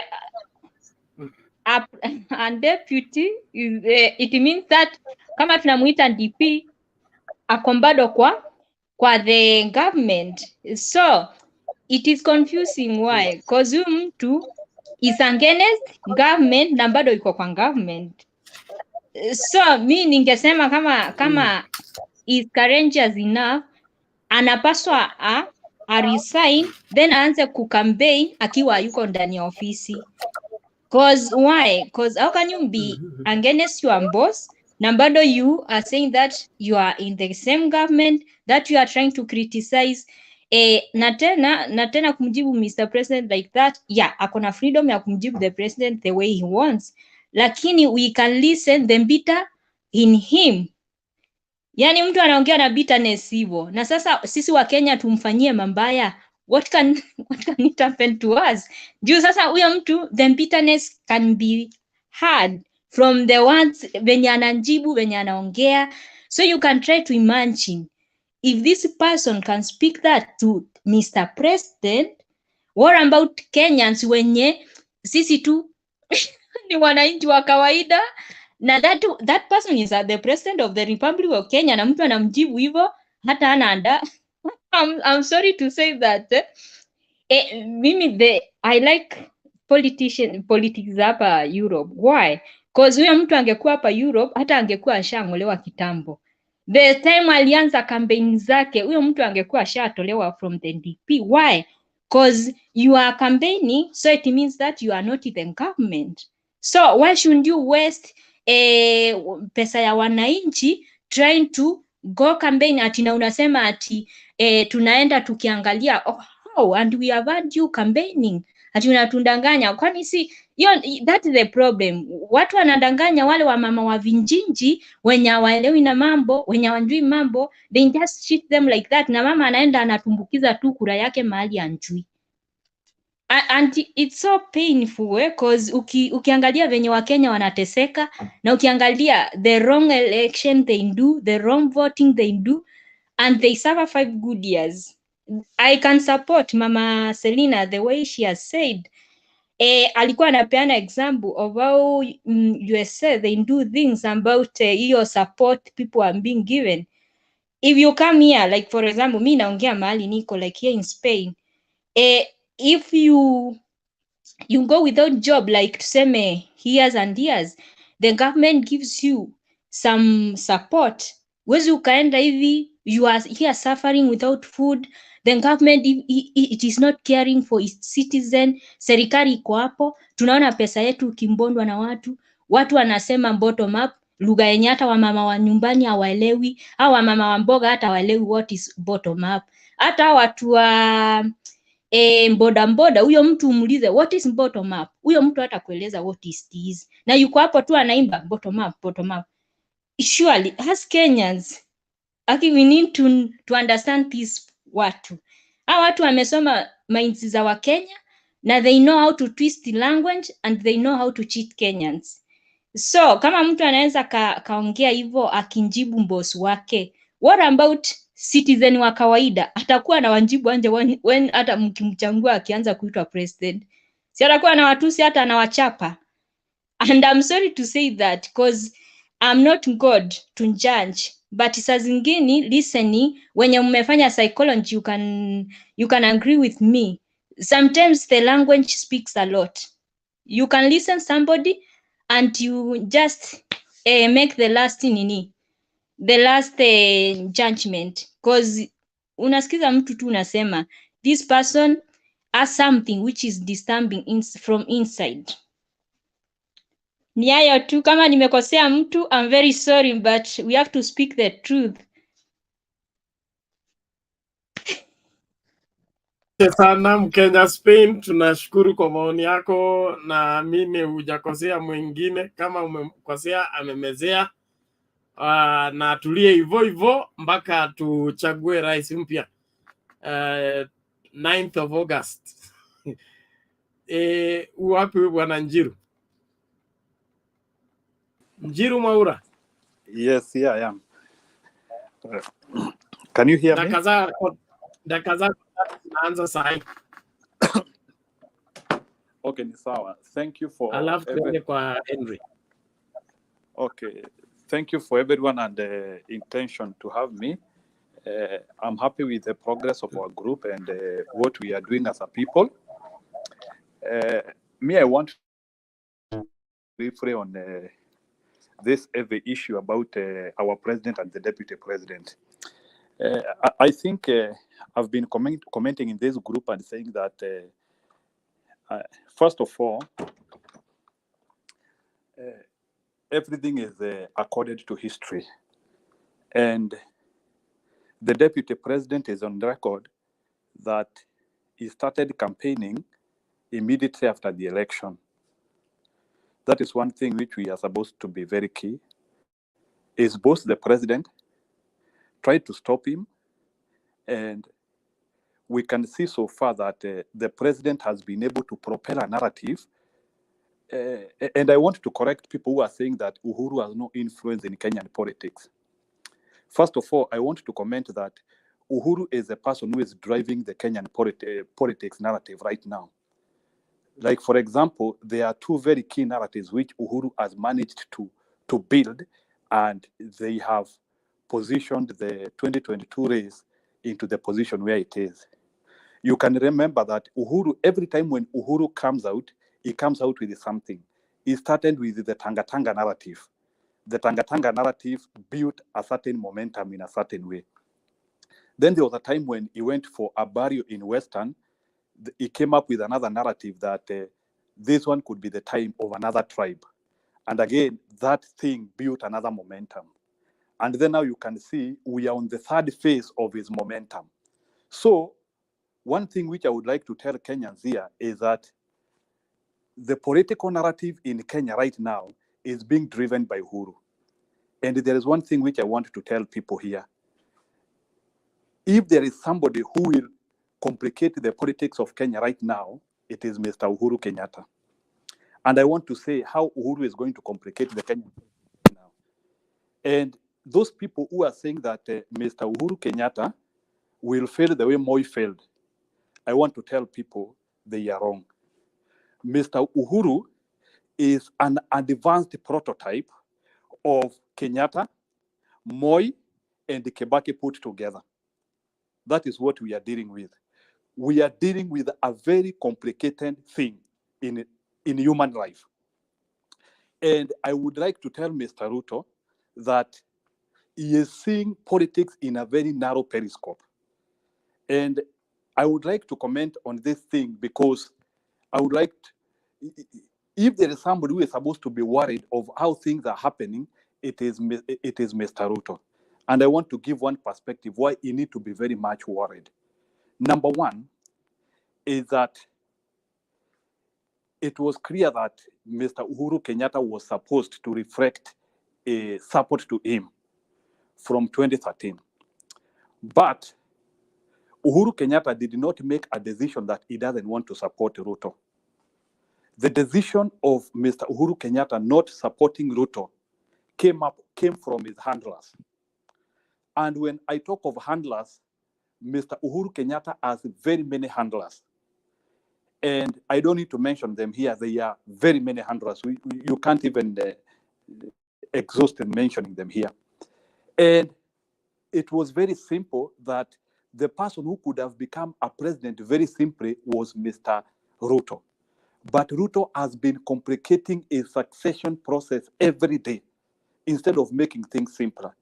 Because if Mr. Ruto just relaxed and remained quiet, I can tell you things could not be the way it is now. And actually, Mr. Raila Odinga could have gotten a lot of problems in trying to build a narrative because age was on his side and so many other things were on his side.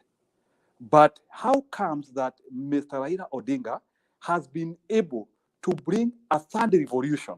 Remember that Mr. Raila Odinga has brought a revolution at his late time.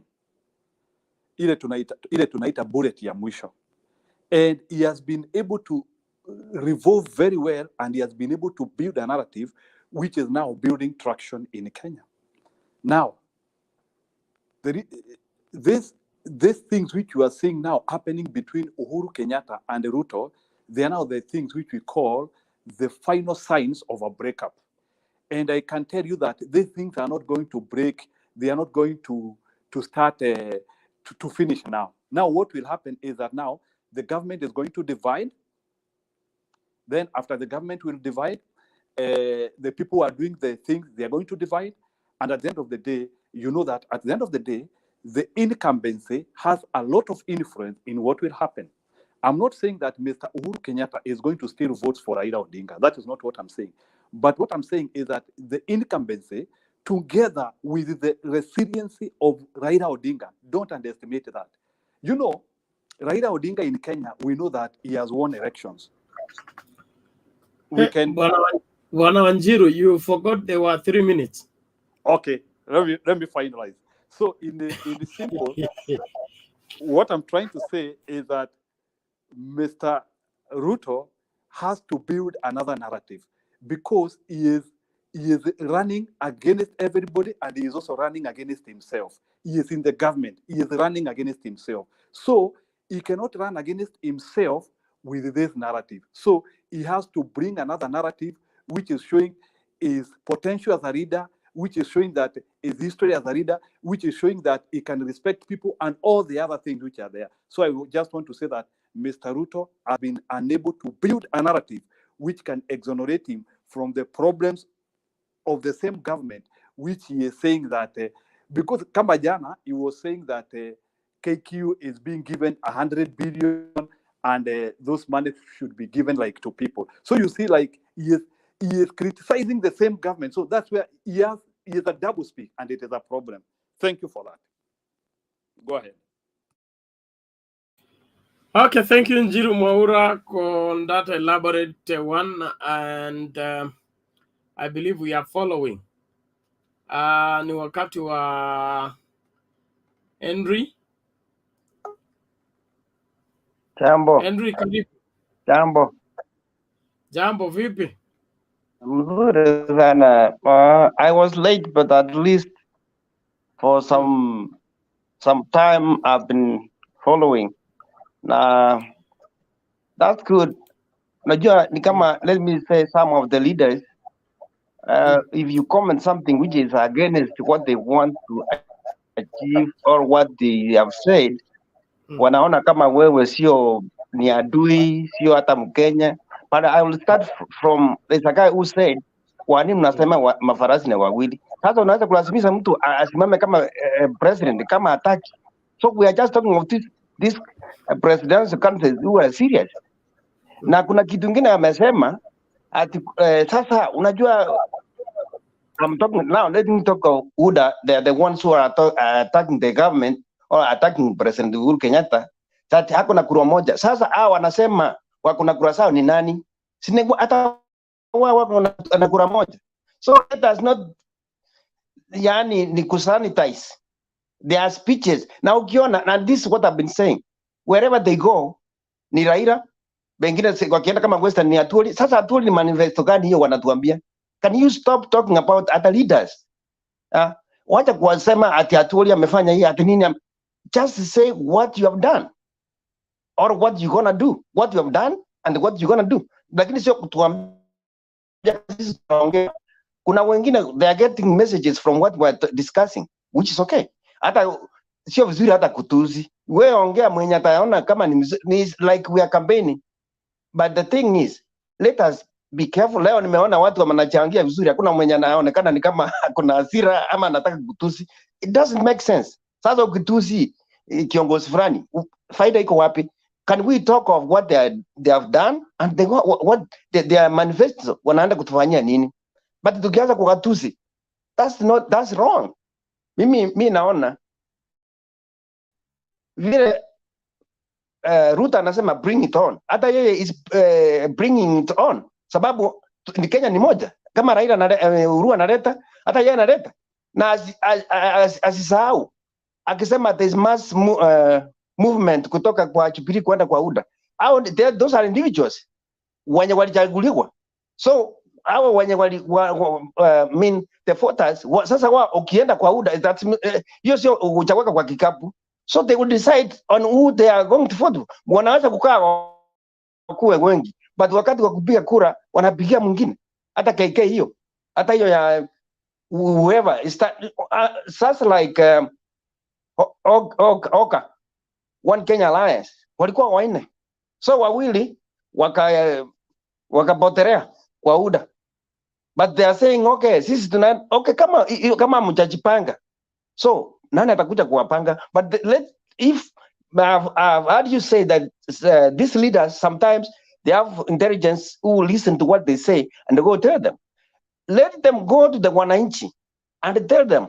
You see, like the deputy president, and this is what I said, I commented yesterday.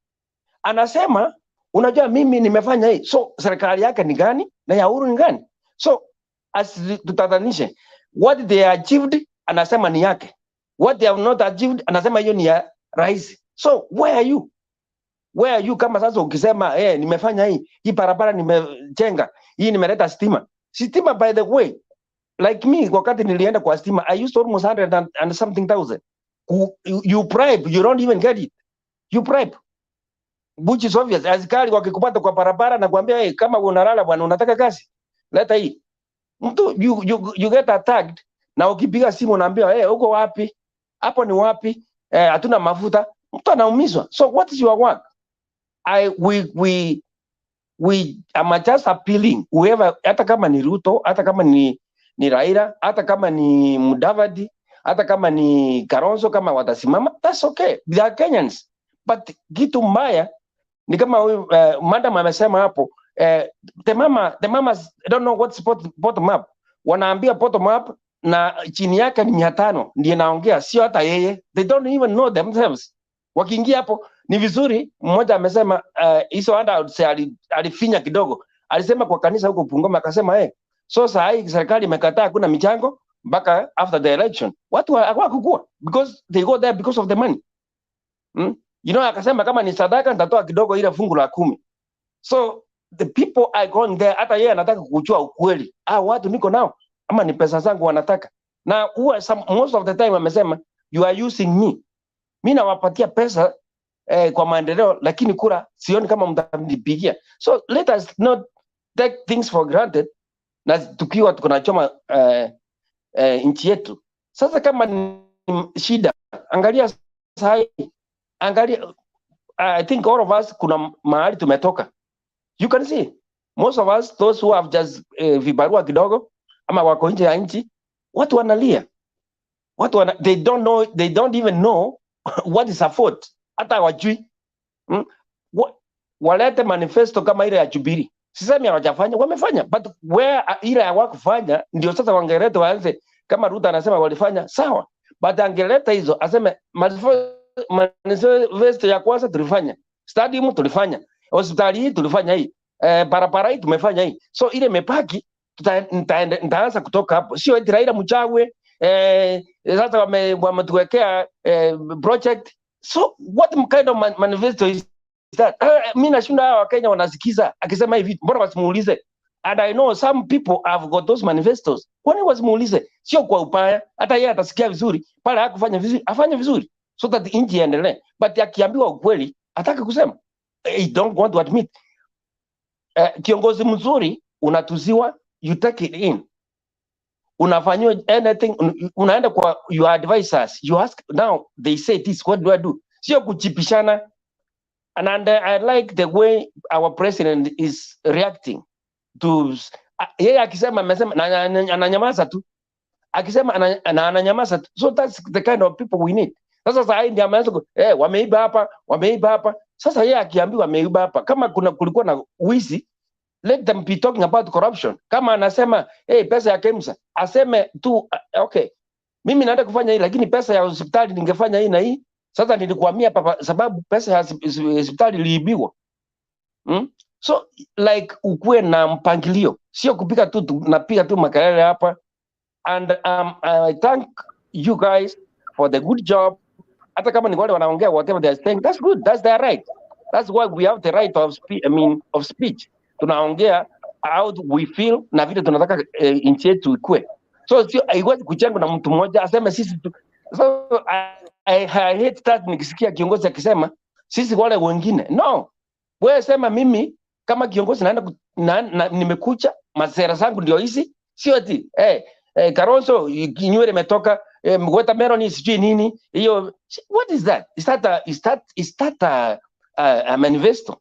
Let us not be arena sio ya criticize at the leaders. It is where you set your policies and let it be like that. Kama wale wanasikiza wanaenda kuambia hao viongozi, waambie sisi tunataka manifesto. Tunataka kuambiwa Ruto ni mwizi, tunataka kuambia huyu kitandawili, tunataka kuambia aliiba hii pesa. Mlikuwa wapi? Mnaangoja sasa, mnadanganya after the elections na tena maybe mnakuja pamoja unatangata. Sasa unatangata unakuwa hapa, unakuwa pale. Anyway, kuna wengine wanataka contribute. I'm happy now the show is becoming more lively. Wale ambao wanaropoka, I'm sorry to use that word, wameanza kuona where we are and where we're going. Sisi tunataka tuongee, tujadiliane shida tunayo vile inaweza kutatuliwa. Asante sana Bernard bwana. Okay, thank you Henry. Bernard, I want to do an introduction kidogo. There's somebody anaitwa Bitok kwa comments Yes. This is a forum, this is a public forum. Na kama anaanza kutukana some unpalatable words on one of the panelists hapa, a female, it's very bad because the panelists cannot respond to what this guy is talking na namuita majina mambaya. It's bringing it inaleta picha mbaya because she cannot protect herself. Please tuokoe mambo kama hayo. So thank you. I think I've dealt with that one. He's already gotten rid of. It's I don't understand why people become inhuman. You you get somebody, you meet somebody on a public platform, you begin to insult him as if you have grown together with the person. This is one generation that God needs to come and save very fast. Please let us observe our civility as we chat. Ukiona umelemewa una point, ondoka tu polepole, hakuna mtu atakufuata. Na kama uko na kitu you want to tell somebody in person, you have a difference with me, kuja inbox uniambie. Sio kushare ma personal matters on the platform. Kama ulikosana na mtu, makasiriko yako usiyalete kwa hii platform. Nimesema hiyo over and over again. Please, let's observe that. This is called Mtembei TV. And from the last time I checked, your name was not Mtembei. So we are all here to serve and seek the betterment of this country. Kama unaona we are wasting time ama we are not contributing whatever that can help you, you are free to walk out. We live in a free world where you're free to express yourself on your own, in your own best way. But when it touches on another person, you must take good care. So please, let's behave. Especially watu wa makasiriko, hasira nation. Usituletee hapa hasira yenu tafadhali. Sio sisi tulipanga hii maneno. Na siasa ndio imeanza. Sasa mkianza hii mapema, May, will you be breathing? When all the machinery will have been unleashed and the song will be singing on every street, in every corner, in every village. Relaxini sahi. Atuoli alisema miti. Wacha nitafute hiyo clip. Kateni miti. Exactly. Please, take it easy, stop all that insults against people. And also I want to address the men on this platform.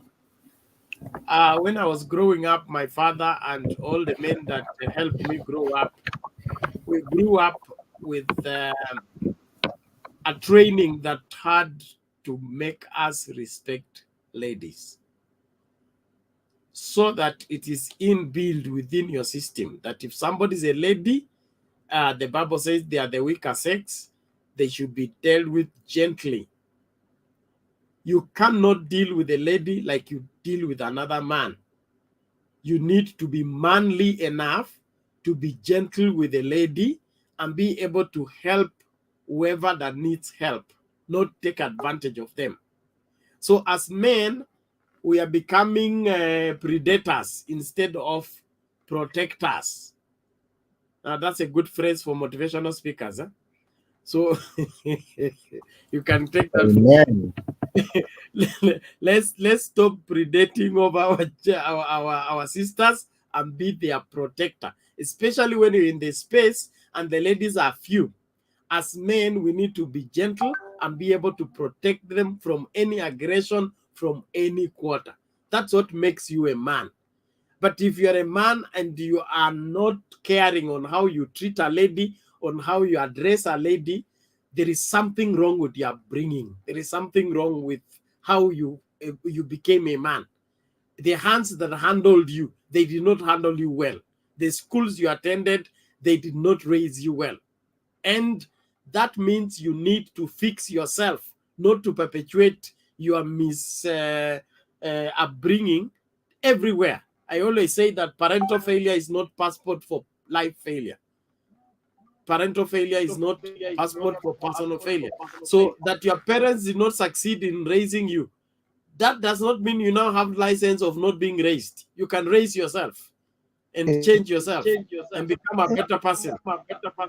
Benjamin Zulu. Thank you. Bernard. Yes, Bernard. Mama Selina. Yes. Yeah, thank you so much kwa kunipatia hii nafasi. Nataka niambie, ninaona kuna wasee si wasee sana na si vijana. Ni katiri. Nataka niwaulize swali moja. Bernard, wamama, we are not weak. Moja, mimi mama, unakuja ninakulelea watoto. ninakufanyia kazi yote kwa nyumba, unakula chakula yangu. Sijui wanaume wanajua kama wamama wanaweza amua siku moja kusema mutakula sumu yote na mutaamuka. Don't play with a woman. Tuliambiwa nyinyi muko na 5 common sense na wamama tuko na extra. Ni ile tu Mungu alituumba na huruma. Mama ako na huruma, si ati yako weak. Kama mama angekuwa weak, inasemekana hata mwanaume tajiri bila kuwa na mwanamke nyuma yake hawezi kuwa mtu. Ya pili, penalty, munisamee, ukienda kwa barabara upate wanaume wale walisaa kwa barabara huko na wanawake 10, uniambie wakati ya usee yao unawakuta wameteseka wako kwa barabara, na mama hata akiwa mwenda simu watoto yake wanamchukua wanampeleka nyumbani. So weakness, musione wamama wakiwa wananyamaza, we are not weak. Ni ile tu tunafuata Bible. Na after all, nataka niwaambie leo, wanaume walishawacha responsibility yao. Sasa tumekuwa sawa, mnakuja bottom up, tunaenda bottom top, wherever. Nyinyi mumesahau maisha yenyu. Kama mungekaa ile enzi ya mababa zetu yenye mwanaume alijua mama ni faida ya mama, Kenya hii vijana generation imeisha. Anyway, we support each other. Ninakuja kuishi na wewe, ulete nilete. So tafadhali wasee tunawaheshimu, but we are equal. Wamama kwanza, we utaenda ukuwe na wamama ngapi, uniwache na watoto, na hiyo watoto nitalea na watakuwa watu. Hata wengine wamekuwa marais, wengine wamekuwa watu wakubwa serikali, na wamelelea na wanawake bila wanaume. So as you see women, hata mkitutusi, saa ile unatusi mumama moja, fikiria vile unatusi mama yako alikusa, fikiria vile unatusi bibi yako juu huyo ndiye mtu unakuwa naye, na sister yako. As you are soul one woman, umetusi ile wa mama yote wako karibu na wewe. If you love your mother na unanitusi mimi mama kama mama yako, hakuna tofauti. Mama msichana mdogo, mama msichana mkubwa, ni kama vile wa mama wanaita wengine malaya. Unamuuliza na wewe umeolewa? Hiyo mtu umeolewa ulisaliwa na yeye? So these things watu wachichunge. Wamama tunaheshima, na hata mkitutusi namna gani, jioni tutasema pole, mkuje mkule. Lakini kama siku moja tukiamua tuseme dunia inaisha, ni nyinyi mnaisha. Si ndiye tunapiga, si ndiye tuko jikoni. Usiku unakuja lala kwa kitanda yangu, nikiamua kukumaliza usiku, nani atakusaidia? Poleni, lakini wanaume tafadhali, na vijana yetu, kama hivyo mnakuja kutusi wa mama hapa, hata manyumba zenu hamtasimamisha. Hiyo sasa ni ile ya heshima ya wamama. If you can, ukiwa unaweza tusi mama laini mpaka uite mama, unafikiria nini kwa huyo mama? Shukuru kwa sababu ametoka, hata kama hana kitu amesema. Chukua neno moja amesema ya amani, because I don't think kuna mama atakuja kusema Kenya ipigane. Hata kama wajui kufanya siasa, lakini watasema please. Mama akiona mwisi akiuawa, hawezi simama na kutoa mawe, ataambia watu muache aende kwao, afike kwa mama yake. Mtuchukue hivyo tu, msitutupie mawe. Vile sisi tukiona mkiuawa tunalia, tunasema please, ni mwisi, lakini muache aende kwa mamake. Tumbo yetu inapepa Kiwete, inapepa Msuri, inapepa mwisi, inapepa pasta, inapepa president. Sisi tunapepa hiyo yote. Na mwili yetu, tumbo yetu inapepa hii kabila yenu yote mumechaa hapa, weusi, wesungu, manini. That is a womb of a woman. So saa ile wanaume mnaongea, fikiria hiyo. Ukinitusi, I'm happy kwa sababu umetusi your mother, ama umetusi bibi yako, ama umetusi sister yako, kwa sababu there are 3 people in a man's house: the sister, the mother, and the wife. Thank you. Wow. Thank you very much, Mama Selina, and to all ladies, we value and respect you.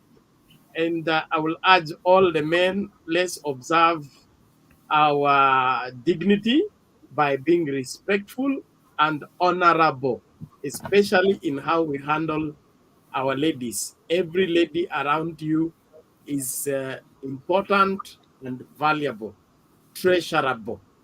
You Amen. may not see the value thereof, but that does Oh, not mean they are nilisahau. powerless. Nimesema It is, Bernard, your mother, yes. your sister, na mtoto yako, msichana yako. So there are 4 people in your wife, your mother, your sister, your daughter. Mwanaume uko na watu 4 kwa muhimu kwa maisha yako. Sawa sawa. Thank you very much. I think that we'll have a topic on the same to discuss it at length. But as at now, please, especially on this platform, specifically Mtembei TV, let the men lead the way. You lead the way. A woman will treat you the way you treat her. Ukicheza rough, utapata rough. They are multipliers.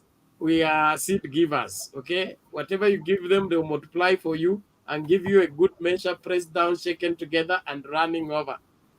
Shall she throw in your bosom? So please, let's all respect one another. Go about each, and we all meet here.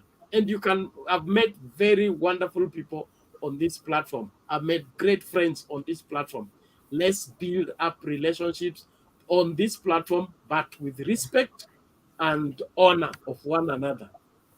Not hii ambayo umeanza kurushiana maneno, kutusi mtu. You cannot insult somebody just because you're angry. It is not normal.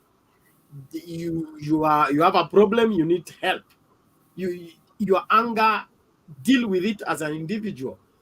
The Bible says whoever cannot rule his spirit, okay, he is worse. It's like a city without walls. A city without walls. Anything can enter, anything can leave.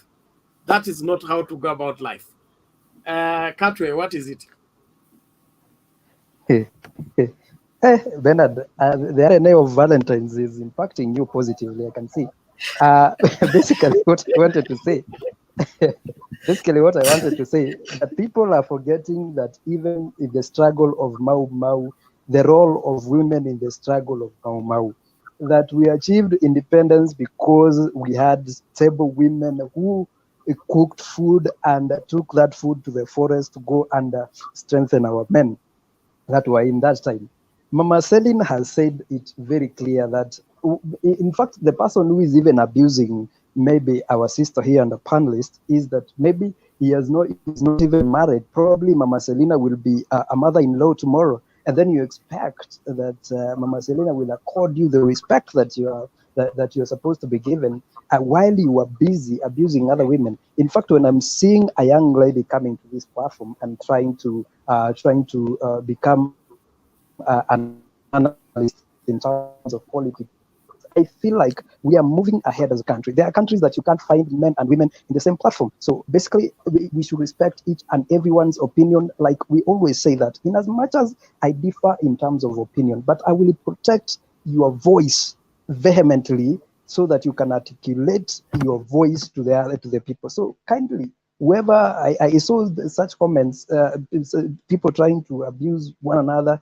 and talking ill about other people. Kindly, that time is long gone. We have moved as a country. We are very better in terms of East Africa. Our president was named the best president in Africa. We are moving forward. So upuzi, sorry for using that word, but that kind of narrative of trying to abuse our women, just stop it. Take it to another platform. Go form a village, a WhatsApp group. Then mwaga matusi yako huko. Then we can continue. Thank you. Okay, let that rest there.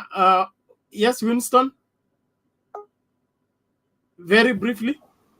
Okay, my comments are very short. First of all, I'd like to thank you for the women in this group. They are the ones that are our backbones. If we did not have women, we'll not have the religion that we have that I profess right now as a Christian. I profess, for example, Ruth, Mary, all those the great women who have carried the religion that we hold right now. However, back to the agenda of the day.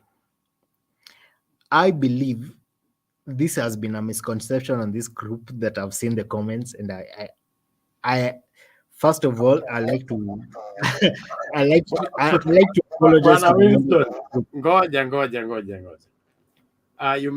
You are to make a brief comment on the issue of women. If it's submission, wait.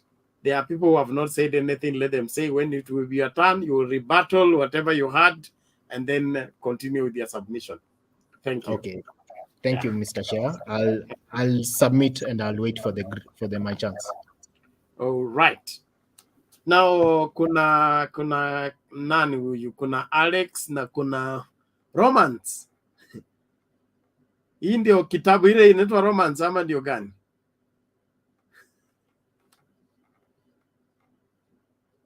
Waraka wa Warumi mlango wa 12 dirisha la kwanza na 3. Unmute kwanza bwana Romance.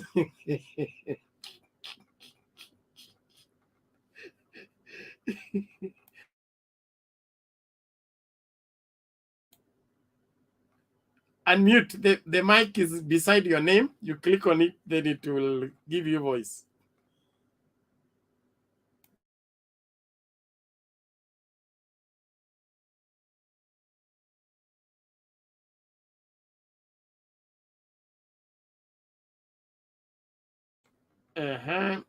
Bana Roman seem to have there.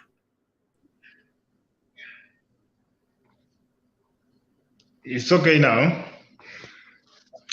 Thank you. Okay.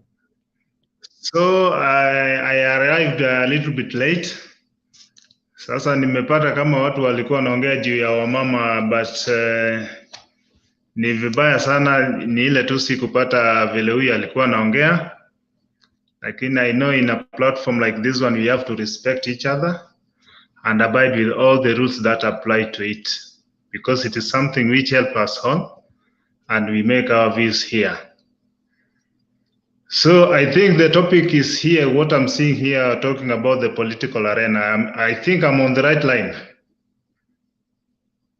Yes, go ahead. Give your thoughts on the same, then we move on. Yes, according to the political arena, on the issue of President hitting on the DP, I think the issue is very okay. The president is very okay. Kwa sababu hata wewe ukiona vile hii siasa inaendelea, I think it is not good. I come from Western, but what's on the ground there, it's a sign of incitement. Si ati siasa nzuri inaendelea huko nyumbani. Sasa as a person coming from Western, I'm so embarrassed with our leaders, na si kitu nzuri. Siasa ni kitu inakuja na inaenda. Kwa sababu niliona hata Kalwale leo, ilikuwa jana ama leo, alijaribu hata kupitia kwa ground aulize hapa namna gani, and they feel the ground is not okay with them. Kwa lole hata leo aliambiwa live kwa ugavana, hapa ni si mtu wa UDA, ni mtu wa ODM. Sasa watu wanajua ground iko aje. Ground is not okay with them. Na hata hii muungano ya One Kenya Alliance, si ati ni kitu Madvd atasimama, ile ni kitu ya kukampenia Ruto. Na hiyo ndio show inaendelea, ni ile tu bado hawataki, bado wanatafuta njia ya kuambia watu Ruto ndiye atakuwa presidential aspirant here.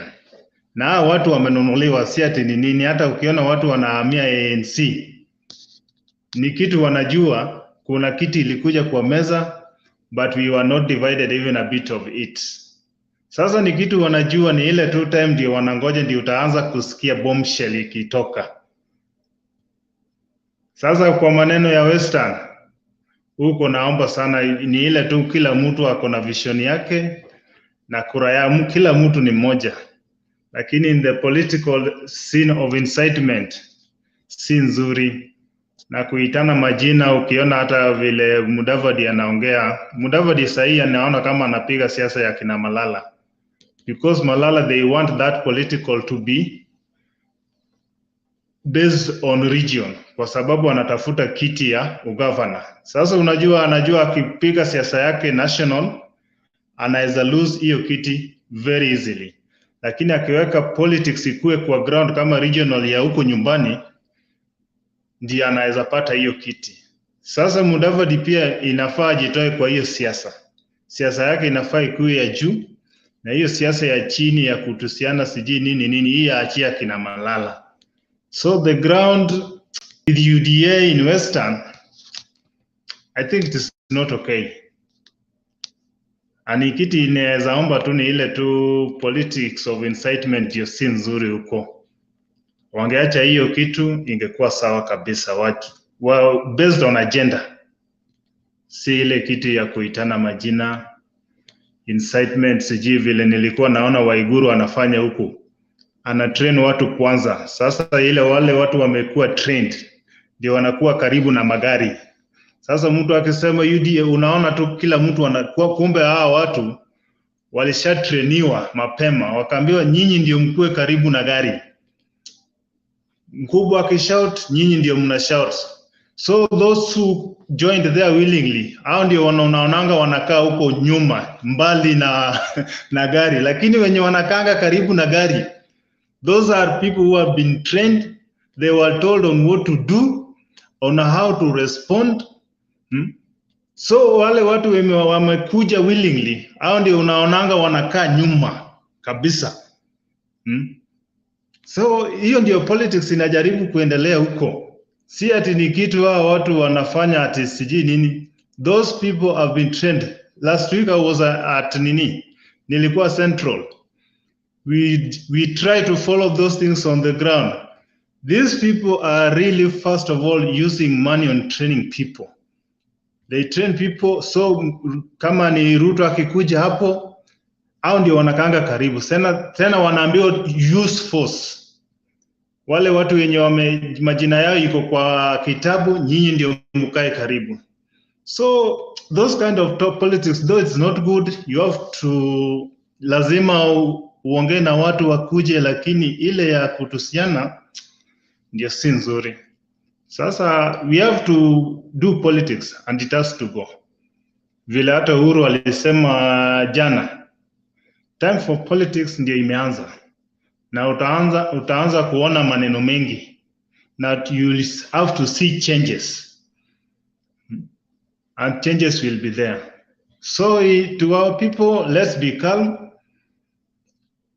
and we do politics in the way it should be. Ni ile tu nimefika late kidogo, sijashika moto vile ilikuwa inaendelea.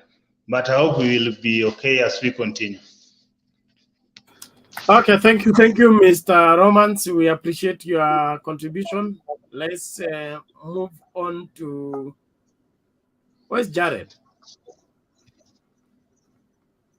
Yes, Winston. Thank you, Mr. Chair. I'd like to make my final submissions on today's topic. First of all, I'd like to make an apology to all the people in the comments who believe that by me voicing my opinion on having a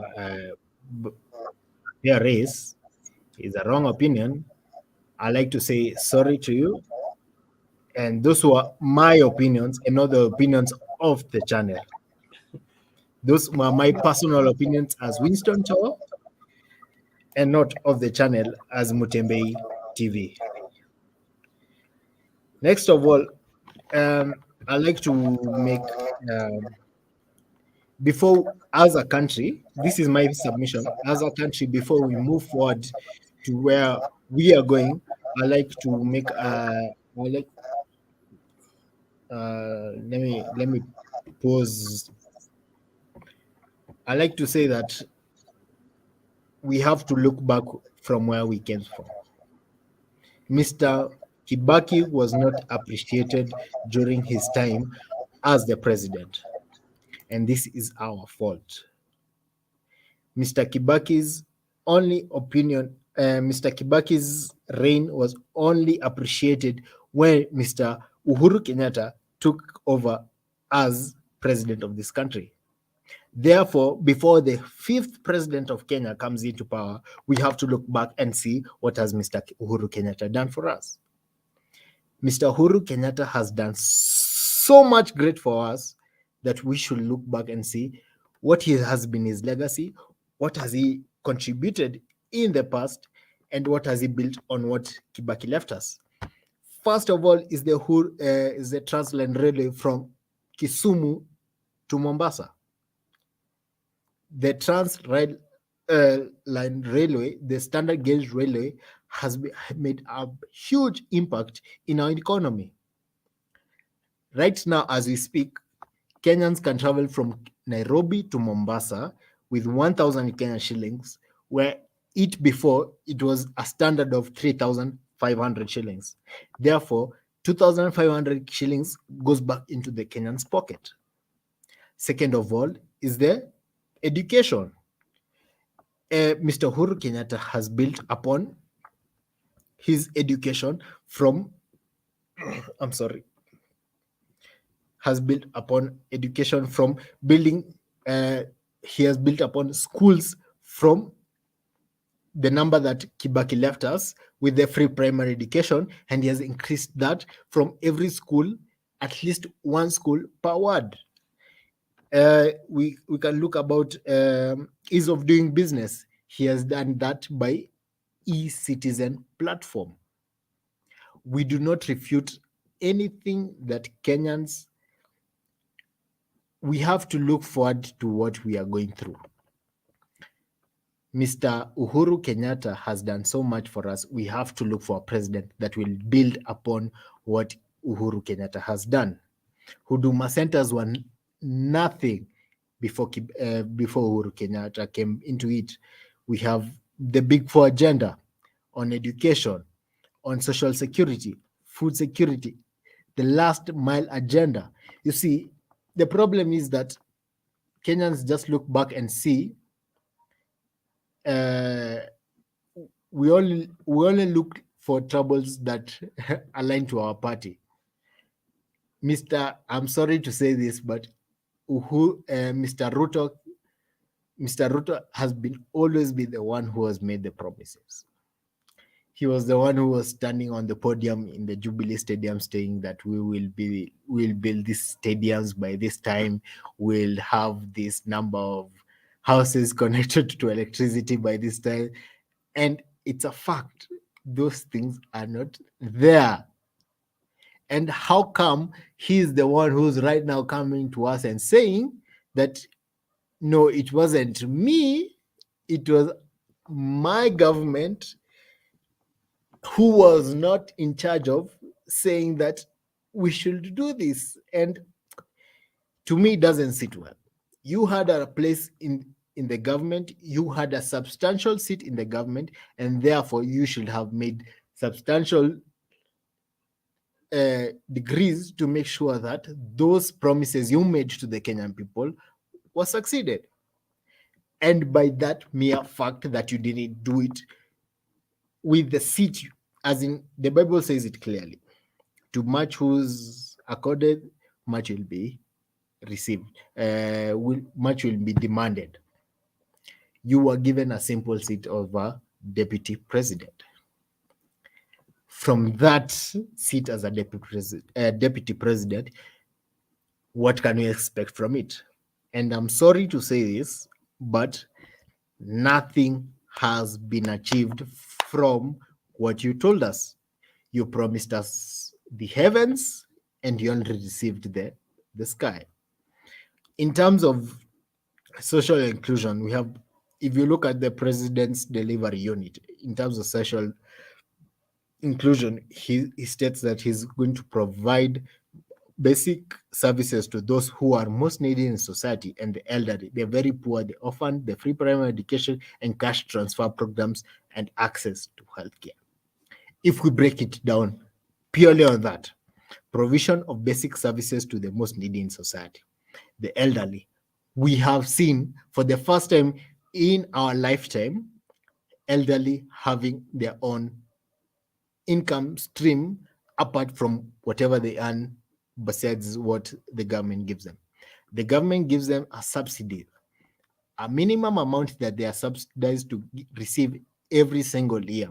This amount, I have personally witnessed, is deposited to them through their KCB account. They can withdraw of it every single month or maybe quarterly, and they have their funds in there. As long as you have reached the age of 75, you are eligible to register and get that free education, that free amount of money to enable you to be able to sustain your living. The very poor, we have seen Inua Jamii. If you look at right now from where I sit, I live in Langata constituency right now. Langata constituency faces improvement of slum education. Not slum education, but slum livelihood. They have brought down slum dwellings. They have done away with mabati structures, and they have put up high rises where the people who are living on the land itself were promised living quarters in the upcoming buildings. And besides, when the buildings were coming up, they were promised living standards of living. They were paid money to acquire rental houses in the meantime as the houses were coming up. Once the houses were done, they were given rooms and houses to their own names. They are now the landlords. They can choose to live in there, they can choose to rent it out. That is Huru's legacy. In terms of education, the government has made sure that all universities have the proper equipment to equip the upcoming generation with whatever skills they require for the Kenyan market. We look at Kenya, food security. We have Gulana Kulalu, or I might forget the name, but every single project in terms of food security, the government has tried to ensure that, and all this isn't with Uhuru's legacy, energy, the last mile. All we hear about Ruto is,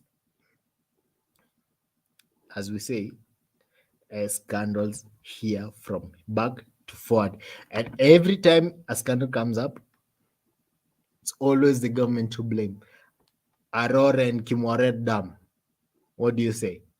No, it was the government. Oh, we are being witch hunt, whatever we do. Huduma centers. How many Huduma centers has the deputy president launched? Every single time I've seen a Huduma center being launched, it's either President Uhuru Kenyatta himself or his loyal CECs who have launched the subject. When you look at housing, as I was saying earlier, the Kibera Slums Initiative project, I have seen personally slums being upgraded through the slum upgrading program, houses being built, high-rise being coming up, and those people who are living it coming up. In terms of land, how many title deeds did Moi or Uhuru Kenyatta's father give up? I'm sorry to say that, but Uhuru Kenyatta has given up more title deeds than any other president has in Kenya's history. You look at infrastructure, Lamu Port is coming up, the Lapset project is coming up. Who do we need that we can ensure that those all projects will go according to plan? And I'm sorry to say, but his deputy does not look for that. He's only chasing clout. And if I may say so, Mr. Bernard, this is my last submission that he is not the person to succeed the president. The only reason why Uhuru Kenyatta chose Ruto as his running mate in 2013 was one, the ICC. The ICC was a determining factor for who was going to become president of Kenya. And those people who were at the ICC at that time, those who were mentioned at the time, had a predominant factor on who were to become president or who, because it was always a feeling of I against them. Therefore, Uhuru, when he came up, he chose Ruto because he was the other symbolic person who was on those papers. And therefore, it was a perfect match made in heaven. I am chosen, I am on these papers, you are chosen, you on those papers. Let us try to beat the system. It was not a perfect match for us as Kenyans as we stood at that time. But because we wanted peace, we chose peace. We did not choose Uhuru, neither did we choose Ruto. We chose peace as Kenyans. Therefore, we took Uhuru. Okay, Bwana Winston, thank you. I think I should do a special show with you, me and you, the two of us. Thank you, Mr. Chair. I'll stop my submissions with your permission, and I look forward to doing this more with you. I like to educate Kenyans, as in we are not there yet, but we are heading there yet. We are growing. We are a growing democracy, and therefore I believe Kenyans have the right to choose who they believe are the true leaders. And for now, I'll stop at there. Peace out, Mr. Chairman. Is someone else choosing for Kenyans who should be their leader? For now, I like to reserve my comments. I don't think I'm trained to hear what people are not saying, so but it's okay. Thank you so much for your submission. Let's keep the conversation going. Alex. Bernard, habari yako? Salama, namna gani? Sio mbaya, labda yako. Mimi niko salama. Hata sisi tuko salama, tunashukuru.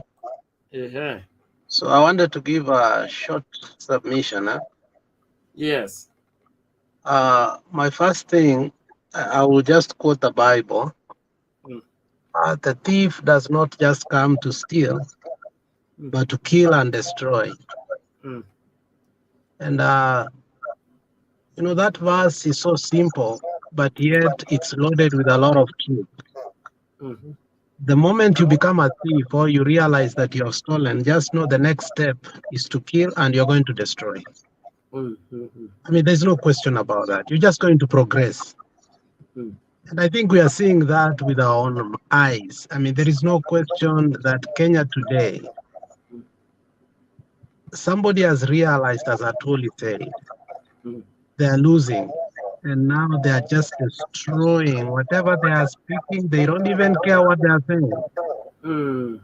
Where did common sense go? You are the deputy president. You have said it before. You have rattled it before. You even said deep state ni nani kama sio sisi.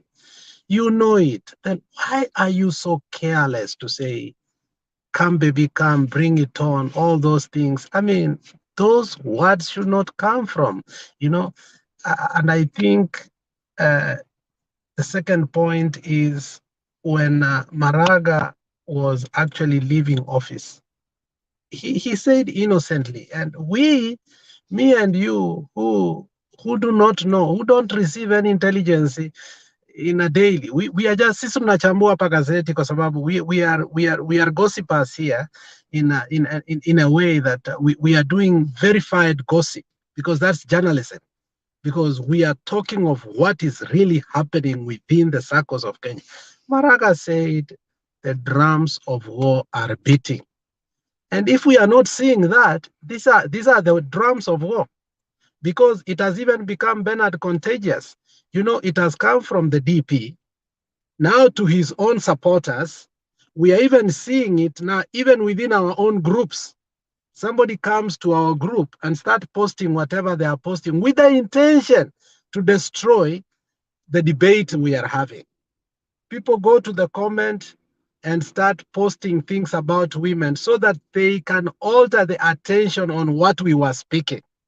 So I think we should be very firm on what and why we are here, because the enemy here is getting what they want.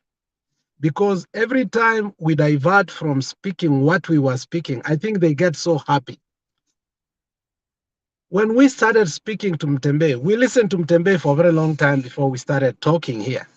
The thing is that I think they have realized Mtembe is a platform that many people now are listening to, especially the Bunge la Mwananchi. So I don't think if you people in Mtembe have decided to have cyber security, because the next stage, from what I am seeing, these people will start destroying you totally and completely, because they have realized you are growing over and over, and the only way, because they can't debate, they can't argue, the only thing that is remaining, they can't abuse anymore because you're blocking them. Now the next stage, they will try to destroy us. And to that end, we need to be very particular. Now, coming to our debate group, we even labeled and say this person has the IP of what was posted last time. And you people refuse to block him. Yesterday, they fizzed me when I gave my email address to one of the people who wanted here so that we could talk about 1 or 2, 3 things. Immediately, I received an email which fizzed me. And he sent a lot of, spam across my phone and WhatsApp until I had to change my whole phone. That's evilness. Let's debate here, finish, go home. Don't start sending spam to somebody's email because another person wanted their email here so that they can communicate. We are here to make connection. If I know Bernard can help me or somebody else can help me, let us help each other. But our enemies here wants totally to destroy. Of course, you messed up my email, my WhatsApp and everything, but that does not help you. I'm here back here. So our enemies, stop being personal. Stop sending nude pictures saying this is who and who. Stop going to people's bank account and trying to fizz there. Bernard, we should have debates here and finish here. And if we find people who are going beyond personal, we must know that these are the culprits who go behind and start doing things that they should not do. I believe totally the people who went back and corrupted my emails and my bank accounts and everything must be here, because the moment that email was sent, that is when it happened. Let's not be petty and let us not be personal. That does not help us. That only shows that when you take over the government, the kind of things you can do. Let us not go there. Thank you, Bernard. But Bernard, our security is important. When you see somebody post something that threaten another person, block them, because they have already shown the signs. I hear you, Alex. Thank you so much. And sorry about what happened. It's a funny situation whereby people come and pretend to be here for good, but they are always praying and looking for what to bounce on. They don't see why somebody should be that evil. We are here establishing relationships, supporting one another. That should be the real essence of everyone coming here. We offer you a platform to air your views. You should take that with humility. But now the spoilers just want to spoil for everybody. They want to bash on the mamas, fight everybody. Please just take your asira elsewhere. allow us to do what we are required to do. And if what you are sharing is not good for you, go where there is something that they are sharing that is good for you and enjoy it alone. But spoiling something that is good is uncalled for. Let us be part of what builds a nation, what builds a people, not what tears them down, what destroys them. And therefore, I would want to urge us, let's be civil, let's respect one another, let's do the right thing because it is right, not because somebody feels right about it. Just do the right thing because it is right, and in doing what is right, you are helping many people. There is this Frida Kavoy, don't post over and over the same statement, because that is taken as spam, and YouTube will respond by deleting all of them, or even sending sanction on the channel. I get your question, and probably we'll discuss that. What happened to UDMP's allies resigning like they threatened? UDA threatened to not to appear on Citizen TV because they were giving it attention and content.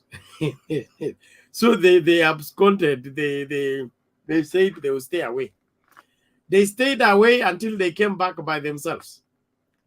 So let's see, they are resigning. Is it tomorrow or today?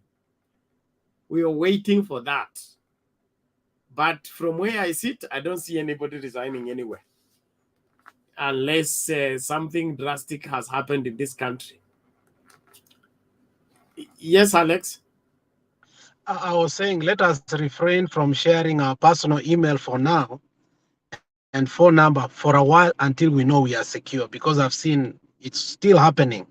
It would be sad if somebody attacks you. They really messed me up. So please just restrain for now, because they really messed me. Trust me. So don't do that. Just for now, until we know we are secure. We should provide a safe place for us to share. We will share our contacts, but sharing them anyhowly can cause harm to you if there are important documents in your emails and other places. Sawa, thank you very much. And there are specific people that are asking for information. They come to the platform, even make contribution, then suddenly they ask for information and then they disappear. So just beware. Don't give information to somebody you don't know. They may pretend they want to help you. Just be careful, because they are nini. I think the reason why they are here is because of the funds drive we did for the Marsabit people. We didn't even hit the target. We are still fighting on how to be able to get that materials across to Marsabit. So probably they are here to see if they can hack the system and carry the money.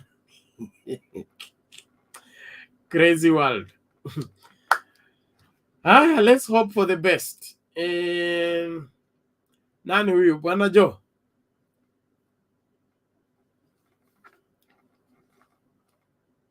Joe yupo kweli? Na kwa vile leo nimetetea kina mama, kuna kitabu nimeandika kwa kina mama, and it's online. So nataka muende kuvisit that site, and if you like what you read, you buy the book online. I will share the link. If you're interested, you get a copy for yourself, and it will add value to you. It's called The Timeless Woman. I'll be sharing the link. You go to the site, you read the introductory. If you like the information, you possess one for yourself, or buy for your mama, buy for your sister, buy for your daughter, buy for your granddaughters. Let them have right information that will help them be great people. It seems Joe is not there. Turudi kwa nani? Mkenya Spain.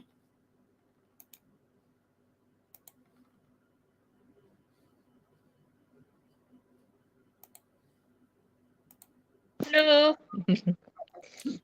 Yes, karibu. Pole sana Alex. Pole sana, pole sana. It's so sad. 21st in 21st century some things to happen. But we understand people sometimes watu wana mashinda, people have problem na the way they find the kutoa hizo mambo ni kuja kutusi wengine, kudharau wengine, but we understand. I think Kenya hakunjafika feminism. Watu wanjue what is being a lady na wanjue what is being a woman and so on.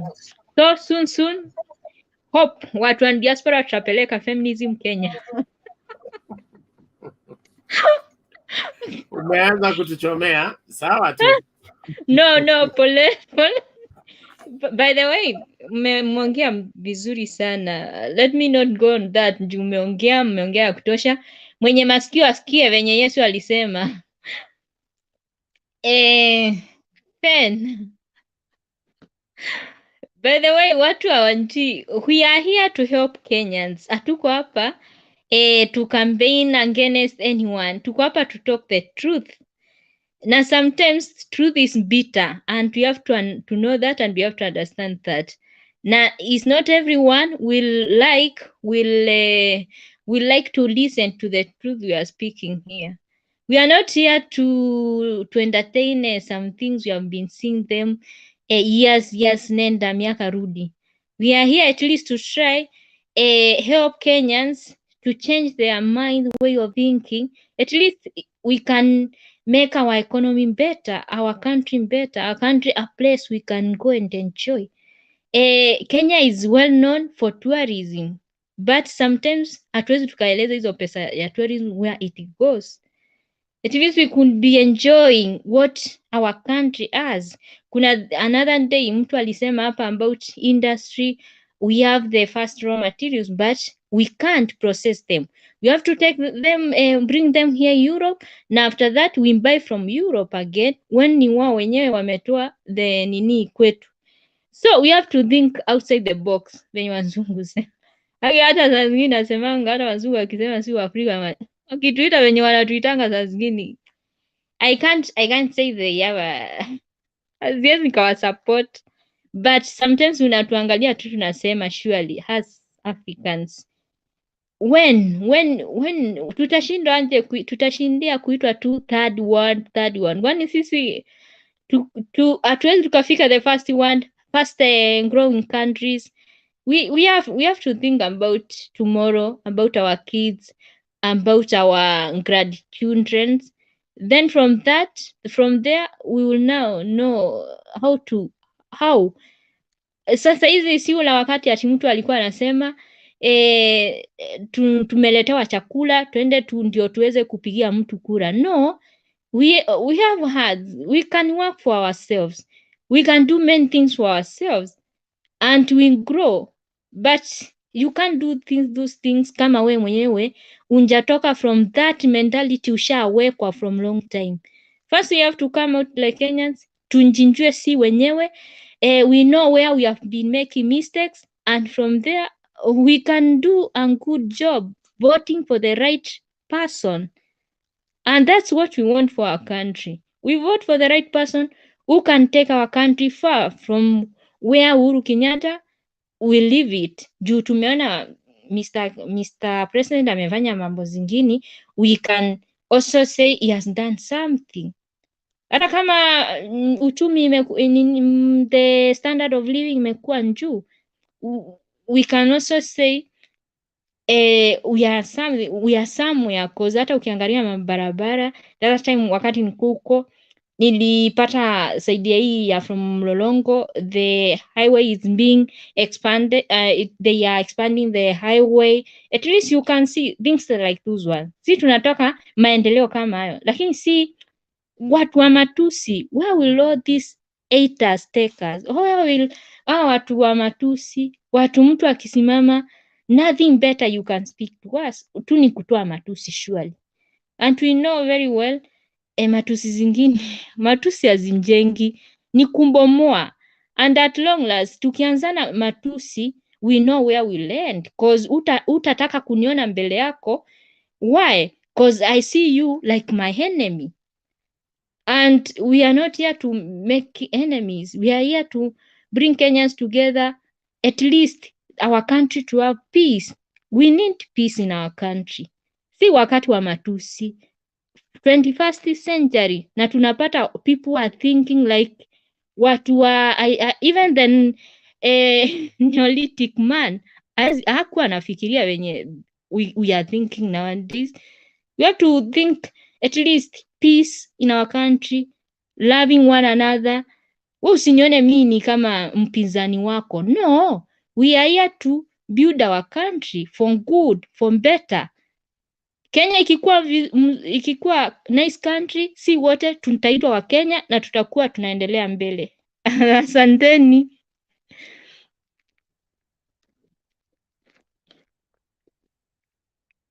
Okay, sawa, thank you Mkenya Spain. Tunasonga mbele and we go back to Romans.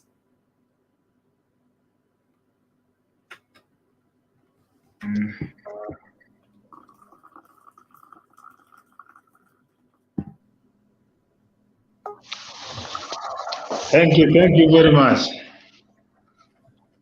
Sasa vile huyu mwanadada ameongea ni vizuri. Ni vizuri sana watu wajiheshimu kwa podium kama hii, na tuangalie jinsi ya kuongea, tusiongee vitu zenye zinaleta incitement ama kutoheshimu wengine. Hiyo ndio kitu nzuri, kwa sababu unajua hii Kenya ni yetu yote, na inafaa mtu akikaa mahali anajiishi kama Mkenya. Ukue hata kama uko Nyanza, uko Western, uko Central, unajiishi kama Mkenya. Na hii maneno ya Tanzania inafaa pia sisi tukue nayo. Mtu akikuuliza we ni kabila gani, umwambie mimi ni Mkenya. Vile Watanzania wanasema. Huko hakuna maneno ya ukabila. Na hapa Kenya kama tunaweza maliza kitu kama hicho, inaweza tusaidia sana kabisa. Hata ukiwa wapi, si ati unaangaliwa kwa kabila yako. Kiongozi akisimama ati kama ni Mkale lazima Wakale wote wamfuate, kama ni Mluya lazima Waluya wote wamfuate.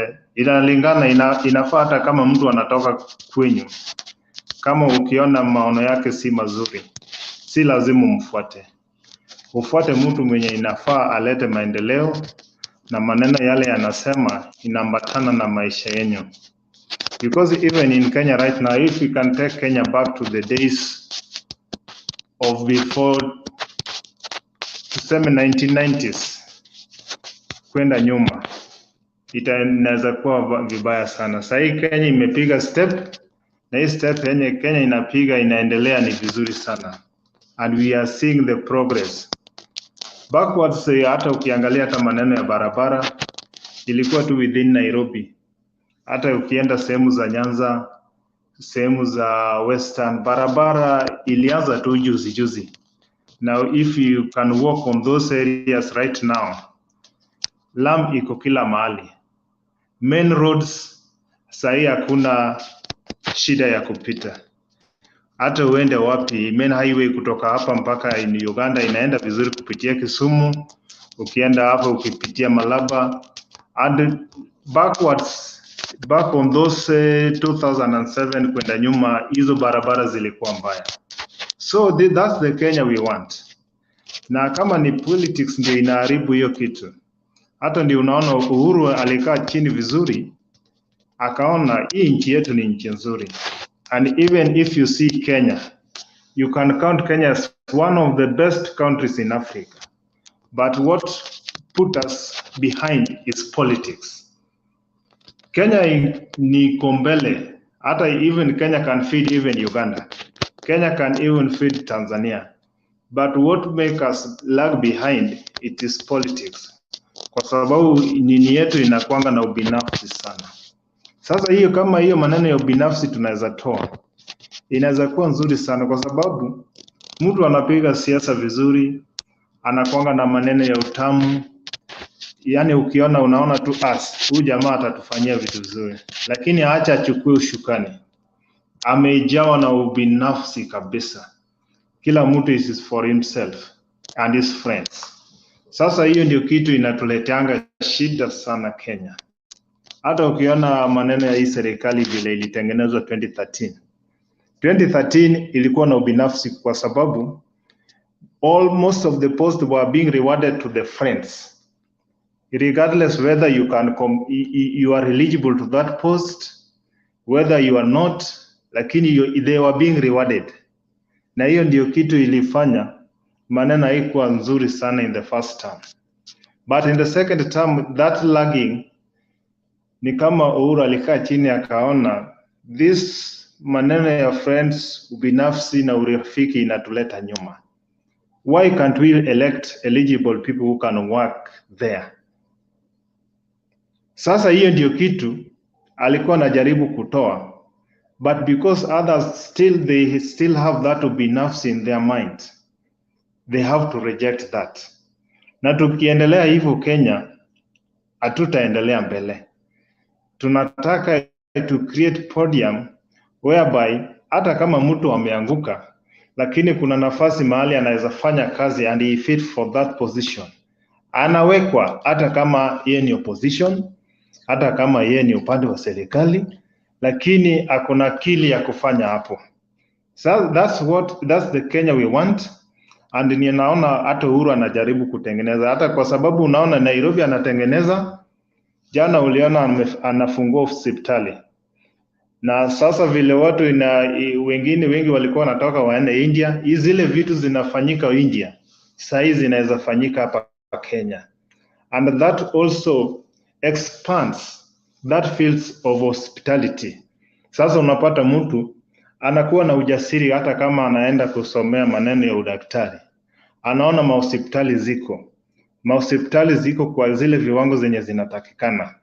Hata kama ni mashule, instead of taking my child there because I have that ability of taking him abroad, anaweza mweka tu hapa Kenya kwa sababu I know the quality of our education is very good. Hata kama ni maneno ya barabara ni nzuri. So that's the Kenya we want, whereby we are improving day by day. Opportunity ikikua, mtu anapewa kazi, mtu mwenye anaweza fanya hiyo kazi. See, it's not just like a reward because of friendly issues. Hata ukiona hii maneno ya hao watu watangatanga, si ati naongea vibaya.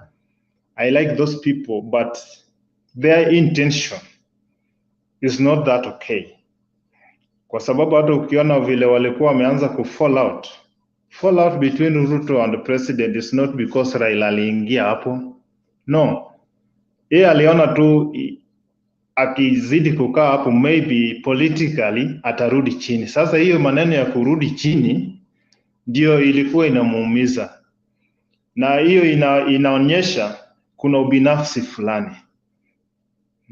Kukuja kwa Raila kwa Uhuru haikuwa inaweza mmaliza ati yeye ni mtu mbaya. Yeye angekuwa tu afanye kazi vizuri. Ile vitu ideas Raila ako nazo. Kwa sababu Raila also heads good people like Orengo, people like Otienda Molo. Those are people you cannot leave behind when you have a certain issue which is very critical. Na Uhuru aliona hiyo kitu kwa sababu ukiona umeweka watu wengine nyuma na uko na issues zingine, hao ndio wako na experience kwa hiyo kiwango, which means even your issues will not be solved in a correct way. So we want Kenya whereby we move forward and everyone should be on the board, whether you are on the opposition, whether you win. Kama kuna issue ina solve na ile kitu inapewa mtu mwenye anaweza fanya hiyo kazi na ako na akili ya kuifanya. Na hiyo ndio kitu Uhuru anajaribu kufanya. Sasa hata yeye ni kama alikasirika kabisa, kwa sababu yeye pia alijaribu kumwambia bwana, acha tufanye kazi kwanza, na yeye anaendelea tu, wacha tufanye kazi kwanza. Sasa akireward hata mtu ameona, tuseme kama opposition, kuna mtu hapo ako na experience ya kufanya hii kazi, akipewa hii kazi hao wengine wanaona vibaya, but in fact ako na those qualities of doing that work. So that's the Kenya we want. Whether you lose a seat and you have the ability of doing something, when the position occurs, you are being given to do it. Si ati anapewa mtu mwingine as a term of reward. Hiyo ndio maana tunakuanga na corruption sana. Mtu akiingia mahali anaingia na ubinafsi, so just meandering with money. Hakuna kitu inafanyika. Kufanyiwa follow up hakuna, kwa sababu ubinafsi. Mtu anajua si alinipea hii kazi juu ya urafiki, kwa sababu nilimkampenia, kwa sababu nilimsaidia kupata hii, kwa sababu hii. Sasa mtu anafanya tu kazi vile anataka, and if we do it like that, there's no progress we will make in Kenya. And I love what the president is doing. If we can move like that, I hope Kenya will be in a better position and we will reach higher. Hata uliona ilikuwa last year ama when tulipewa direct flight from Kenya to America, direct. But in the past we were not going direct, which means we have been the center even in East Africa, whereby kama mtu anataka kuenda huko direct lazima sasa kuje tu Kenya. Kama tuseme kama yeye ni Muganda ama Mtanzania, anakuja Kenya ndiye aende huko direct, which means we have been benefiting from that.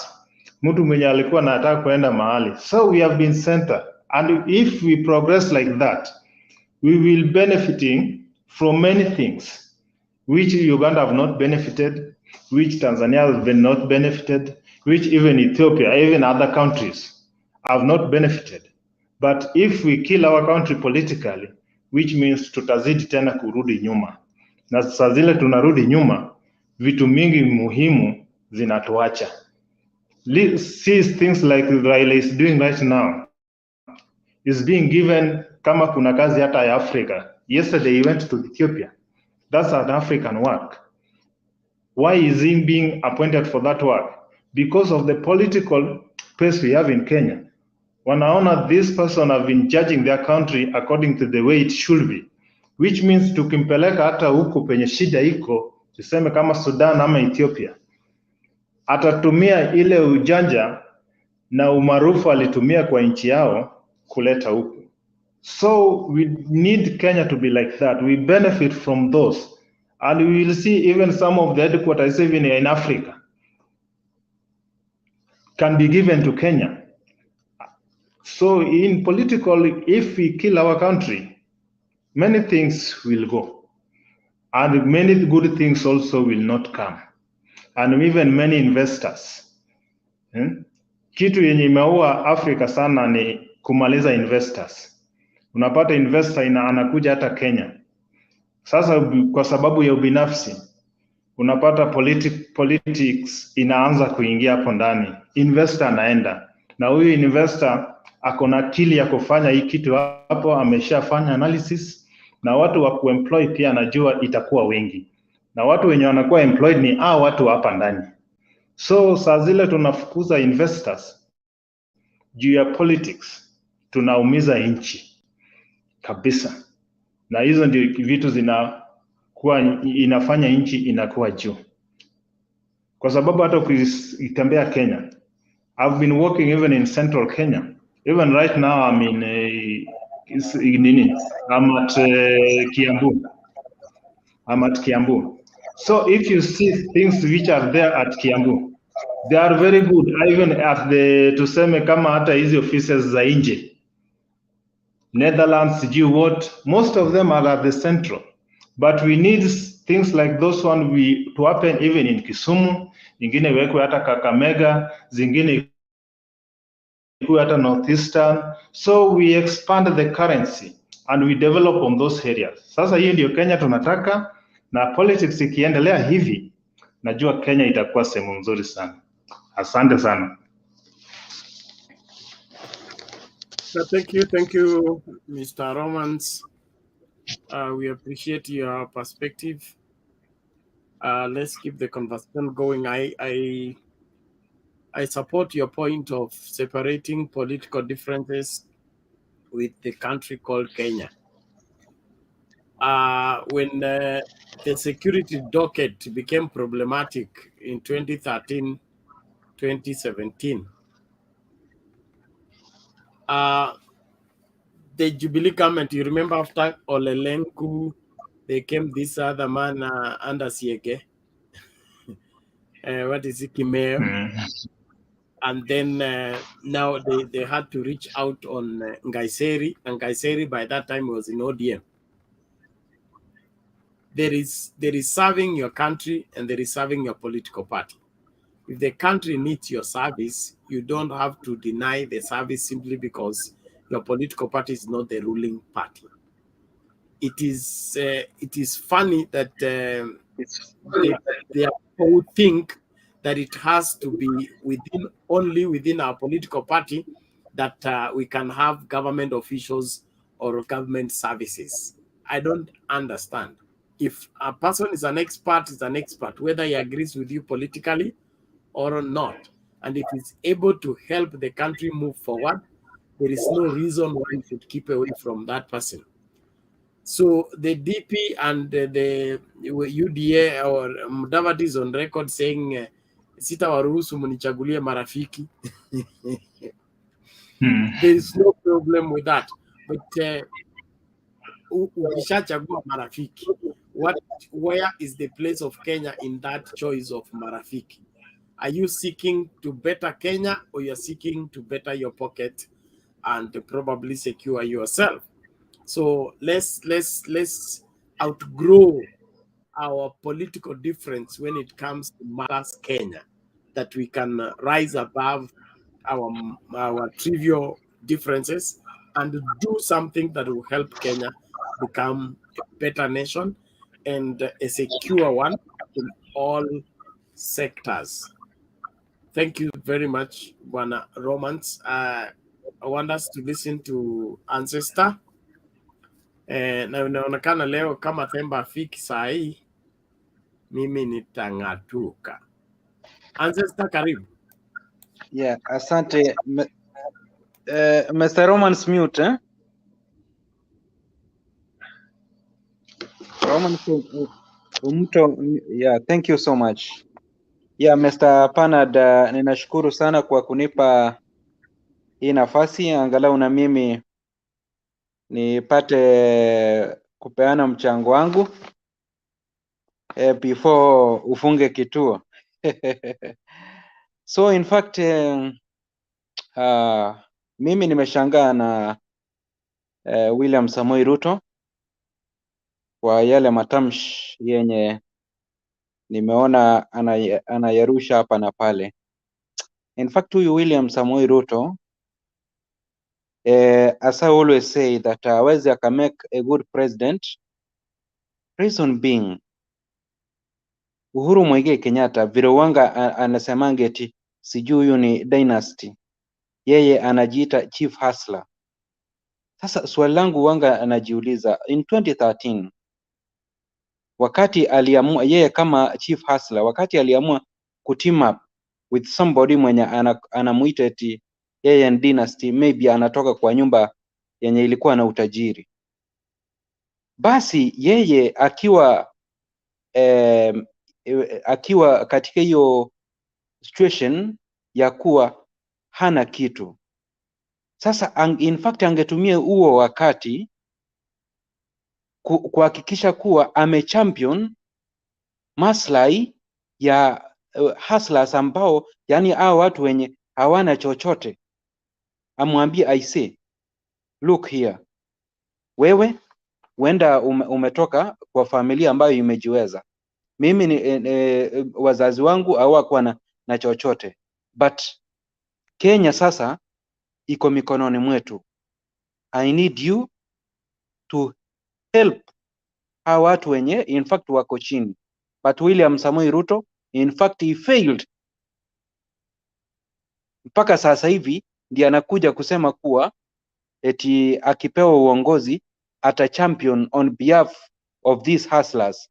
Uongo mbaya, uongo mbaya. Kozi ni kitu tungeiona kutoka 2013 mpaka wakati huu. Sasa yeye ameamua kuteam up ameamua kuteam up kwa kusaka mali na kusahau mahali ametoka. So hata akiingia uongozini still hawezi akakumbuka our hustlers. Let me tell you the truth. Sasa na kitu ambayo imenishtua coordination ya hii campaign ya KKA ama Kenya Kwanza Alliance haiko mzuri. Musalia Mudavadi anakuja anatuambia kuwa hii government ya Uhuru Muigai Kenyatta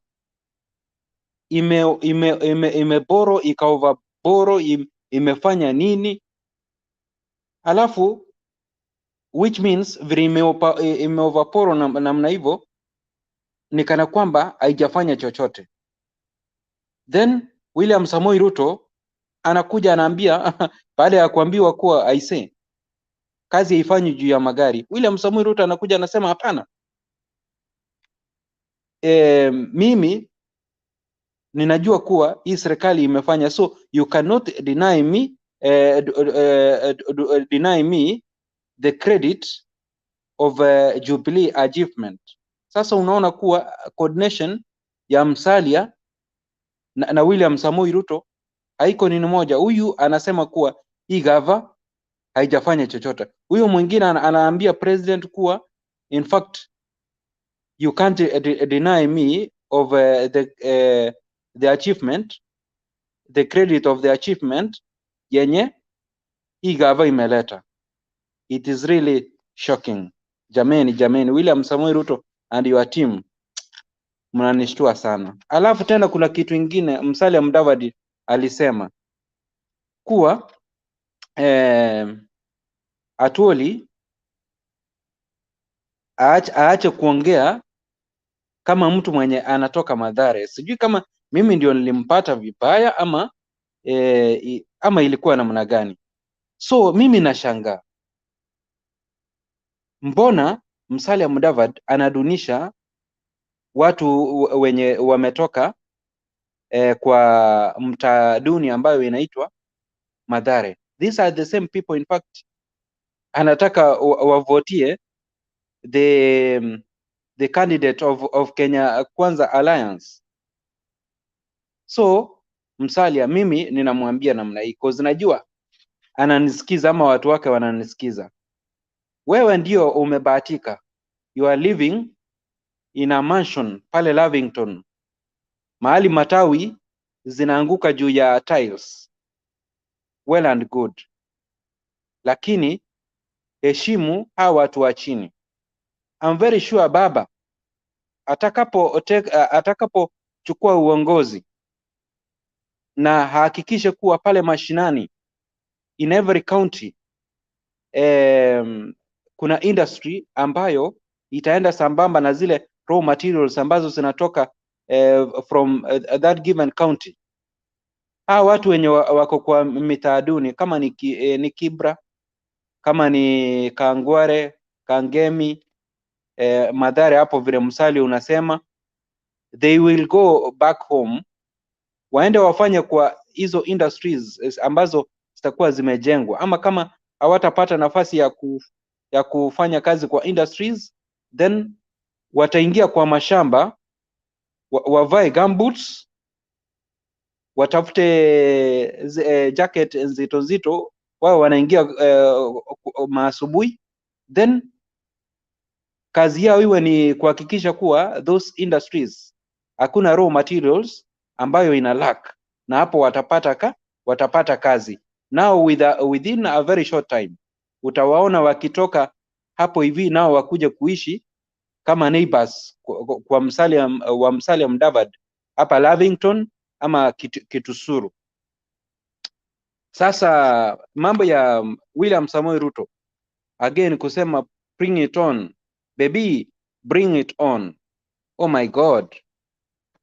Huyu William Samoei Ruto akichukua uongozi, believe me, huyu bana, ndugu yangu wa Kenya ambao mnanisikiza, atakuwa mdeadly manze, hautakuwa unamchezea.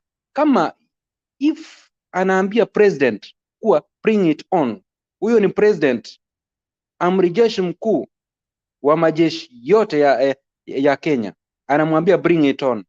Mimi mtu wa chini, I'm very sure my friend, haitakuwa mchezo. Unajua wakati unapo dare your father, baba wa taifa ama baba wa nyumba, wewe ni mtoto, unamdea, unamwambia kuwa in fact usije ukanichezea.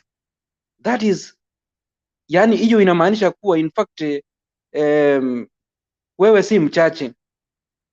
Na sasa tukipata kiongozi mwenye akona ukali kama huu manze, itakuwa ngumu sana. Halafu tena kile kitu ambao nimeangalia kuhusu campaign ya Musalia Mudavadi manze, ya Musalia, Weta na William Samoei Ruto pale Western, in fact imekumbwa na msukosuko. Muliona in Busia yule aspirant wa UDA mwenye alisema kuwa angeomba watu wavotie Azimio. Hapo muliona kulikuwa na mushkil. Weta naye uliona alikumbana wakati alipokuwa anabonga na ndugu zetu pale, walimwambia kuwa manze, sisi hatutaangalia chama, tutaangalia mtu. So hapa tutavotia baraza, na baraza ako under umbrella ya Azimio.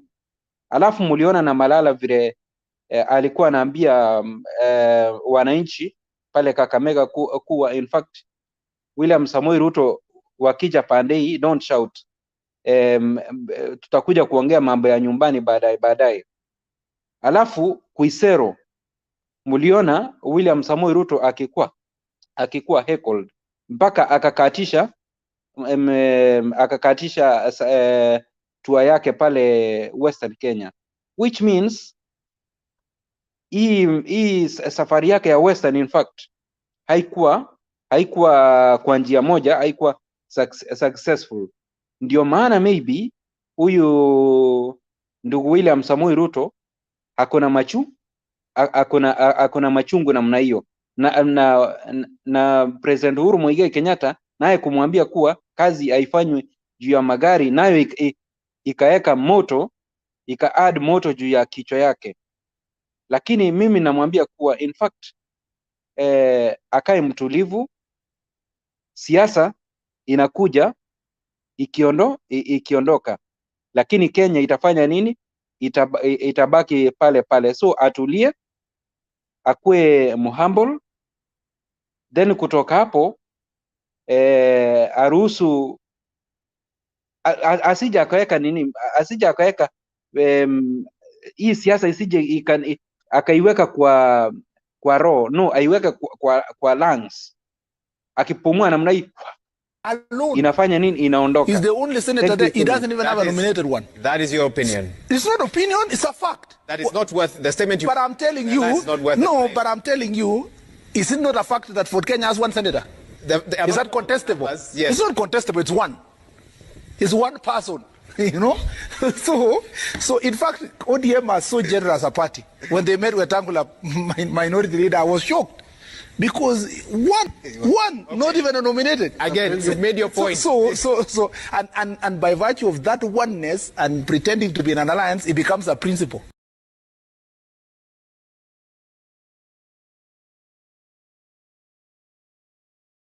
In Senate, Wetangula is there alone. He's the only senator there. He doesn't even have a nominated one. That is your opinion. It's not opinion, it's a fact. That is not worth the statement you... But I'm telling you, but I'm telling you, is it not a fact that Fort Kenya has one senator? Is that contestable? Yes. It's not contestable, it's one. It's one person. you know. So in fact, ODM are so generous a party. When they met Wetangula, minority leader, I was shocked. Because one, okay, not even a nominated. Again, you've made your point. And by virtue of that oneness and pretending to be in an alliance, it becomes a principle.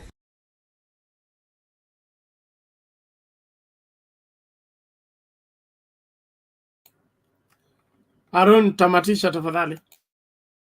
Yeah, so mimi nilikuwa ninasema namna hii mazee, William Samoei Ruto, our deputy president, in fact akae tu mtulivu, kwa sababu sasa hivi ndio kipindi ya siasa imeanza, na in fact ninashangaa kama sasa hivi yeye ameanza kuwa na wasiwasi na campaign haijaanza kabisa officially. Unajua hii campaign ikianza officially kabisa, wakati sasa baba watakuwa na uhuru wakitembea hata Mount Kenya, then it will be rough for him. So yeah, atulie. Kama Wakenya wataamua kumpatia uongozi, of which sioni, then ni miaka mitano tu, then kutoka hapo atafanya nini? Atakuja tena atakuja kucontest tena, but huu wakati let him be humble. Thank you so much, Mr. Bernard. Okay, thank you, Mr. Ancestor. Let's hear from Nyax. He's just come. I hope you are there. Nyax, how are you? I'm good, Mr. Bernard. How are you? I'm well. Give us your thoughts on bring it on. Yeah, sasa ndio siasa imeanza kiukamilifu. Hii maneno ingine yenye watu wamekuwa wakihubiri wakiwa juu ya magari imekwisha. Sasa ndio siasa imeanza. So mi nilikuwa nataka mbele ya Wakenya kudefend Uhuru Kenyatta akisema kwamba yule mtu mwenye yeye atapendekeza yeye mwenyewe kura yake moja ataamua kwenye ataipeleka. So alafu nimepata kwamba watu wanajaribu kucompare like kwa nini Uhuru asiende nyumbani vile Kibaki alienda nyumbani. Kibaki alikuwa ashazeeka, angewezana na siasa tena.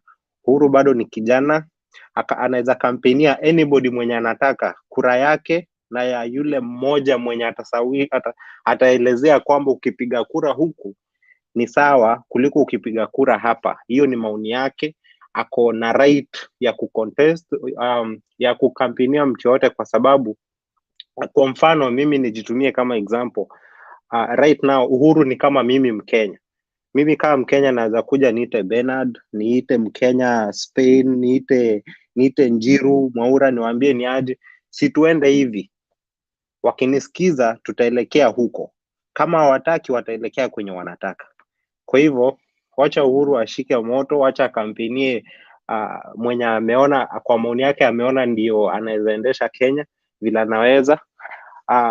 Achane na huyu Ruto. Ruto najua ana behave kama yule msichana mwenye amekuacha wakati anaona umesota, lakini after bado umemaliza maendeleo, uko na maendeleo kwako, huyo msichana ndiye anaanza kukupigia simu anakutaka sasa.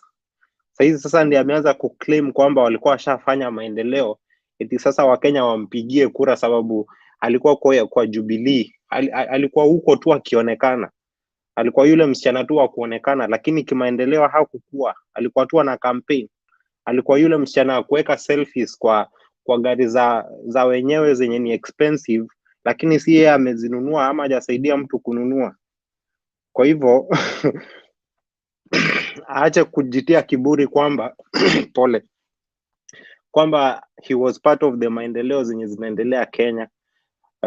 Hakusaidia Wakalenjin wa kwao kuuza mahindi. Wakati Wakalenjin walikuwa wanalia wakisema mahindi yetu imeharibikia kwa nyumba, yeye alikuwa ashauza zake. Hakuwa anasaidia mtu kufanya kitu yoyote. So aache hii siasa yenye anataka kuonewa huruma, hatutaezana nayo. Tuende na baba, tumalize na baba, kama baba atatupeleka kwa hiyo shimo, already tushapelekwa kwa shimo mingi, wacha tuone kwenye baba atatupeleka pia. Hiyo ndio maoni yangu kwa sasa. Nashukuru. Okay, thank you, Nyax. One moment when they will hear from Selena. As your fifth president. Prepare for Raila as your fifth president. Prepare for Raila as your fifth president. Break your table.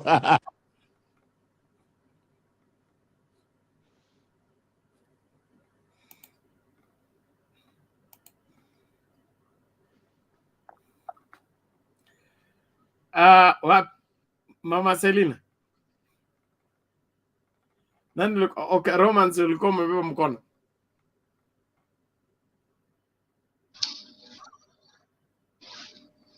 Yes, thank you. Nilikuwa nataka niongee kidogo sana kuhusu maneno ya president kusupport mtu. See, it's not the first time president kusupport mtu, kwa sababu hata Barack Obama tuliona akirudi mpaka akasupport Biden. That's a constitutional right, kwa sababu kila mtu ako na kura, na yeye pia kama Mkenya ako na decision ya kumpigia mtu yenye anapenda, na ako na decision pia kushawishi wenye wako na mind kama yake, wenye wanapenda wanaweza mpigia kura.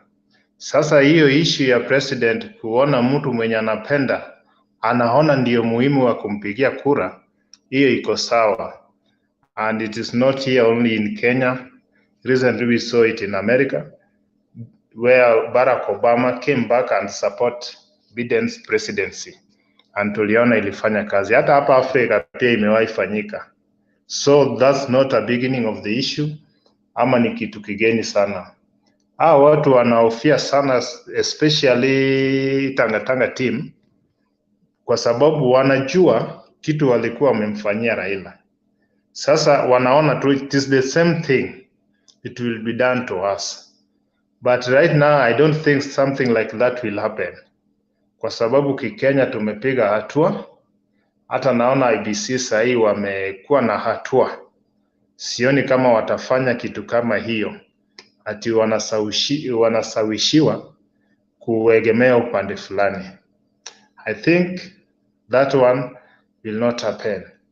Na I think Kenya vile tumeenda hii tumeenda vizuri sana. Kwa upande wa Ruto, sipendi Ruto sana kwa sababu ya moja mbili ya matatu. Mi nimekuwa Rift Valley, nimekaa Nakuru, nimekaa Eldoret. Huko mahindi zinatoka kabisa.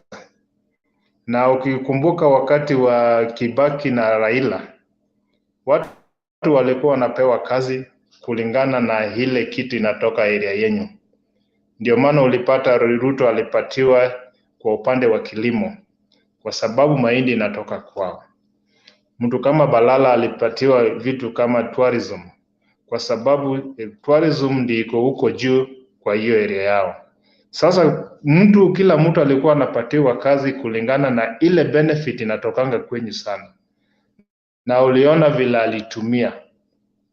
Hata alitumia hivyo vibaya mpaka akasuspendiwa. Kukuja kwa government, sasa vile alikuwa na usawishi kabisa. Uliona vitu zenye zilifanyika. Mahindi zinaharibika kwao, na yeye na Kenya hakuna mahindi, na unasikia within 3 days mahindi imetoka sijui Mexico, imefika Kenya. Watu wanashangaa, huko kwao watu wanalia mahindi inaharibika. Na huku yeye ndio ako na usawishi, sasa amekuwa vice president, na hiyo docket ilikuwa kwa nguvu yake, kwa sababu waligawana kazi na Uhuru. Vile kazi ilikuwa kwa docket yake, hiyo ni mmoja wao. Na uliona kitu alifanya, mahindi inaharibika, na within 3 days unasikia ametoa mahindi kutoka Canada, kutoka Mexico imeingia Kenya. Sasa huyo ni mtu hata ukimweka sasa akuwe na full authority, wewe unadhani nini inaweza fanyika? Hata ukiona kuna kitu pia nilisikia, kuna wakati watu wenye walikuwa wanamfuata, the likes of Aisha Jumwa, the likes of Murkomen. Nilisikia wakati security yake ilianza kuchunguzwa, watu walikuwa wanapata benefit kutoka kwa sababu mtu kama Aisha Jumwa unapata wengine wako na kesi, na unajua ukiwa na kesi some of the securities are being withdrawn. Sasa unapata saa zingine alikuwa anapatia watu security. Ndio nilisikia hapo ni kama ndio maana hiyo security yake sasa ilianzwa kuchenjiwa. Saa zingine wanaletewa watu wengine, si ukue permanent hapo, kwa sababu it was being as a reward to other people who have cases. So a person like that one whereby mtu ako na kesi, badala umwache aendelee na kesi yake, akimaliza akiwa guilty achajiwe, akimaliza vizuri arudishiwe ni vitu zake, but you are promoting that person, which means kwa upande wa corruption wewe ndio uko mbele hapo. Sasa tuseme sasa umepewa full authority, at what rate can you do it? Ndio maana kwa upande wa hao watu wa Tanga, mimi naofia sana, na Wakenya inafaa wakuwe wise. Let's try Raila, because if you see Raila have struggled for Kenya. Hata hii maneno ya devolution yeye ndiye alianzisha, mpaka wakakaa chini na ameipigania mpaka ikapita. So now everyone feel the fruit of that devolution. Hata wenye walikuwa wanapinga wanaifeel na wanakubali yenyewe hii kitu ilikuwa kitu nzuri, kwa sababu imeleta pesa karibu na watu. Sasa saa hii mimi naona vile amepigania hii Kenya kabisa.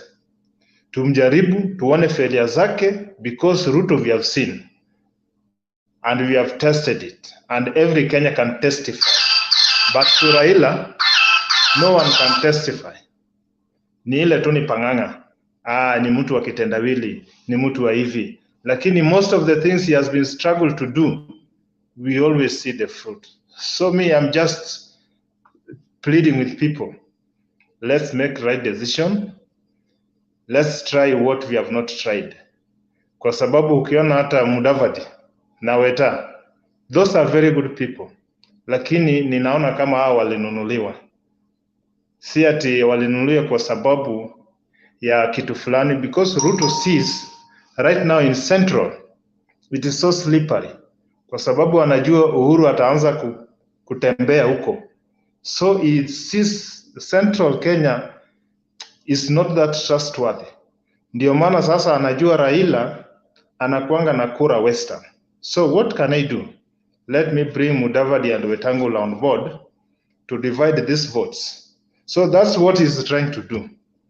Si ati yako na benefit ya Madvd ama Weta, hakuna. Na even Madvd anajua vizuri kabisa Ruto hawezi mwachia position ya presidency unless hii kesi ya ICC ianze, kwa sababu kesi ya ICC ya Ruto pia unajua iko karibu kuanza. In case hiyo ndio ifanye maneno ikuwe ngumu, anaweza back Madvd, lakini for things to be normal the way they are, that's a sure bet. Madvd hawezi wachiwa presidency bid na Ruto. So I just plead to Kenyans, let's make good decision. We try what we have not tried. We have seen this mzee, and we have seen the struggle he has made, and the quality of those things we have seen. So let's try him. Najua Raila, vile namjua, Raila want to make something called Mandela moment. Ile kitu Mandela alifanya South Africa. Alikuja alifanya first term 1, alafu akahacha kwa urahisi, akasema what we needed was just Uhuru. So we are free now. There's nothing to struggle on. That's what I know Raila will try to do. Sidhani kama ni mtu atataka kukalia hii kiti. Atafanya tu one term na weke record nzuri, na Wakenya waone hii example na iendelee kiendelea. So let us make right decision, and we know Kenya will be a good position. Thank you very much. Okay, thank you, Bwana Romans. We appreciate your views. Let's Nyax, are you there? Yeah, I'm there. You have something to rebut or No, na support chenye Romans amesema. Alafu ukiangalia watu wenye wanatembea na Ruto, akina Karen Nyamu, akina those, yani then first timers, watu wenye wamekuwa kwa siasa for the first time, hawajakuwa kwa siasa kwa muda mrefu. Na ukiangalia watu wenye wako upande wa Raila, ni ukweli Raila ndio president wetu for the next 5 years. Wacha tu tumpigie kura, angalau pia yeye afanye kile kitu yenye amekuwa kitamani kufanyia Wakenya. Pia yeye tumjudge kama rais wetu, na pengine mambo ya Ruto tutaifikiria baadaye kama tutakuwa na rais mwingine mzuri kuliko Raila tena the rest of the days zenye zinakuja. But kwa sasa wacha tumpatie Raila, and we move on. Mambo ya Ruto na uongo mingi, alijaribu kutujengea viwanja. Yeye kama vice president, huwezi niambia angeweza kujenga viwanja zenye alikuwa amepromise wananchi.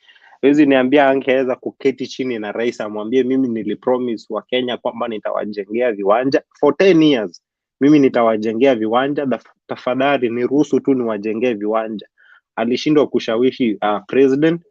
Ruto immediately venye campaign za 2017 zilisha, yeye aliingia siasa zingine. Aliingia siasa za kukampeni kwa president wa 2022, 2023 and going on. So yeye amekuwa kwa siasa huo muda wote. Hakuna maendeleo yoyote yenye amesaidia Uhuru Kenyatta kufanya. Uhuru Kenyatta amekuwa akifanya maendeleo kivyake yeye mwenyewe. Ndio sababu alimnyang'anya mamlaka zingine akapatia Matiang'i afanye, sababu Ruto angeweza kufanya hizo maendeleo at the same time akiendelea kukampeni, haingewezekana. Awacha Ruto ajiandae na stories za Hague, sababu Hague inamkujia apende asipende. Hata kama itamkujia, hakuna Mkenya. Wacha jirekebishe, aache kiburi, aache kwenda kusik advice kutoka Uganda vile atakuja kukua dictator Kenya. Sisi hatutawezana na yeye. Acha tu tuendelee na Raila wetu. Nashukuru.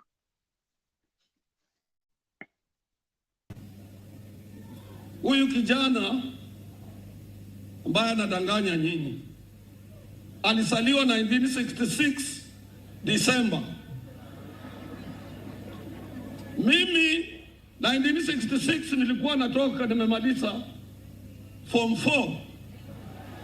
Na wakati wote watoto wa form 4 tulikuwa wazee.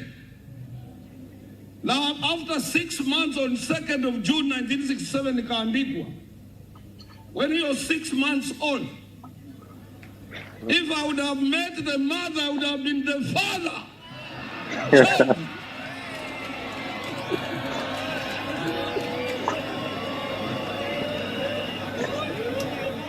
Wale wako karibu na William Samoei Ruto, kule sehemu za Sugoi wakate miti isiwe karibu, kwa ajili tarehe 9 usubuhi ya huyo usiku kura itatangazwa na huyo mtoto atajinyonga. Wakate miti.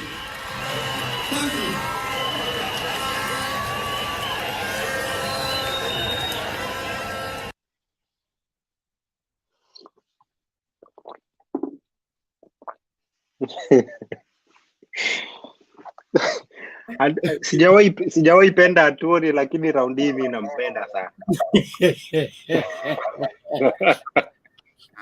Sijawahi penda Aturi. Mlete power so tafadhali, mkate miti.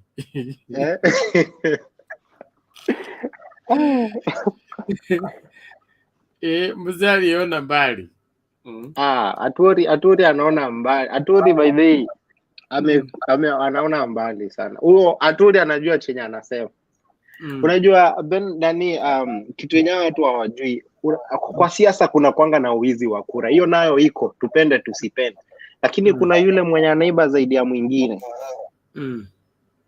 either kama ni Uhuru ama hata wakati wa last election, unajua Raila aliibiwa kura, na uwezi niambia Raila kujaribu kuiba. Kuna mwenye anaiba zaidi ya mwingine. Hivyo ndio siasa iko. Hao watu washashua huyu jamaa kwamba Uhuru sio mjinga, anajua sababu kusema mzee ndio anatakiwa kuongoza Jamhuri ya Kenya. Saide walienda Uhuru Garden, aliambia mzee, amka unene na watu yako hapa. Kwa hivyo kuonyeshana kwa heshima yake, alipatiana uongozi kwa mzee aongoze Jamhuri ya Kenya. Kwa hivyo nyinyi wote watu wa Kenya, mjue mule kiongozi mmepatiwa ni mzee amekomaa na amejua maneno utawala Kenya. Kwa jiri wale sasa mnaambiwa mara tuende wapi, mara sijui mara tuende wapi, uta sijui inaitwa sijui hurubaro. Nikuuliza hurubaro, mama ataweza sukuma hurubaro au nikusaidia yeye? Yeye hurubaro. Heri wapia mtu unapatia trakta baada ya kupatia hurubaro. Ajisifanye huyo wa hurubaro anaenda na helicopter, sisi atupatie hurubaro. Na majina yako? Mimi naitwa Joroge, mimi naongea kwa niaba ya Uhuru Kenyatta, vile alituambia mwelekeo ni hii, na hiyo ndio tunafuata hadi mwisho. So wewe ni mtu wa baba? Mimi ni mtu wa baba. Hata wote mpaka watoto yangu mpaka bibi yangu wote sisi tunafuata baba.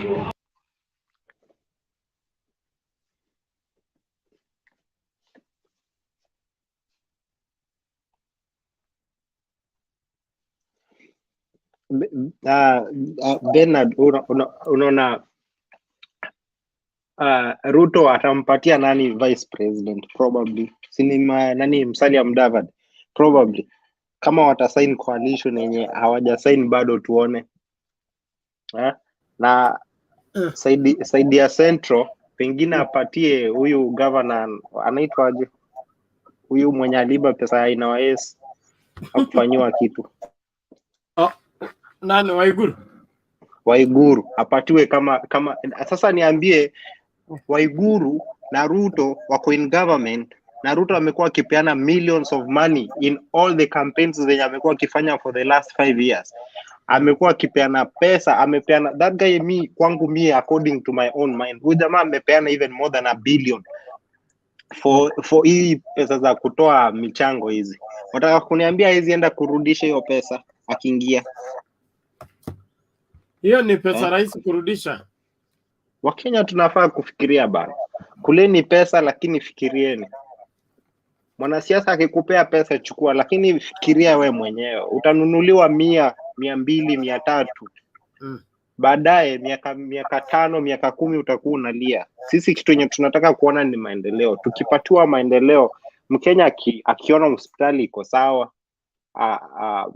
maneno ya hospitali iko sawa, maneno ya chakula kuko sawa, I can afford to buy food. Hiyo mambo ingine ya kujitafutia kazi, Mkenya anaweza jitafutia kazi. Lakini umpatie Mkenya barabara, umpatie kazi yako tu ni kumpatia handouts, shika wheelbarrow, sukuma, uza mahindi. Wheelbarrow hizi saidia mtu kitu. Tunataka kuona maendeleo. Manze Kenya yetu, we are traveling outside here, hizi countries za huku nje. I usually look at these countries, naangalia hivi nasema manze, natamani Kenya yetu ingekuwa hivi. Hata kama anafanya kazi huku nje, Kenya tu ikuwe na hii maendeleo. Tukue tu na maendeleo, watu waache wizi. Lakini sasa Wakenya tunaanza kupigania wezi.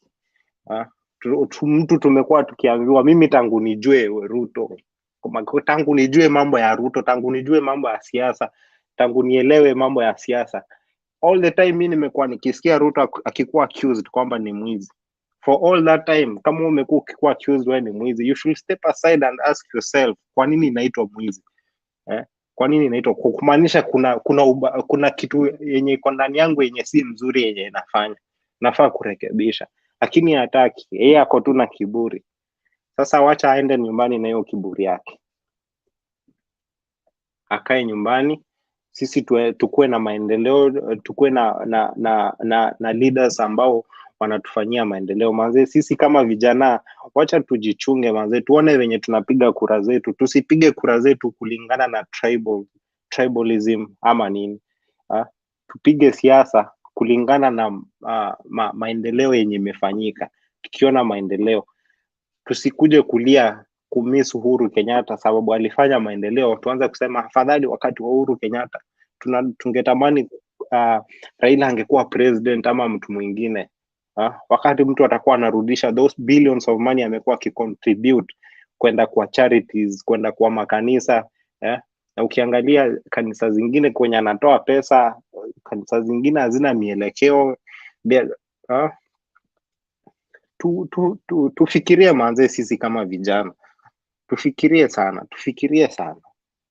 Yani hiyo ndio, yani tunafaa, it's very bitter wakati unaona Mkenya akipigana sababu ya mtu mwenye haizi msaidia. Ni vibaya sana. Tunafaa kama ni siasa tupige siasa, lakini na tusalimiane, tuende nyumbani, tuseme mwenye atashinda wacha ashinde, lakini sisi tunataka kuona maendeleo kuliko kupigana sisi kama Wakenya, sisi kwa sisi, na mambo ya tribalism. Na watu wengi sana they like defending their leaders because of the tribe. Huyu ni mtu wa nyumbani huyu, hata kama ni mwizi wacha tu tumpatie. Kwanza hiyo kitu inaumiza sana, na inaumiza Wakenya sana, na sana watu wa Central. Hiyo kitu inaumizanga watu sana. Tunafaa tusimpigie mtu kura sababu ya tribe yenye tumetoka. Hiyo ndio kitu ya maana. Nashukuru sana. Okay, so thank you, Nyax. We appreciate your perspectives and your sentiments over these issues at hand. I believe it's time for everybody to be responsible and take Kenya serious. Taking Kenya serious will help us make right decisions. Many of us think Kenya is it takes other people to make Kenya and then we just come to enjoy it. If we want to have a great nation, we must be willing to lay down our life to build that nation by laying down good policies that will help raise generations after generations, that will uphold values and be able to hold this country together as it develops into a great empire. But that said, we can only achieve that if we do it the right way. The right way means we have to follow due process. One of the unmaking of this country is when we find a way around the law, always looking for a way around the law, defeating the attempts to defeat justice. That's what makes a nation begin to drop, like ours is dropping. And they just dumping and they bring on attitude. That is not how leadership is done. Even if you are the strongest, you don't show every other person that you are the strongest. And this is a long one. This is a long one. You can't shorten it. You have to prepare ahead of time. There's some figures being thrown around about the number of registered voters that is giving Rift Valley the highest number of registered voters. I don't know how true that is. I'm yet to confirm. But from the information I have, IBC was looking to register 6 million people, 6 million unregistered voters. And so if the list is giving 5.5 of the 6 million to Rift Valley, somebody cooking figures or something. That's also something that we'll need to dive into maybe later on in the show. And the MPs that are supposed to resign, will they actually resign, or what is it going to be? Knowing Kenya the way it is, half a loaf in the hand is better than two outside. I will be very surprised if there is any MP who is going to step aside because of yellow. I don't think so. But let's wait and see how it all goes. But all in all, I don't trust that that can happen at this point in time. When I'm trying to add this guy here. Okay. Yeah, Steve, sasa?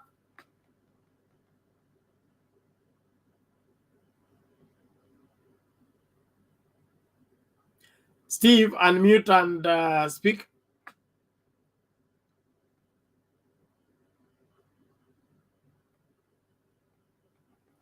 Bwana. Mama Selina, ulikuwa unasemaje? Tena nilikuwa naona kuna watu waliingia wajaongea sana, lakini hatuwezi kosa la kusema.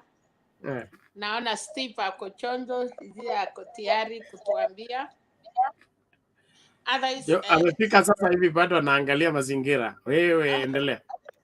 Okay, show leo imekuwa mzuri, watu wametulia na tungependa iendelee hivyo. Yale tu tunataka kushindania ni yale mambo tunaona. So ile tunaomba tu patu pena ni hizo maasira ya kwamba nafikiri Penat kitambo wewe pipi yako ulitongosa, ulikuwa kuna mtu alikuwa anataka bibi ulipata, ama ulikuwa unaona kuna mtu anamsalamia na hukupenda. Sasa hii wifu sasa imeenda kama hiyo, kwa sababu ile kitu imenishangaza ni kwamba niliona MB ya Kiaru, hii watu Penat, tunakupenda ya mheshimiwa rais, utoke na uende kabisa. Sijui mapenzi yao ni ya kifua, ni ya mkongo, ni ya wapi, because uwezi sema nakupenda alafu ninakutusi, alafu pia ninakupenda na ninakulazimisha utoke na uende kabisa. So I don't know mapenzi ya Kenya ama especially hawa walikuwa natufunza kila siku wako kwa Mungu, wako kwa kanisa, Mungu ndiye nashangaa. Mimi sijaisikia kwa hii mwezi hii wiki 3 weeks. Sijui Mungu alienda safari ama mtu anisaidie, kwa sababu hawa watu walikuwa nasema PPI Mungu ameshuka, amesimama, tunaomba Mungu. Penat, I want you to challenge me, ama mtu yote ani challenge hii mkutano yao baada ya earthquake, baada ya kujua mambo ya Mungu imeenda wapi. Kwa sababu if I am a Christian, nitapaki kuwa Mkristo mpaka the last minute. Nikiwa kwa shida, nikiwa kwa raha, na mimi nimetambua na nimeambia Wakenya I am a Christian, hata kama machungu inakuja namna gani, huyo Mungu wangu.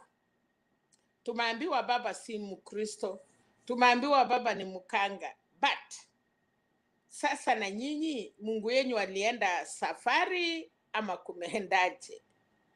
Na hiyo tu nataka kujua. Ya mwisho ingine, hiyo mkutano ya Western imepatia hiyo watu shida, na Rift Valley kama vile niliwaambia, and unless ukuwe na leaders, and unless ukuwe na wasee ya kukuonyesha. Uhuru Kenyatta, unaona huko Central kuna wasee wanaongea. Hii msee umetupatia sahi ameongea, ukimwangalia vile amesema ni mtu unafikiria ajui. Amesema unatupatia wheelbarrow na we unaenda na helicopter, na akasema tunafuata vile rais ametuambia. That is the true mambo ya Central. Hakuna mtu atakataa kiongozi yao. So mimi pia challenge yangu kubwa is Makurume na ongei suti sasa ni kutukanana tu huko ndani. Yes, watu wasee wa Rift Valley kuna siku walikuwa nang'ang'ania kufalishana manguo, sijui nani amefanya nini, but hiyo mambo ilikataliwa na wasee na ni ngumu. Hakuna vile, ni vile tu watu wataki kuongea.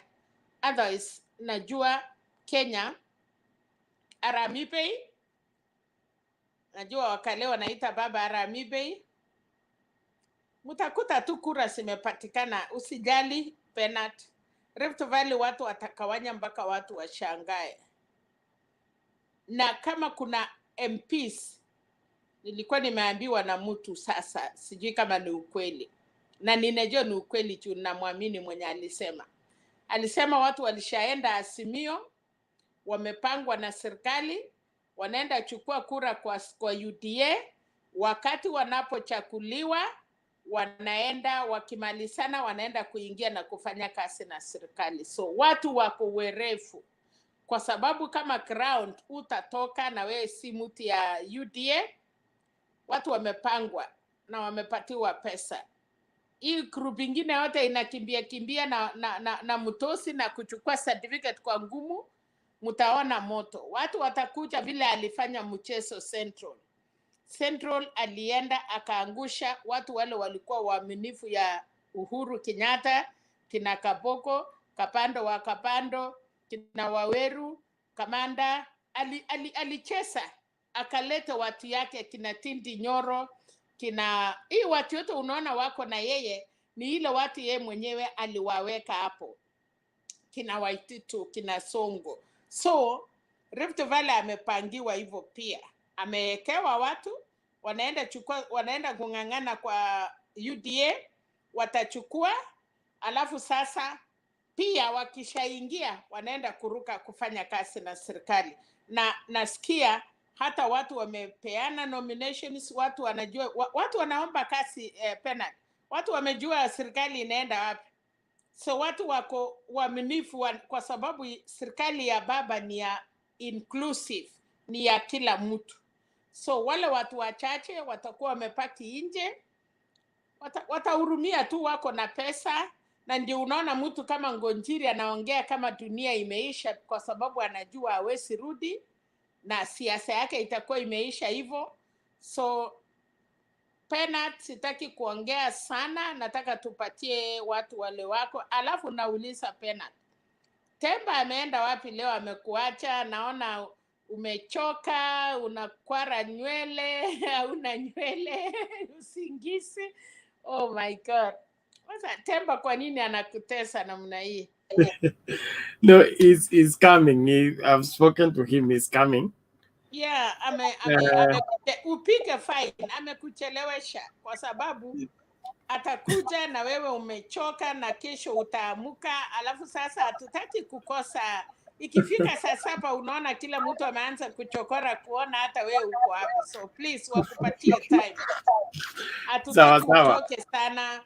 Tunataka kuenda mpaka we still have 7 months na hatutaki uchoke katikati. Kweli kabisa. It's okay, he's coming shortly, he says so. Steve, namna gani? Unmute the mic beside your name.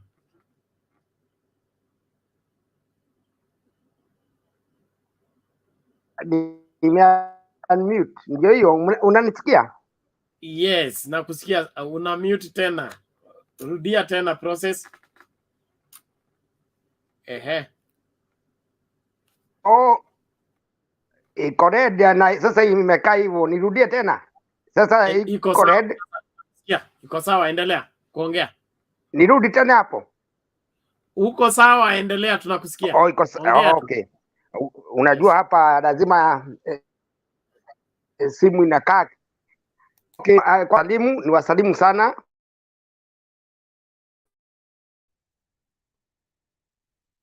Na niseme pole kwa ndugu yangu Alex, na hata wewe baada nimekusalimia. Mimi sina mengi ya kusema.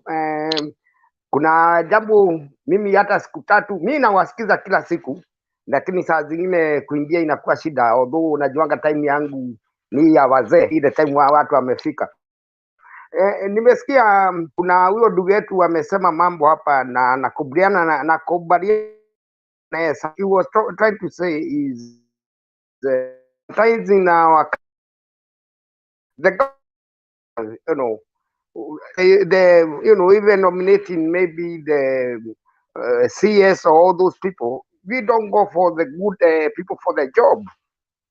Sasa huwezi kuwa engineer na unaenda kupelekwa health secretary, utaenda kufanya kazi huko kufanya nini? Hiyo si kazi yako, unaelewa? Si unaona? So hiyo tulisikiza sana, nimekubaliana na yeye 100%. Mtu apewe ile kazi amesomea. Kama we you are in education, nenda mambo ya somo, hata kama ni huko kwa Magoha ama vitu kama hivi. Sasa na hiyo sasa hata ni kitu inaweza tu, si kupatia mtu kazi tu just like hapa London wakakoboa nyumba kubwa sana Kenya House. Hakuna mtu, tulienda kutembea huko, hakuna mtu hata mmoja aliandika wa Kenya. Tulikuta Wahindi na wazungu, tukauliza sasa hii ni Kenya House ya nini hapa Stratford? So unaandika mtu hata ana haja na, kwani hapa watu security, hata hiyo nyumba hapa kuna Wakenya wako na security business wengi sana, hakuandika hata mmoja security, hata mmoja ya watu. Tunajua watu wako na security kubwa, so watu wengine hata kupatia kazi ni kutupa time. Hiyo tumemaliza. Kuna kitu kingine nilikuwa nataka kusema ile kuna naye ndugu yetu ameongea mambo mingi sana hapo na nimemsikia, naye pia watu wa Central wetu, let us go for the right people, even though mama said hapo ameongea kila kitu. She knows what happened last time in Jubilee nomination. Mtu hata Mutahi Kagwe CS wa health wote walitolewa na Ruto, because Ruto wanted the weak people. Central tuliachua wezi kama Waititu. I hope this time watu wetu home na huku watu watavote, lakini mimi naona nikivotia nyumbani ile sija change, lakini hata kama sita vote na Mungu akijalia nitakuwa nyumbani. But let me tell you, tukue na ujanja sana this time, because mimi naambia niko na madugu zangu na my cousin huko, wengine ni wauda, na mimi niliwaambia nyinyi endeni UDA, lakini mtu asiniambie nimtumie pesa. Hiyo miaka 5 mtakula shida mpaka mkuwe na akili. Na nimesema na nimemalizana nao, nikwambia nyinyi ujue hiyo kura yako ni kitu muhimu sana. Kwa hivyo this time msiende kuchapa kura kama watu wamefunga macho, ati huyu ati mmepatiwa sijui mia. Nimesikia hata wengine wakisema walipitia pahali mtu akapewa na UDA kila mtu 4,000 huko tu Central. Sasa nikamwambia hizo 4,000 utakuta mara ngapi? Kwa sasa wewe unasema ndio wako na pesa. Anyway, nitawapatia muendelee na mimi niwasikize kidogo. Niko hapa leo, niko nyumbani kwa kuwasikiza. Mimi ninaambia huyo jamaa asante sana, tukate miti na kutuma pesa nyumbani. Mmeamua kutuua. Ni mtu mmoja tu atajinyonga, sio kila mtu. Ukichagua huyo mtu, the largest income earner ya foreign exchange is diaspora money. Tutakata yote. Hapana kata. Hii injini yetu mpaka tutengeneze. Okay, thank you Steve and Alex and every other person. Romance, we have Kenya, Spain, Mama Selina, Themba, welcome. And now that you have arrived, I am on my way out. I will see you people later on in the day as we dive into other subjects. Today I talked about ladies and how we need to respect them.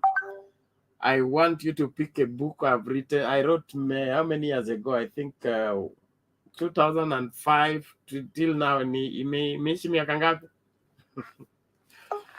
So the book is called The Timeless Woman.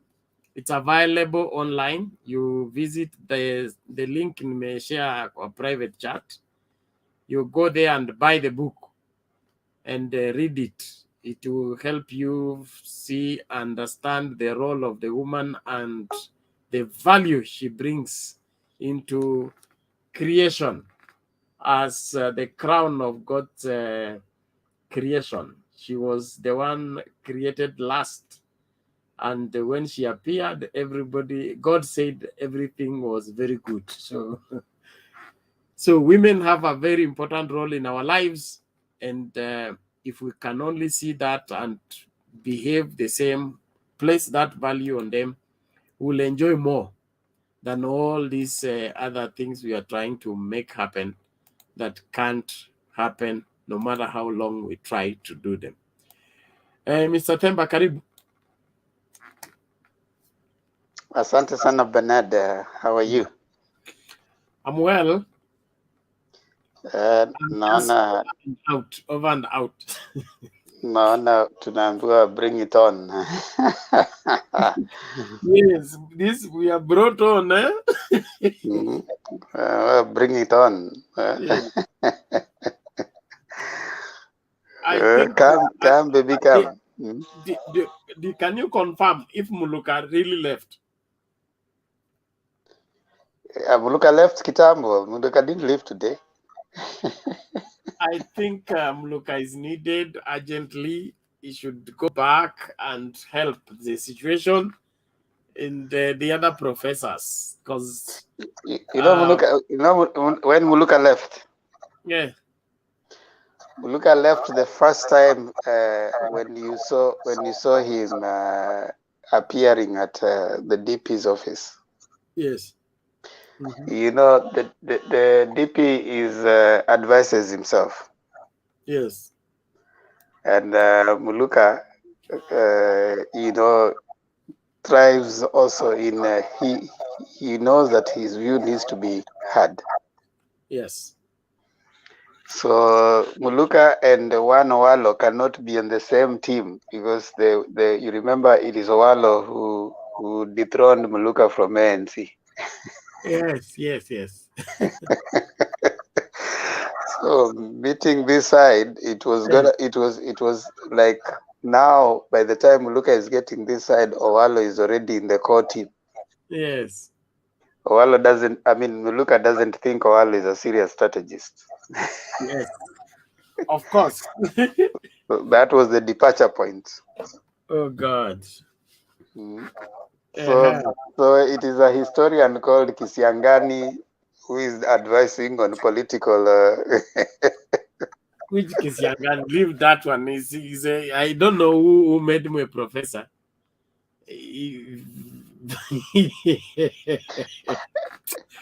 This thing call him professor nowadays, I even don't want it now. Because if everybody's a professor, it's disappointing.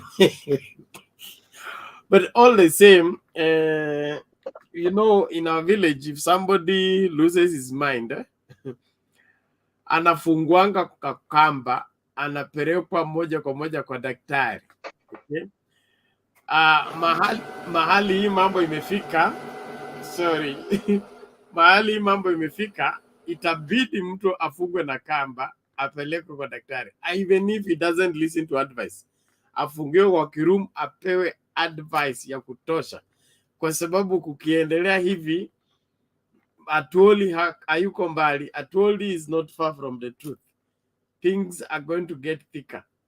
You don't outburst the way he's outbursting, and the race is yet to be defined. IBC is yet to declare seats vacant. The nominations are yet to take place. How do you fight everybody just like that? So some level of madness imezidi kiasi. Let's not take it lightly. Wenye mnajua kuomba muweke kwa maombi, lakini wengine mchukue kamba, funga peleke kwa daktari. Asanteni. Bernard, before you go. Yes. Yesterday, together with Alex and Stone PK and I think Selena was here. They said, "What happened to the religious leaders? You guys appear to thrive in chaotic situations because you wait until when things have gone off the radar." Yeah. Is when now you start collecting yourself and saying, "Let's pray for Kenya." Right now, we are not seeing any conscious effort by the. Do you bring water? No, I'm gonna bring it later. Okay. Okay, I will too. No, just close the door for me, baby. I got my water.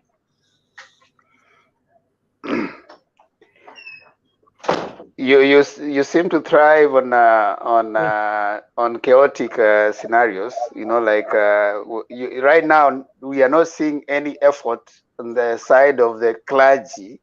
Yes. To unite and even start praying and say Kenya is one. But when things have gone off the radar is when now you start saying Kenya has to unite. You start giving us peace meetings across the country. Then you start collecting all the the gospel musicians to come up with a song and say that Kenya is one. Let's be together. But right now, when situation is not looking so rosy, we are not seeing any effort. So yesterday there was a question here. Yeah. Now you as representing the clergy. Appointed by who? I mean, in this forum, in this platform, we want to challenge the clergy that we are tired with. Look at the trend. It is not that. 2007. Remember, 2007. Let me before you go to that history. No, let me put it to you guys. We have first. two sets of clergy people. We have the camera people, then we have serious, genuine clergy people who don't play politics. Just for your information, at Azimio headquarters, there is every Wednesday morning, there are clergy people who meet and pray since that office was launched. But they are not doing it before the camera. They are not doing it for the media. It's not for political, political gain or political mileage. But we You have not even listened to what we were saying yesterday. We You have are a defending cartel. yourself. No, we have a cartel of religious people, especially in this city, who thrive into that the one you're explaining. Let's come together. Let's get singers together and all that. And as long as there is funding, they will do all those programs. It is all for the show. It has, in my opinion, it has nothing to do with God or getting God to do anything. It has everything to do with the political parties able to fund the bill, and we are available to spend what has been funded. But genuine clergy people who are doing serious things for this country right now, like I can speak firsthand. They are doing their bit behind the camera, behind the scenes. So hii ingine hiyo hata msitegemee kwa sababu it doesn't work. No, Bernard, that's a fair statement of defense. However, if you go back to 2007, you see when the news was now going round that okay, fine, guys have started dying and stuff like that, is when you could see them now being in all media, trying to say now we are to hold peace meetings and stuff like that. While this thing, when there was a build up to that, they were nowhere. They were not heard, not talking. Now, when it came to the other time, 2017, after guys were now out and the brutality was there and stuff like that, is when you could see now they're collecting all the musicians to come up with some songs and to start playing. So what you're saying is, why wait when the kettle is starting to boil and you're just like waiting for that moment, and then now you start saying, Kenya, we need to come together? Why can't we be proactive? Proactivity means what? Right now, as we are seeing the politicians going round with their rhetoric, so that that rhetoric doesn't sink in so much on the people, which is basically a divisive rhetoric, the clergy, those gospel and all those gospel musicians and stuff should be giving an alternative rhetoric. You know, Kenya need to be remaining one, not be seen to have gone to bed with the same politicians. So they're actually also taking sides, to the extent that it's so hard to find clergy that have the moral value to rise up and right now preach peace, until that time when it will be now inevitable, is when now you start saying, you know, Kenya, we are still one, we need to pray together. No, we need some similar activity. That's what we are giving a challenge to the clergy. We don't want back, you know, back under the radar. No, we need them to start giving Kenyans an alternative rhetoric, an alternative narrative, you know, give songs that are reminding us that Kenyans are one, you know, talk to us, have, you know, give us that sense. Know that right now the clergy have taken a back seat. So what they are doing, they are watching as, you know, the politicians are putting in the fire, you know. So until when that time comes, you know, those are the things I say. We need to be proactive, not reactive. I get your point, and I will say this. There is firefighting, and there is preventing fire, and there is taking advantage of the situation. All these people are represented in what you're calling clergy. Okay? And if you don't look at it holistically, you will assume that this group is the same as this group and that group. But all the same, the scripture says you will hear them say peace, peace. And after that, suddenly there will be war. One of the unmaking of this country is when we cry peace, peace, but we don't want to do what makes peace be peace. Okay?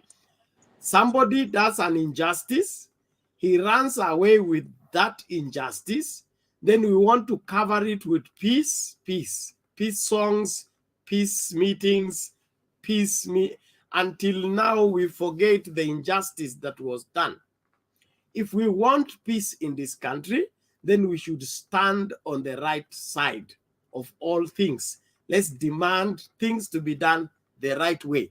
Not for us to come, you use the clergy people to cool people down when things have been done that have what? Marginalized other people, have hurt other people, have messed up other people's lives. Then we say, no, God is for peace. We are all for peace. Let's pray for peace and all that. That to me is number one, hypocrisy. Number two, you're being used as a tool to whatever, save somebody for doing an injustice that he doesn't want to take responsibility for. So me as a clergy, I will not ask for peace for the sake of asking for peace. There should be, like now, what we are talking. In the course of this conversation, we will come up with, this is the right way to handle elections so that they don't end up into chaos. This is how to go about political parties so that they don't end up into this way. Let's do away with lies. Mzee Jakindube keeps reminding us here. We will not build our politics on lies and abuses and insulting others. And then we use Bwana Asifiwe, Bwana Asifiwe. Then we are making God a partaker into what is evil. Then later on, we want to turn to that same God who we have misrepresented to be the solution to the problem we have created. So that in itself, it's a huge issue. But as at now, from where I sit and the clergy people that I work closely with are doing something in terms of keeping everything in check and praying, meeting rightful people. lakini mkitaka wale wa kuhaya tuko nao, wako wengi sana. You can hire them, they can begin that service anytime you call for it, as long as you have paid the bill. Watakuwa No, Uhuru no, Park mapema na watafanya hiyo kazi vile mnavyotaka. Bernard, you and I, Selina, Yes. let me give you my final view on this. You and I know there are days when Ndingi Mwananzeki could speak and people could hear. There are days when Bishop Muge, Cardinal Njue, there were days when you could hear the voice of the clergy in some very important societal matters, like an election. An election is a very important societal matter because it affects even the clergies. Whom do they preach to? Whom do they get the tithe and offerings from? So these are decisions that are societal in nature, and they determine the trajectory of the society. And the clergy should be concerned about how these people are making decisions, to the extent that they need to be in some extent getting so into it, involved. Like you can actually come up right now. Look at it, for the last, like, the many discussions you've had, we have allowed the political class to determine our conversations. And that's what it is. I mean, we'll come and discuss what the political class have done.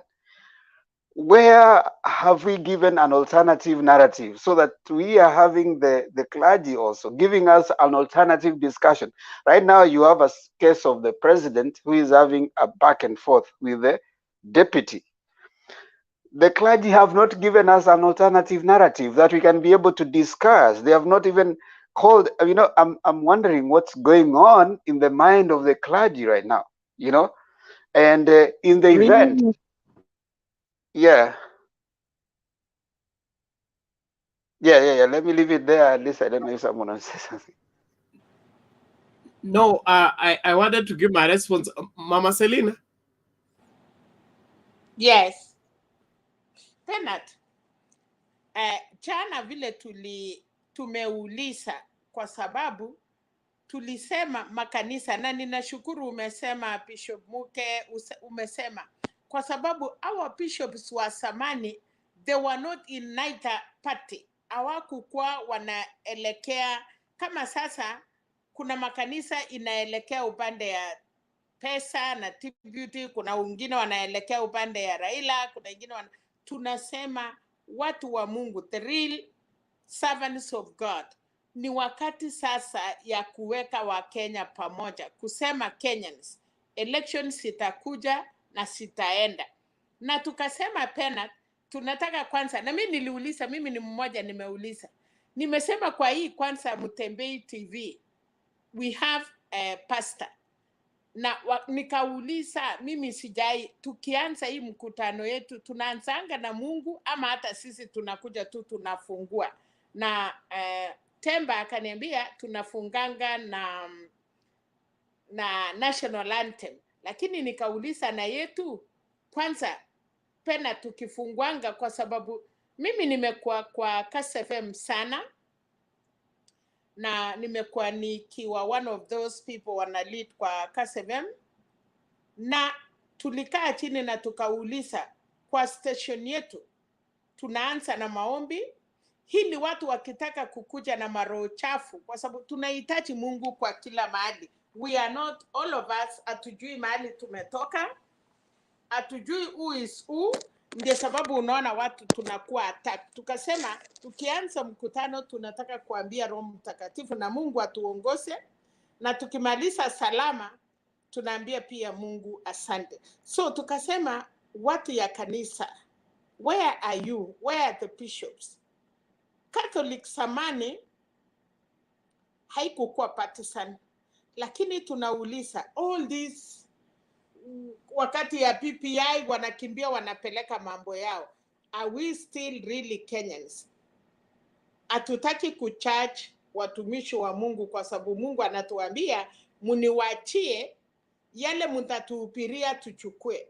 We are not charging, lakini tunataka kabla hatujafika election tungetaka direction. kama makanisa wangesimama, hii deputy president na rais kulumbana katikati mpaka imekosa heshima, watu ya kanisa wangekuwa wameshikilia upande. But najua kuna watu wako na kiburi, lakini tunataka kunyenyekea hapa kwetu ya kwamba pasta, utuongoze. Kuna mahali Mungu ya roho ya Mungu inakusikia. Pia upeleke hiyo chambo kwa yale makanisa watasikia, waanze kuombea nchi. Hatutaki kusema ombea Ruto, ombea Uhuru, ombea Raila. We want to pray for our country. We need peace in Kenya. Apart from election, tunataka watumishi wa Mungu watuongoze, kwa sababu tunawachia shetani kutawala katika nchi. Alafu we don't want too late. Alafu mtakuja laumiana. Lakini makanisa saa hii mkisimama bila kusema, is it ACK ama ni kani ya huyu bishop yake alisema hataki watu waende kanisa yao na kutoa pesa. Ole Sapit. Walikaa na wakasema don't come to my church, don't bring money to my church. Na naona tangu wakati alikuwa serious, hakuna mtu ameenda kanisa yao na wakapeleka pesa. I hope makanisa yote wangesimama na hiyo, lakini hata yeye pia alisimama na hiyo, but atakuja pia kutusaidia kama Wakenya na kusema this is the right time to pray for our country. This is the right time kuombea hata hii watu wanataka kusimama. Anybody who want to be a leader in this country, uwe Mkristo, uwe Muislamu, uwe Muhindi, uwe nini, tualike Mungu aangalie hii watu so that we can elect the right leaders. Lakini sasa sisi wa Kenya tunawacha Mungu, alafu sasa tukiwa na shida ndio tunalilia Mungu mpaka tunatembea kwa manyasi, tunaenda huko Uruba, tunaenda kuchoma vitu. No. Tunahitaji pastor, uambie pastors, tuanze kuambia Mungu tunaelekea wapi. Hiyo ndio tuliongea jana na tukaambia Temba kwanza kwa hii yetu, kwa sababu naona hata tusuie hata wale watu. Unajua watu wakiona kuna watu ya kanisa wanatoroka na pepo sao wawezi karibia. So hata mimi nilikuwa naomba sisi wenye tunakuanga kwa hii kipindi, kila mtu apatiwe time kuomba neno moja tu, hata kama hatujui kuomba, lakini itatushinda kusema Mungu utubariki, bariki Mutembei TV. Hivyo tu, at least everybody who comes in, unapeana nafasi ya watu kushukuru Mungu, na at least tukumbuke nchi yetu. We can do it. Sisi hata bila kwenda kwa hiyo makanisa kubwa, Mungu hawezi kataa kusikia maombi yetu. Kama tunaweza kaa chini 8 hours, kama unaweza kaa chini the whole night, and I'm sure nobody pays you, Mungu atatusikia kwa maombi yetu hata kama ni kidogo. Asante. Okay, thank you, Mama Selina, and every other person. This is a very serious reality that we must confront. But from where I sit, one, it's not that the church is not praying. The church is praying, at least the part of the church that I know. Praying for this nation has been made part and parcel of our worship services. But there is what Jesus talked about, praying to be seen. And praying to, to be seen by the public that you're praying. Some of these things that have been made to be done before the camera, in my opinion, they don't work. They only give people a sense of at least we did. But at the end of the day, it creates more problems. Nakumbuka during the post-elections skirmishes in 2007 and 2008, there is a very sad story I was given by somebody in Rift Valley who was running for safety, and he ran to the pastor's house, okay, and he was asking to be hidden, or rather to be protected from the people that were chasing after him. And the story goes that the pastor looked at the brother and said, brother, kuna time ambayo tunakuwa na undugu wa Kristo, lakini sasa hivi haiwezekani. Please, kanyaga nje. I don't have the conclusion of the story, but I want you to see that there is a madness that comes on us, especially when it is politically motivated, that even makes us forget about Bible and forget about God and begin to do nasty things simply because this person is not from a political whatever persuasion or something like that. But what I want us to get is, let's do our part and trust God to do the rest. And our part is, you as a concerned citizen of Kenya, begin your own prayer meeting. Okay? We will create opportunities for us to pray together, but prayer doesn't work because we all came together to Uhuru Park and called on the name of God. No, prayer works when we pray it as individuals first, and then now the necessity for corporate prayer comes in. That is at least from my biblical understanding. We can have solemn or whatever corporate prayer where we are summoning solemn assembly. Let's all come together and pray. But that is only a one-time experience. But the really prayer that changes the nation and causes things to happen is when people individually devote themselves to continuous praying over a situation. So whether it's 2 minutes, 3 minutes, 5 minutes, and we do it consistently, will make a difference in our own small way. But if we get religious about it, it's possible to get people together, tell them to repeat the prayer and lead them into prayer points. But that prayer may not have any effect because these people wamekuja to fulfill duty. God wants people who are sold out with their whole heart, their whole mind, and they are seeking his help in that particular situation. So I'm happy that this has come up, and we will find other means to get some things done. But we mentioned Njoya, Muge, Okulu, and all those bishops. They did not happen in a single day. They had a life. They rose through ranks to become who they were, so that when they spoke, the government heard and the government listened to them.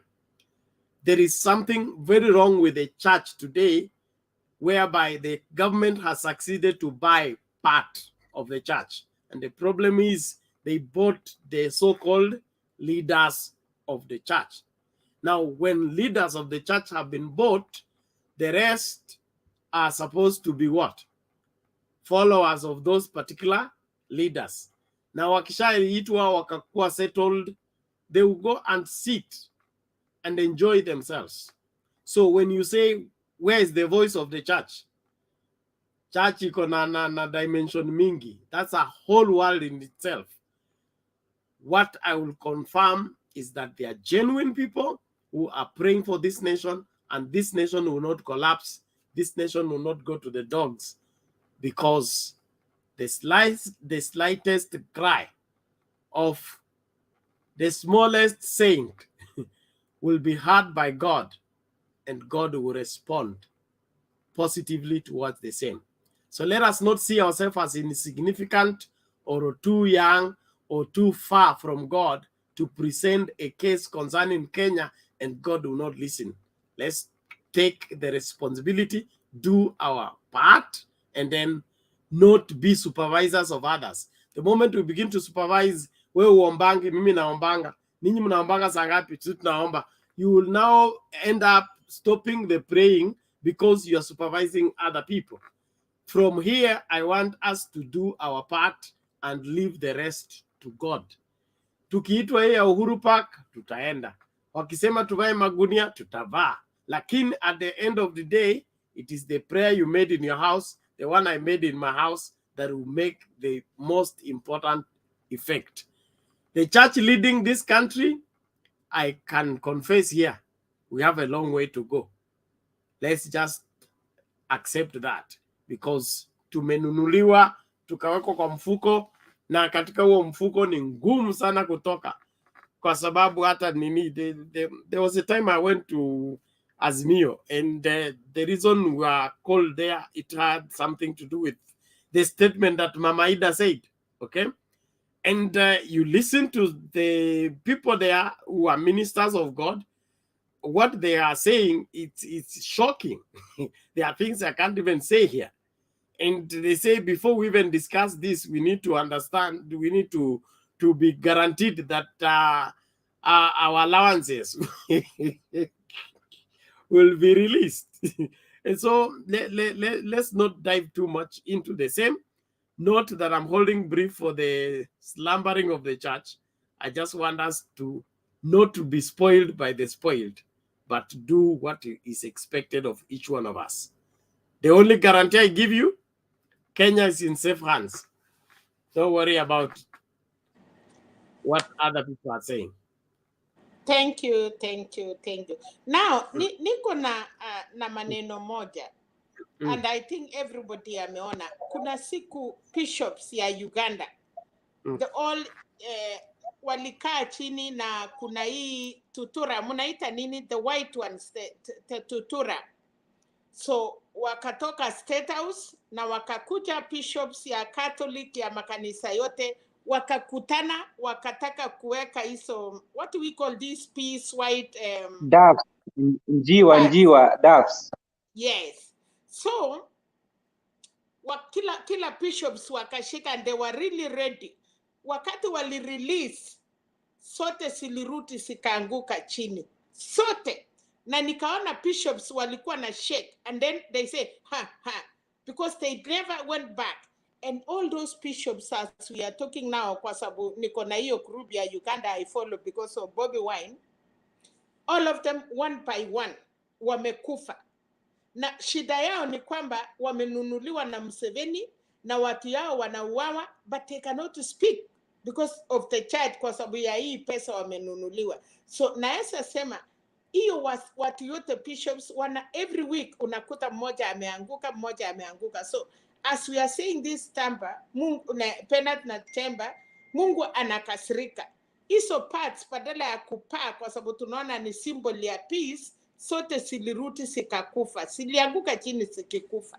So Mungu inafika wakati anakasirika, na tunasema asante kwa sababu umetuambia, na tunajua kuna watu wengi wanaomba, wale asa wale wadogo, not the big bishops, not the big churches. Kuna watu wamesacrifice, lakini tulikuwa tunasema pia hatutaki ikifika the last minute they are pretending, they are pretenders, they want, ama wanataka kukimbia sasa kwa baba wakuwe ya kwanza kuomba.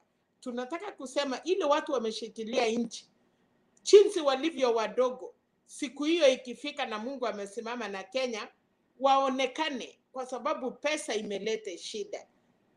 The money, watu wamenunuliwa mpaka China la Mungu imetupwa mbali. So thank you so much. Nilikuwa nasema na nikakumbuka hiyo ya Uganda, and I think kila mtu ajaribu kuona vile ilifanyika Uganda. All those bishops are dying. Unaamuka unakuta wamekufa, and they don't know why. But niliona hizo mandeki ikianguka, nikajua Mungu kuna chambo. Lakini hatuwezi fananisha Uganda na Kenya.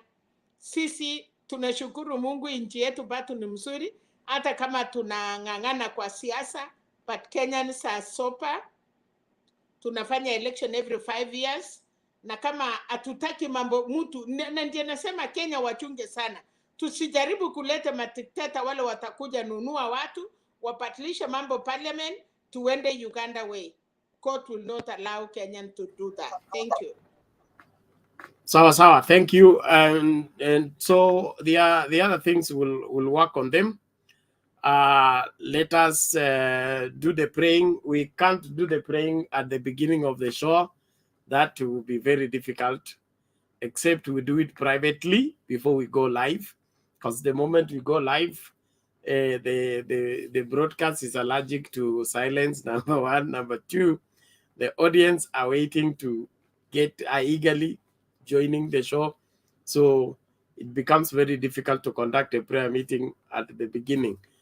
So, but that doesn't mean that we don't pray before we start the show. It is just we can't pray with everybody. And my Christian experience, the way I was brought up, is in such that I don't like public show of spirituality. I want to be right and do the right thing because it is right. But doing so that you be seen, Matthew 6, Matthew 5, Matthew 8, all of that. Jesus talks about the Pharisees, the scribes, and all that. He says, if you do that, all you do is for the sake of it.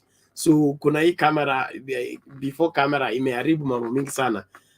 There was somebody was doing selfie, huko ameabudu na anachukua selfie, then a post so that it be seen yeye ndio anajua kuabudu vizuri.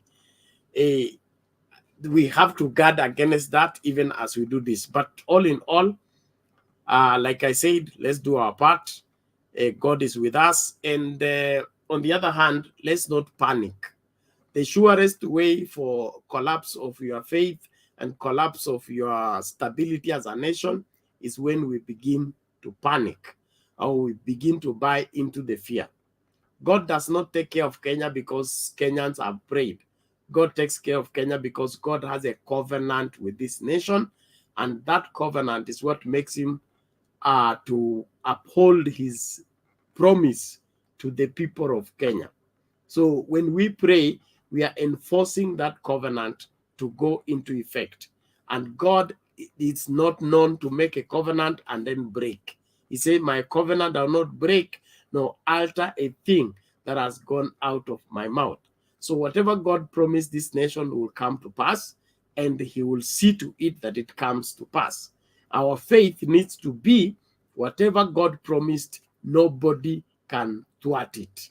And so from that standpoint, we can challenge any other force that will come to bring an otherwise voice. But if we go to panic mode and go into prayer closets to shake and shiver and to complain and say we are worried, our children may die, our wives may die, that fear in itself doesn't make your prayer amount to much. And so we will pray, but not out of fear. We will pray, but not out of panic. Why? We have a guarantee from God that we will never be forsaken, will never be left alone.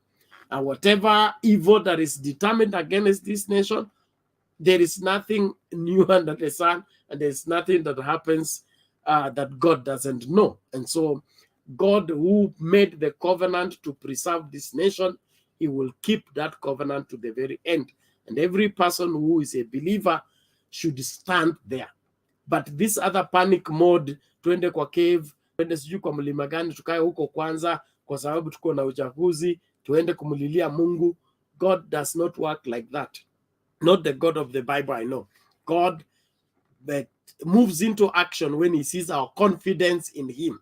Our confidence in him, confidence in his word, in his promises, and in his commitment to us. He's the last thing, he's the last person to leave us.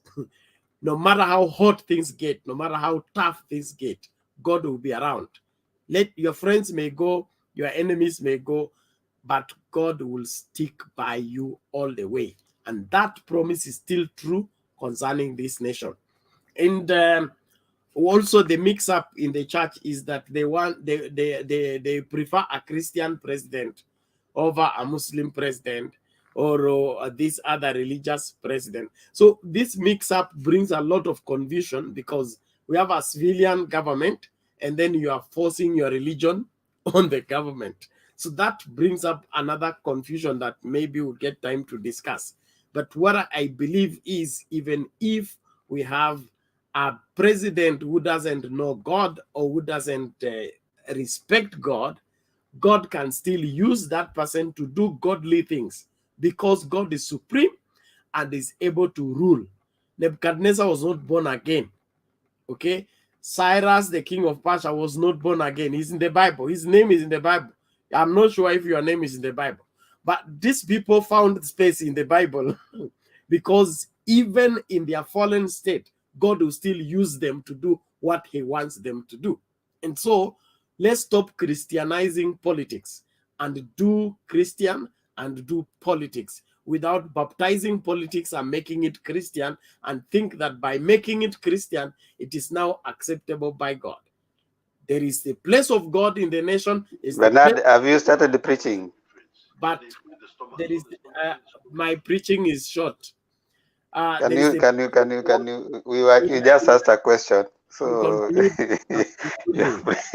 have been preaching for 15 hours, 15 minutes. You have started a sermon. You decided to keep me here. You kept me here long. You have yet No, to we were just raising a concern about the clergy. So we need to ask you to preach. Hold on, Temba. I'm not preaching. I'm just setting the record clear. The record clear in the sense that these people you're asking to pray have different notions on when God will work. Okay, they think if we get a reverend and make him president, God will work better than if we get another person who is not a Christian and make him president. God is not limited to work with Christians only. God is not limited to work with people who pray only. God can use anything. He can use a donkey. He can use a snake. He can use a dove or anything. So let's remove all limits from God and trust him to take care of us and take care of this nation. Thank you.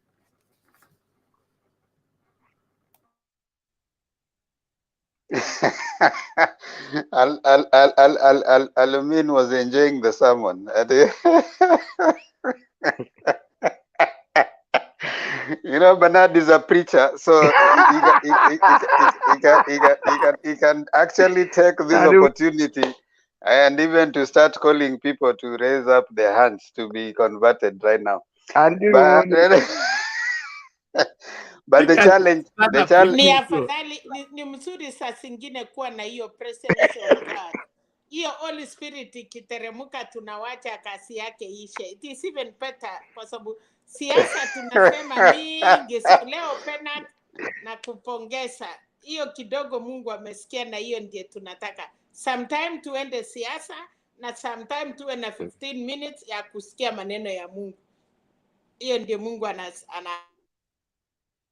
You know, we were of course Bernard has preached and there's someone who has said amen. Alumana Junior amesema amen, amekubali sana, you know, lakini yeah, Steve sema Junior Bernard amesema yote, but msicheze na Mungu. 8 pastor wa Ruto wote wamekufa. Kuna mwingine wa Murang'a mkubwa sana, alikuwa na kanisa kubwa sana pale Kayole. 8 wamekufa. Hii time wanaambiwa mwache mchezo, kuna corona. Wao wanasema ati watu waambiwa wasiende church, ati wasifanye campaign. 8 pastors wakubwa sana wamekufa. Watu wasicheze na Mungu. Nimeachia story hapo. Thank you. Taking caution is part of Christianity.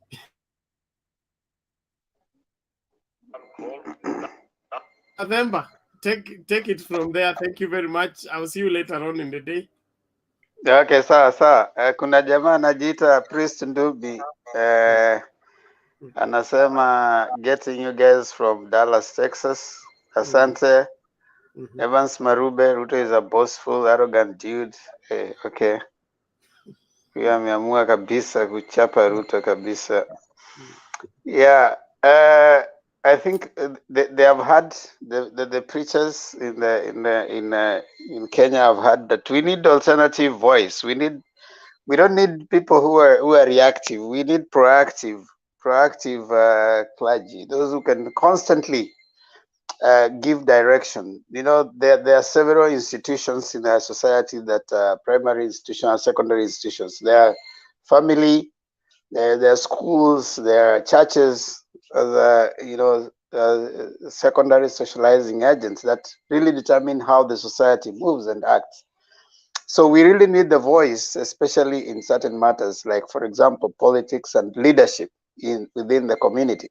So when you see the society is losing it, then it means, therefore, there is a chance that there's some guidance, because all these people, if you're told that Kenya is 90 or 80% religious, so someone somewhere is going to a church on a Sunday, between Friday and Sunday, someone has gone to a church somewhere. So that means that they are being given certain kind of guidance somewhere. So we need that voice. We need constant voicing in terms comments on issues of leadership, comments in issues of giving direction, and even preparing a generation of people who are going to be relied on as leaders. But I mean, of course, we appreciate their challenges and what they're going through, but that does not mean that we cannot have a voice within the clergy and religious leaders who can actually help the society to get out, I mean, to move in the right direction. So I hope they are listening to us, and I hope they are going to take that challenge. I hope they're going to have a conversation devoid of the political interference. You know, they don't have to do it because they have been paid to do it. You don't have to give platform to leaders who are going to give negative or hate speech against other leaders.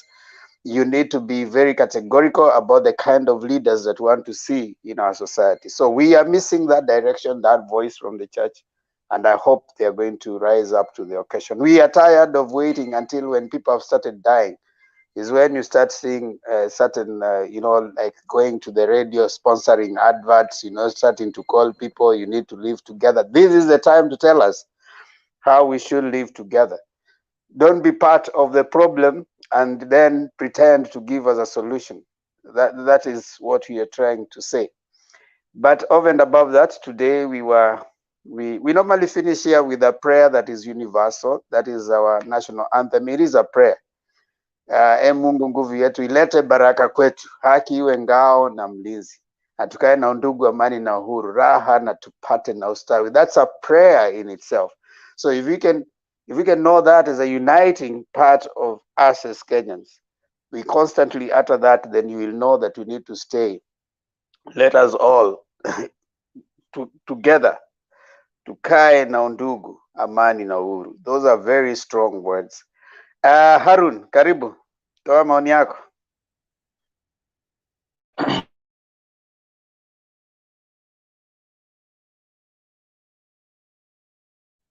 Harun, you are muted. Oh, sorry. Yeah, sorry, yeah. Nimeshukuru sana kwa vile umenipa hii nafasi, ndiposa nami nichangie. Yeah, I want to agree with Mama Selina. Hata mimi by the way uwanga nafuatilianga Bobi Wine. Bobi Wine is my is my mentor kisiasa kutoka pale Uganda. Hata sasa hivi nimejua Kiganda kiasi tu hivyo. So nimejua saa hii, in fact hata mkubwa ya kanisa mwenye wako sasa hivi anaitwa Semogerere. Mama Selina, you can confirm, yeah. Wengi by the way ya wale mapastors ama mabishops wameanguka sana. Na kando na hao, in fact pale tangu January 21st 2021 vile uchaguzi ulipofanyika Uganda ukaisha, kiongozi wa huko hajawahi achana na mambo ya opposition, anawapatia kiboko sana mpaka as we speak right now. So in fact ndio tunasema kuwa maombi ni kitu mzuri sana, because hatutaki nchi yetu tupate kiongozi mbaya ambaye kama hatuwezi tukasikizana ni kuanza kutafutana na vijana wadogo wenye maybe wanataka change, then kutoka hapo vijana wanaanza kupotea, waonekani. It is very sad by the way, kuna sad story ukifuatilia ya hawa jirani zetu ni mbaya sana. So mimi nataka kusema namna hii, Kenya mahali imefikia sasa hivi, tunataka kitu tunaita sitting down and talking philosophy. Hii inakuja namna gani? Nataka sana kumshukuru president wetu mpendwa ambaye anaitwa Uhuru Muigai Kenyatta na the right honorable Raila Amolo Odinga. For in 2018, in fact, they sat down and they talked in length na wakakuja waka initiate kitu tunaita handshake which brought peace in our country. Hii ku create peace iliavati kitu tunaita nini? Kitu tunaita war. Right now in Ukraine and Russia kuna shida pale. In fact, ndio naona sasa hivi France President Macron ameamua kwenda juzi ameongea na Putin, then ameruka to Ukraine, ameongea na Zelensky ambaye ni rais wa Ukraine. Ni sababu gani? Russia inataka kufanya nini? Kuinvade Ukraine. So Macron kuja kuongea sasa hivi, in fact kuna wanajeshi over 100,000 wako kwa mpaka ya Ukraine, wanangoja tu Vladimir Putin aseme kuwa now it is time you invade Ukraine. So Macron kutoka France imebidi akimbia haraka amwambie I say, look, wakati utakapoanza vita, wale wenye wako na uwezo wataingia kwa utu tundega tudogo na waruke. Wengi wenye watapaki pale au wanajeshi watawaran over na many lives will be lost. So ndio mimi naona kuwa nguvu ya Mwenyezi Mungu, I'm very sure this is what even me I'm praying. Macron atavert war ya Russia na Ukraine. Na hii ndio kitu ya muhimu. There is no, mark my words, there is no any single life ambayo itakuwa lost kati ya hii tension ya Russia na Ukraine.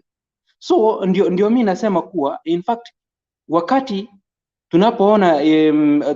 tunapoona kuwa in fact viongozi wetu in fact hawasikizani, ndio tunataka kanisa iingilie kati, ndiposa ijaribu kufanya nini? Isitake sides, ijaribu kuleta hawa viongozi kwa meza, they talk so that hata sisi sisi supporters wenye tunawafuata in fact tunafurahi kuwa tunasema wazazi wetu in fact they have done a good job, so kila kitu inakuwa sawa. But wakati kanisa inapojitenga pale, iache politician wakae kando, inakuwa ngumu. But Mr. Themba, jana sikukaa nimalize kwa sababu ya shughuli. Nimefurahi kuwa muliongelea kuhusu hii point ya kanisa kupenya katikati na kuintervene wakati huu tunapoelekea kwa heated campaign, because hata nyinyi in fact mumeiona, because when you see deputy president anaposema kuwa bring it on, na president naye amwambie kuwa you have told me to bring it on, wacha basi niilete, that one is not good. It is not really good at all kwa sisi kama wa Kenya. But I'm very sure hii discussion vile imeanza namna hii imefikia viongozi wa kanisa. Hivi karibuni kazi yao wanaielewa ya kufanya nini, ya kuavert any tension, anything bad, watachukua usukani. Thank you so much, Mr. Themba. Asante sana Harun. Shiko, are you there?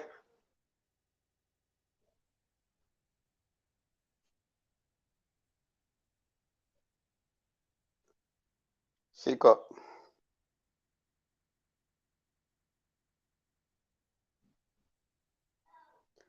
Okay, Alex.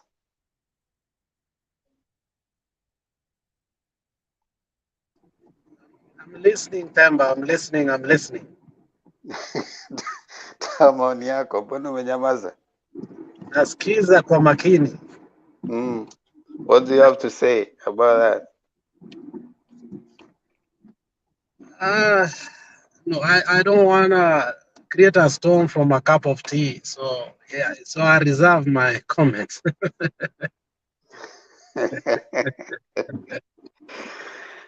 Basi inaonekana watu leo maoni yameisha, so I guess we will take our closing remarks so that we can at least close early today, so we rest for the nini. So wacha niwapatie dakika tatu tufunge studio. We'll start with you Alex, alafu we come to Shiko anaongea. Yes, Shiko.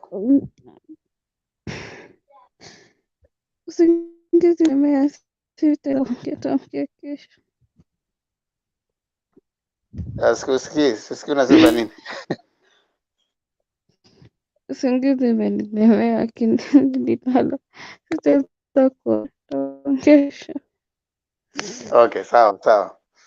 So Alex, toa hoja zako dakika 3, hoja za mwisho so that tufunge.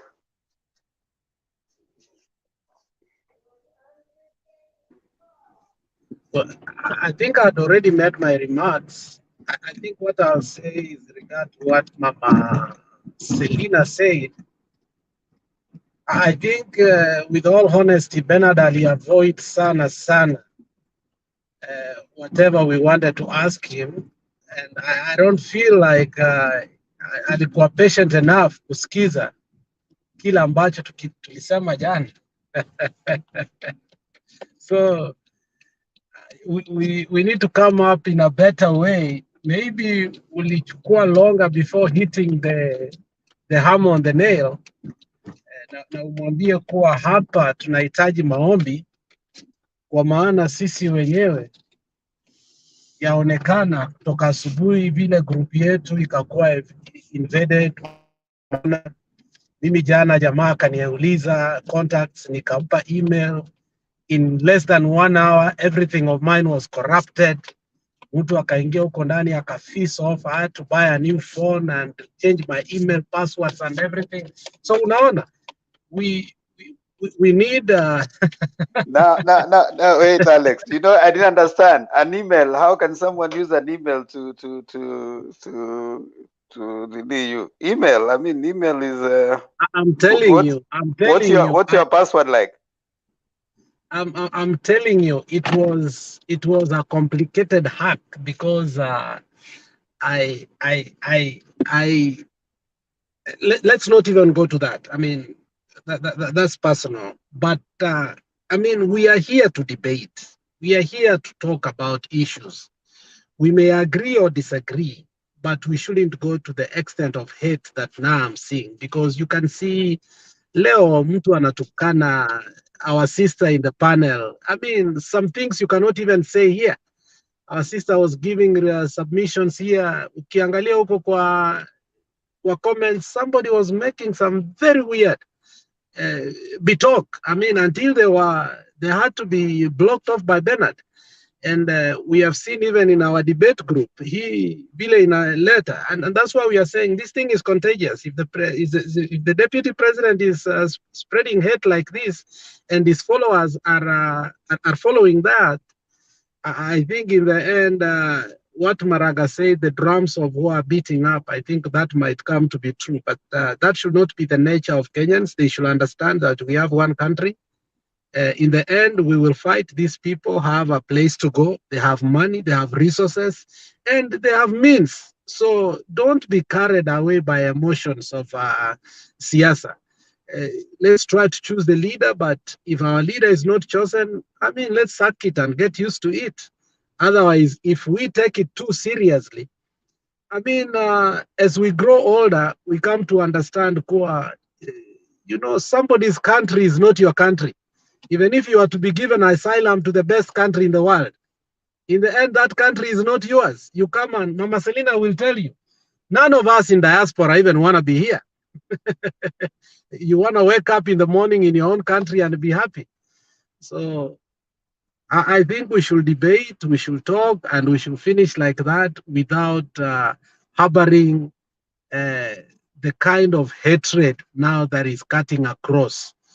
And that kind of hatred, it was a little bit lower, but now it has become insidious. Mama Selina said here, ulisikia vile some leaders from Central were speaking. I mean, you even ask yourself, I mean, I thought politics is just a game.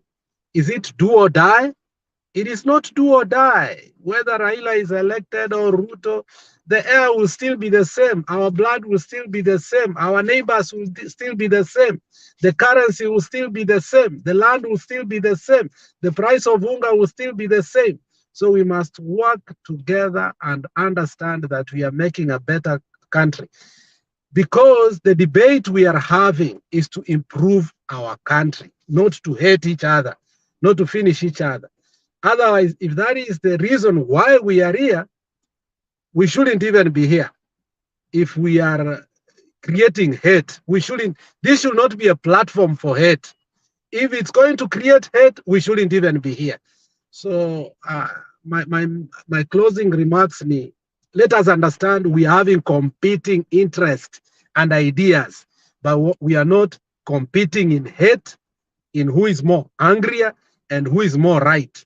No, whatever ideologies and philosophies and manifesto that will win, we will support them and see how they will come to us and how we'll come to them, and we make Kenya a better place.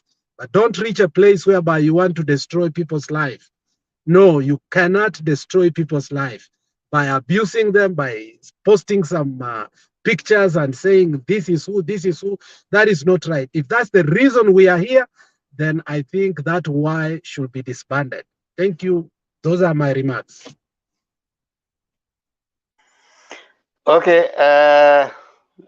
Selina dakika mbili ama ako kwa simu? Okay, Steve, dakika mbili haraka haraka tumalize.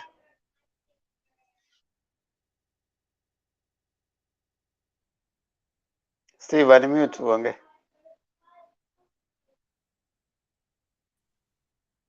Please, 1 minute.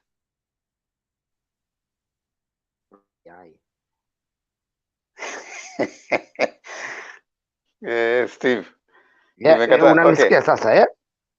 Nakusikia. Haya, dakika mbili Okay. haraka haraka. Okay, asante. Nimeingia, asante. Okay. Asante sana na kusalimia. Najua umechelewa kuingia, but tulikuwa hapa. Asante sana. Mjadala haikuwa nini sana, but hiyo kanisa imenishika na taunga Alex mkono sana. What he said actually is very true. All these diaspora people, either you are citizen or resident, wherever you live, either Germany, UK, US, wherever you are, we know ourselves. Sisi ni mwili ulala huku, lakini akili zetu hukuwa nyumbani. So nyumbani kukichomeka, pia sisi hatukwangi na roho mzuri. So tuchunge ile, hata ile vitu tunaandika hata huko kwa comment ama vitu kama hizo, ama tujaribu sana tukue watulivu. Ile ingine nimalize tu na dakika moja, hiyo kanisa imenibamba cause I remember time ya kina Father Kaisa, hiyo pastor huyo yule wa Eldoret, yule Eldoret wa Anglican, na yule mwingine mwana wa Zeki. I don't know where Kenya will get other leaders like this. Hapa hivi juzi tulikuwa na pastor wa Ruto wanane, watu wakuambiwa because walisema hawawezi kataa wati Uhuru wamewakataza waende mikutano ya campaign juu wati wanataka kufanya campaign, wamekufa 8. Kuna mwingine pale kwa Kayole mkubwa sana, uulize, alikuwa na chachi kubwa sana na alikuwa asimame Murang'a, sijui governor, amekufa.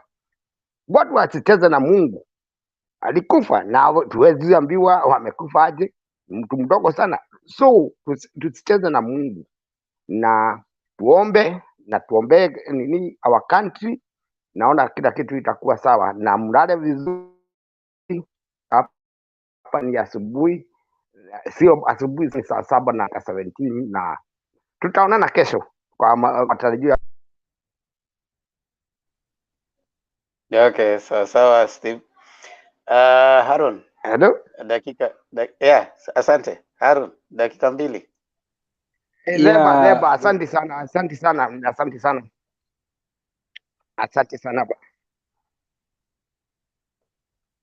Yeah, thank you Mr. Temba kwa kunipa nafasi angalau na mimi nilipeane mchango wangu wa mwisho.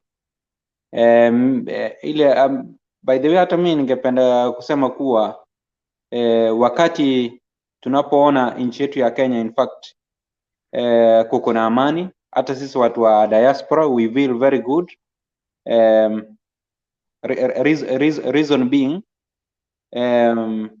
unajua watu wa nyumbani ama watu wetu wenye wako Kenya uwanga wanafikiria kuwa live in diaspora ni mzuri namna hiyo. Life si rahisi hivyo. Unajua ile uzuri hapa is that we work very hard but unapata kuwa salaries ziko high as compared na nchi yetu ya Kenya, because ile kazi yenye nafanya hapa yale masaa yenye nafanya hapa nalinganishanga na pale Kenya, but ukiangalia ule mshahara wenye nilikuwa napata Kenya ni mara 2 ama mara 3 ya hii yenye napata hapa kwa diaspora.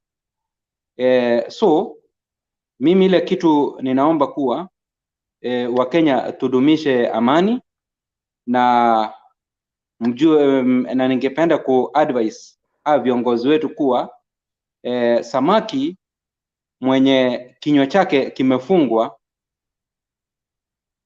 mvuvi hawezi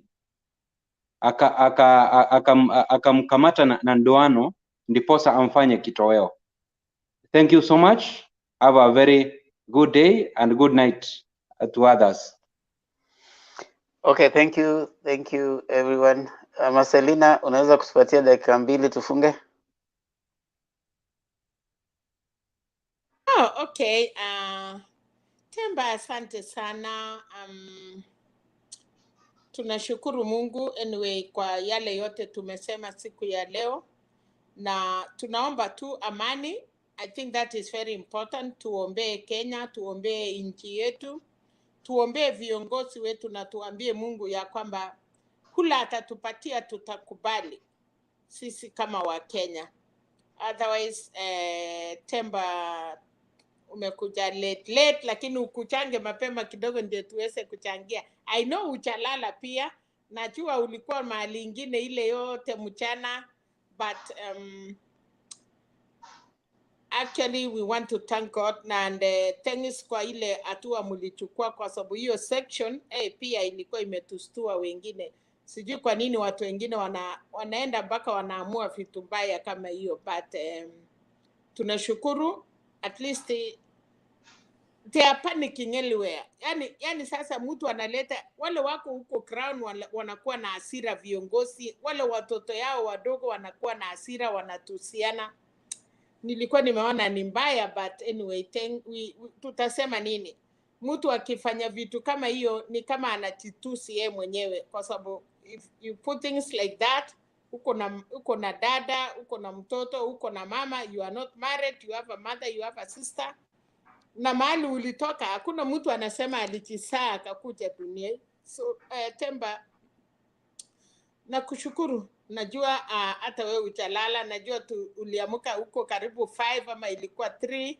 Nilikuwa naona Uganda, mimi ni fan ya Bobby Wine, alikuwa Europe, alikuwa parliament ya Europe leo, na wamefanya mambo mingi sana ya Uganda, and I think today Museveni is not sleeping, Uganda are not sleeping, kwa sababu huyo kijana. Hawa ndio viongozi tunataka. Wakati Ruto angeshikana na mtu kama Bobi Wine, tungejua anasaidia nchi ya Kenya, but anaenda Uganda kushikana na muuaji. That is why it was so bad. So otherwise kama angestruggle kama vile kina Bobi Wine anataka nchi yao ikuwe mzuri, na mi nataka wa Kenya sana sana tuangalie majirani, tuone Tanzania how they are doing, tuone our neighbors in Uganda, and then we see what do we do in Kenya. Otherwise Temba na Steve, Alex leo sijui nini mbaya, tumekumiss. Sauti yako unajua na maoni yako ni ya maana sana. So I hope tomorrow you will be in. Hatuwezi kubali ukinyamaza hivyo sana. Sisi yote tunajua mambo, ulisema kitu saa ile mchana, but at least ukiongea watu wengi wanasikia hiyo maoni, na hiyo maoni ndiyo tunataka, ile kwamba tunasaidia watu wengi sana, wale wanatusikiza, wale wanatufuata. So Alex, umekuwa ukiongea hata ukiwa kwa gari, hata ukiwa kasini, but today umesusia sisi sana, tumemiss. Kuna watu wengi sana, na especially wewe Alex ukiwa hapa. Naona our brother Gerard, mtu ya Ruto, akuje tu tusikiange hiyo maoni. Unajua anatetea bottom down, tunatakanga kuendelea kusikia. So please, kesho tujaribu kukuja, alafu tuwe na maono. Okay, asante sana Selina, asante sana Steve and Alex. I mean, ama kwa kweli wanasema ya kwamba every market especially in Africa doesn't miss madmen. So that is one hallmark of an African market. So ukienda ukipitia huko utaona mtu anaokota vitu huko. So it is a normal, it is human dynamic, and of course, like we are saying, there are some of us who can be hating. Do not hate. We say that if you think you're about to hate, the best thing you can do is just walk away. But you just leave the group, just don't type.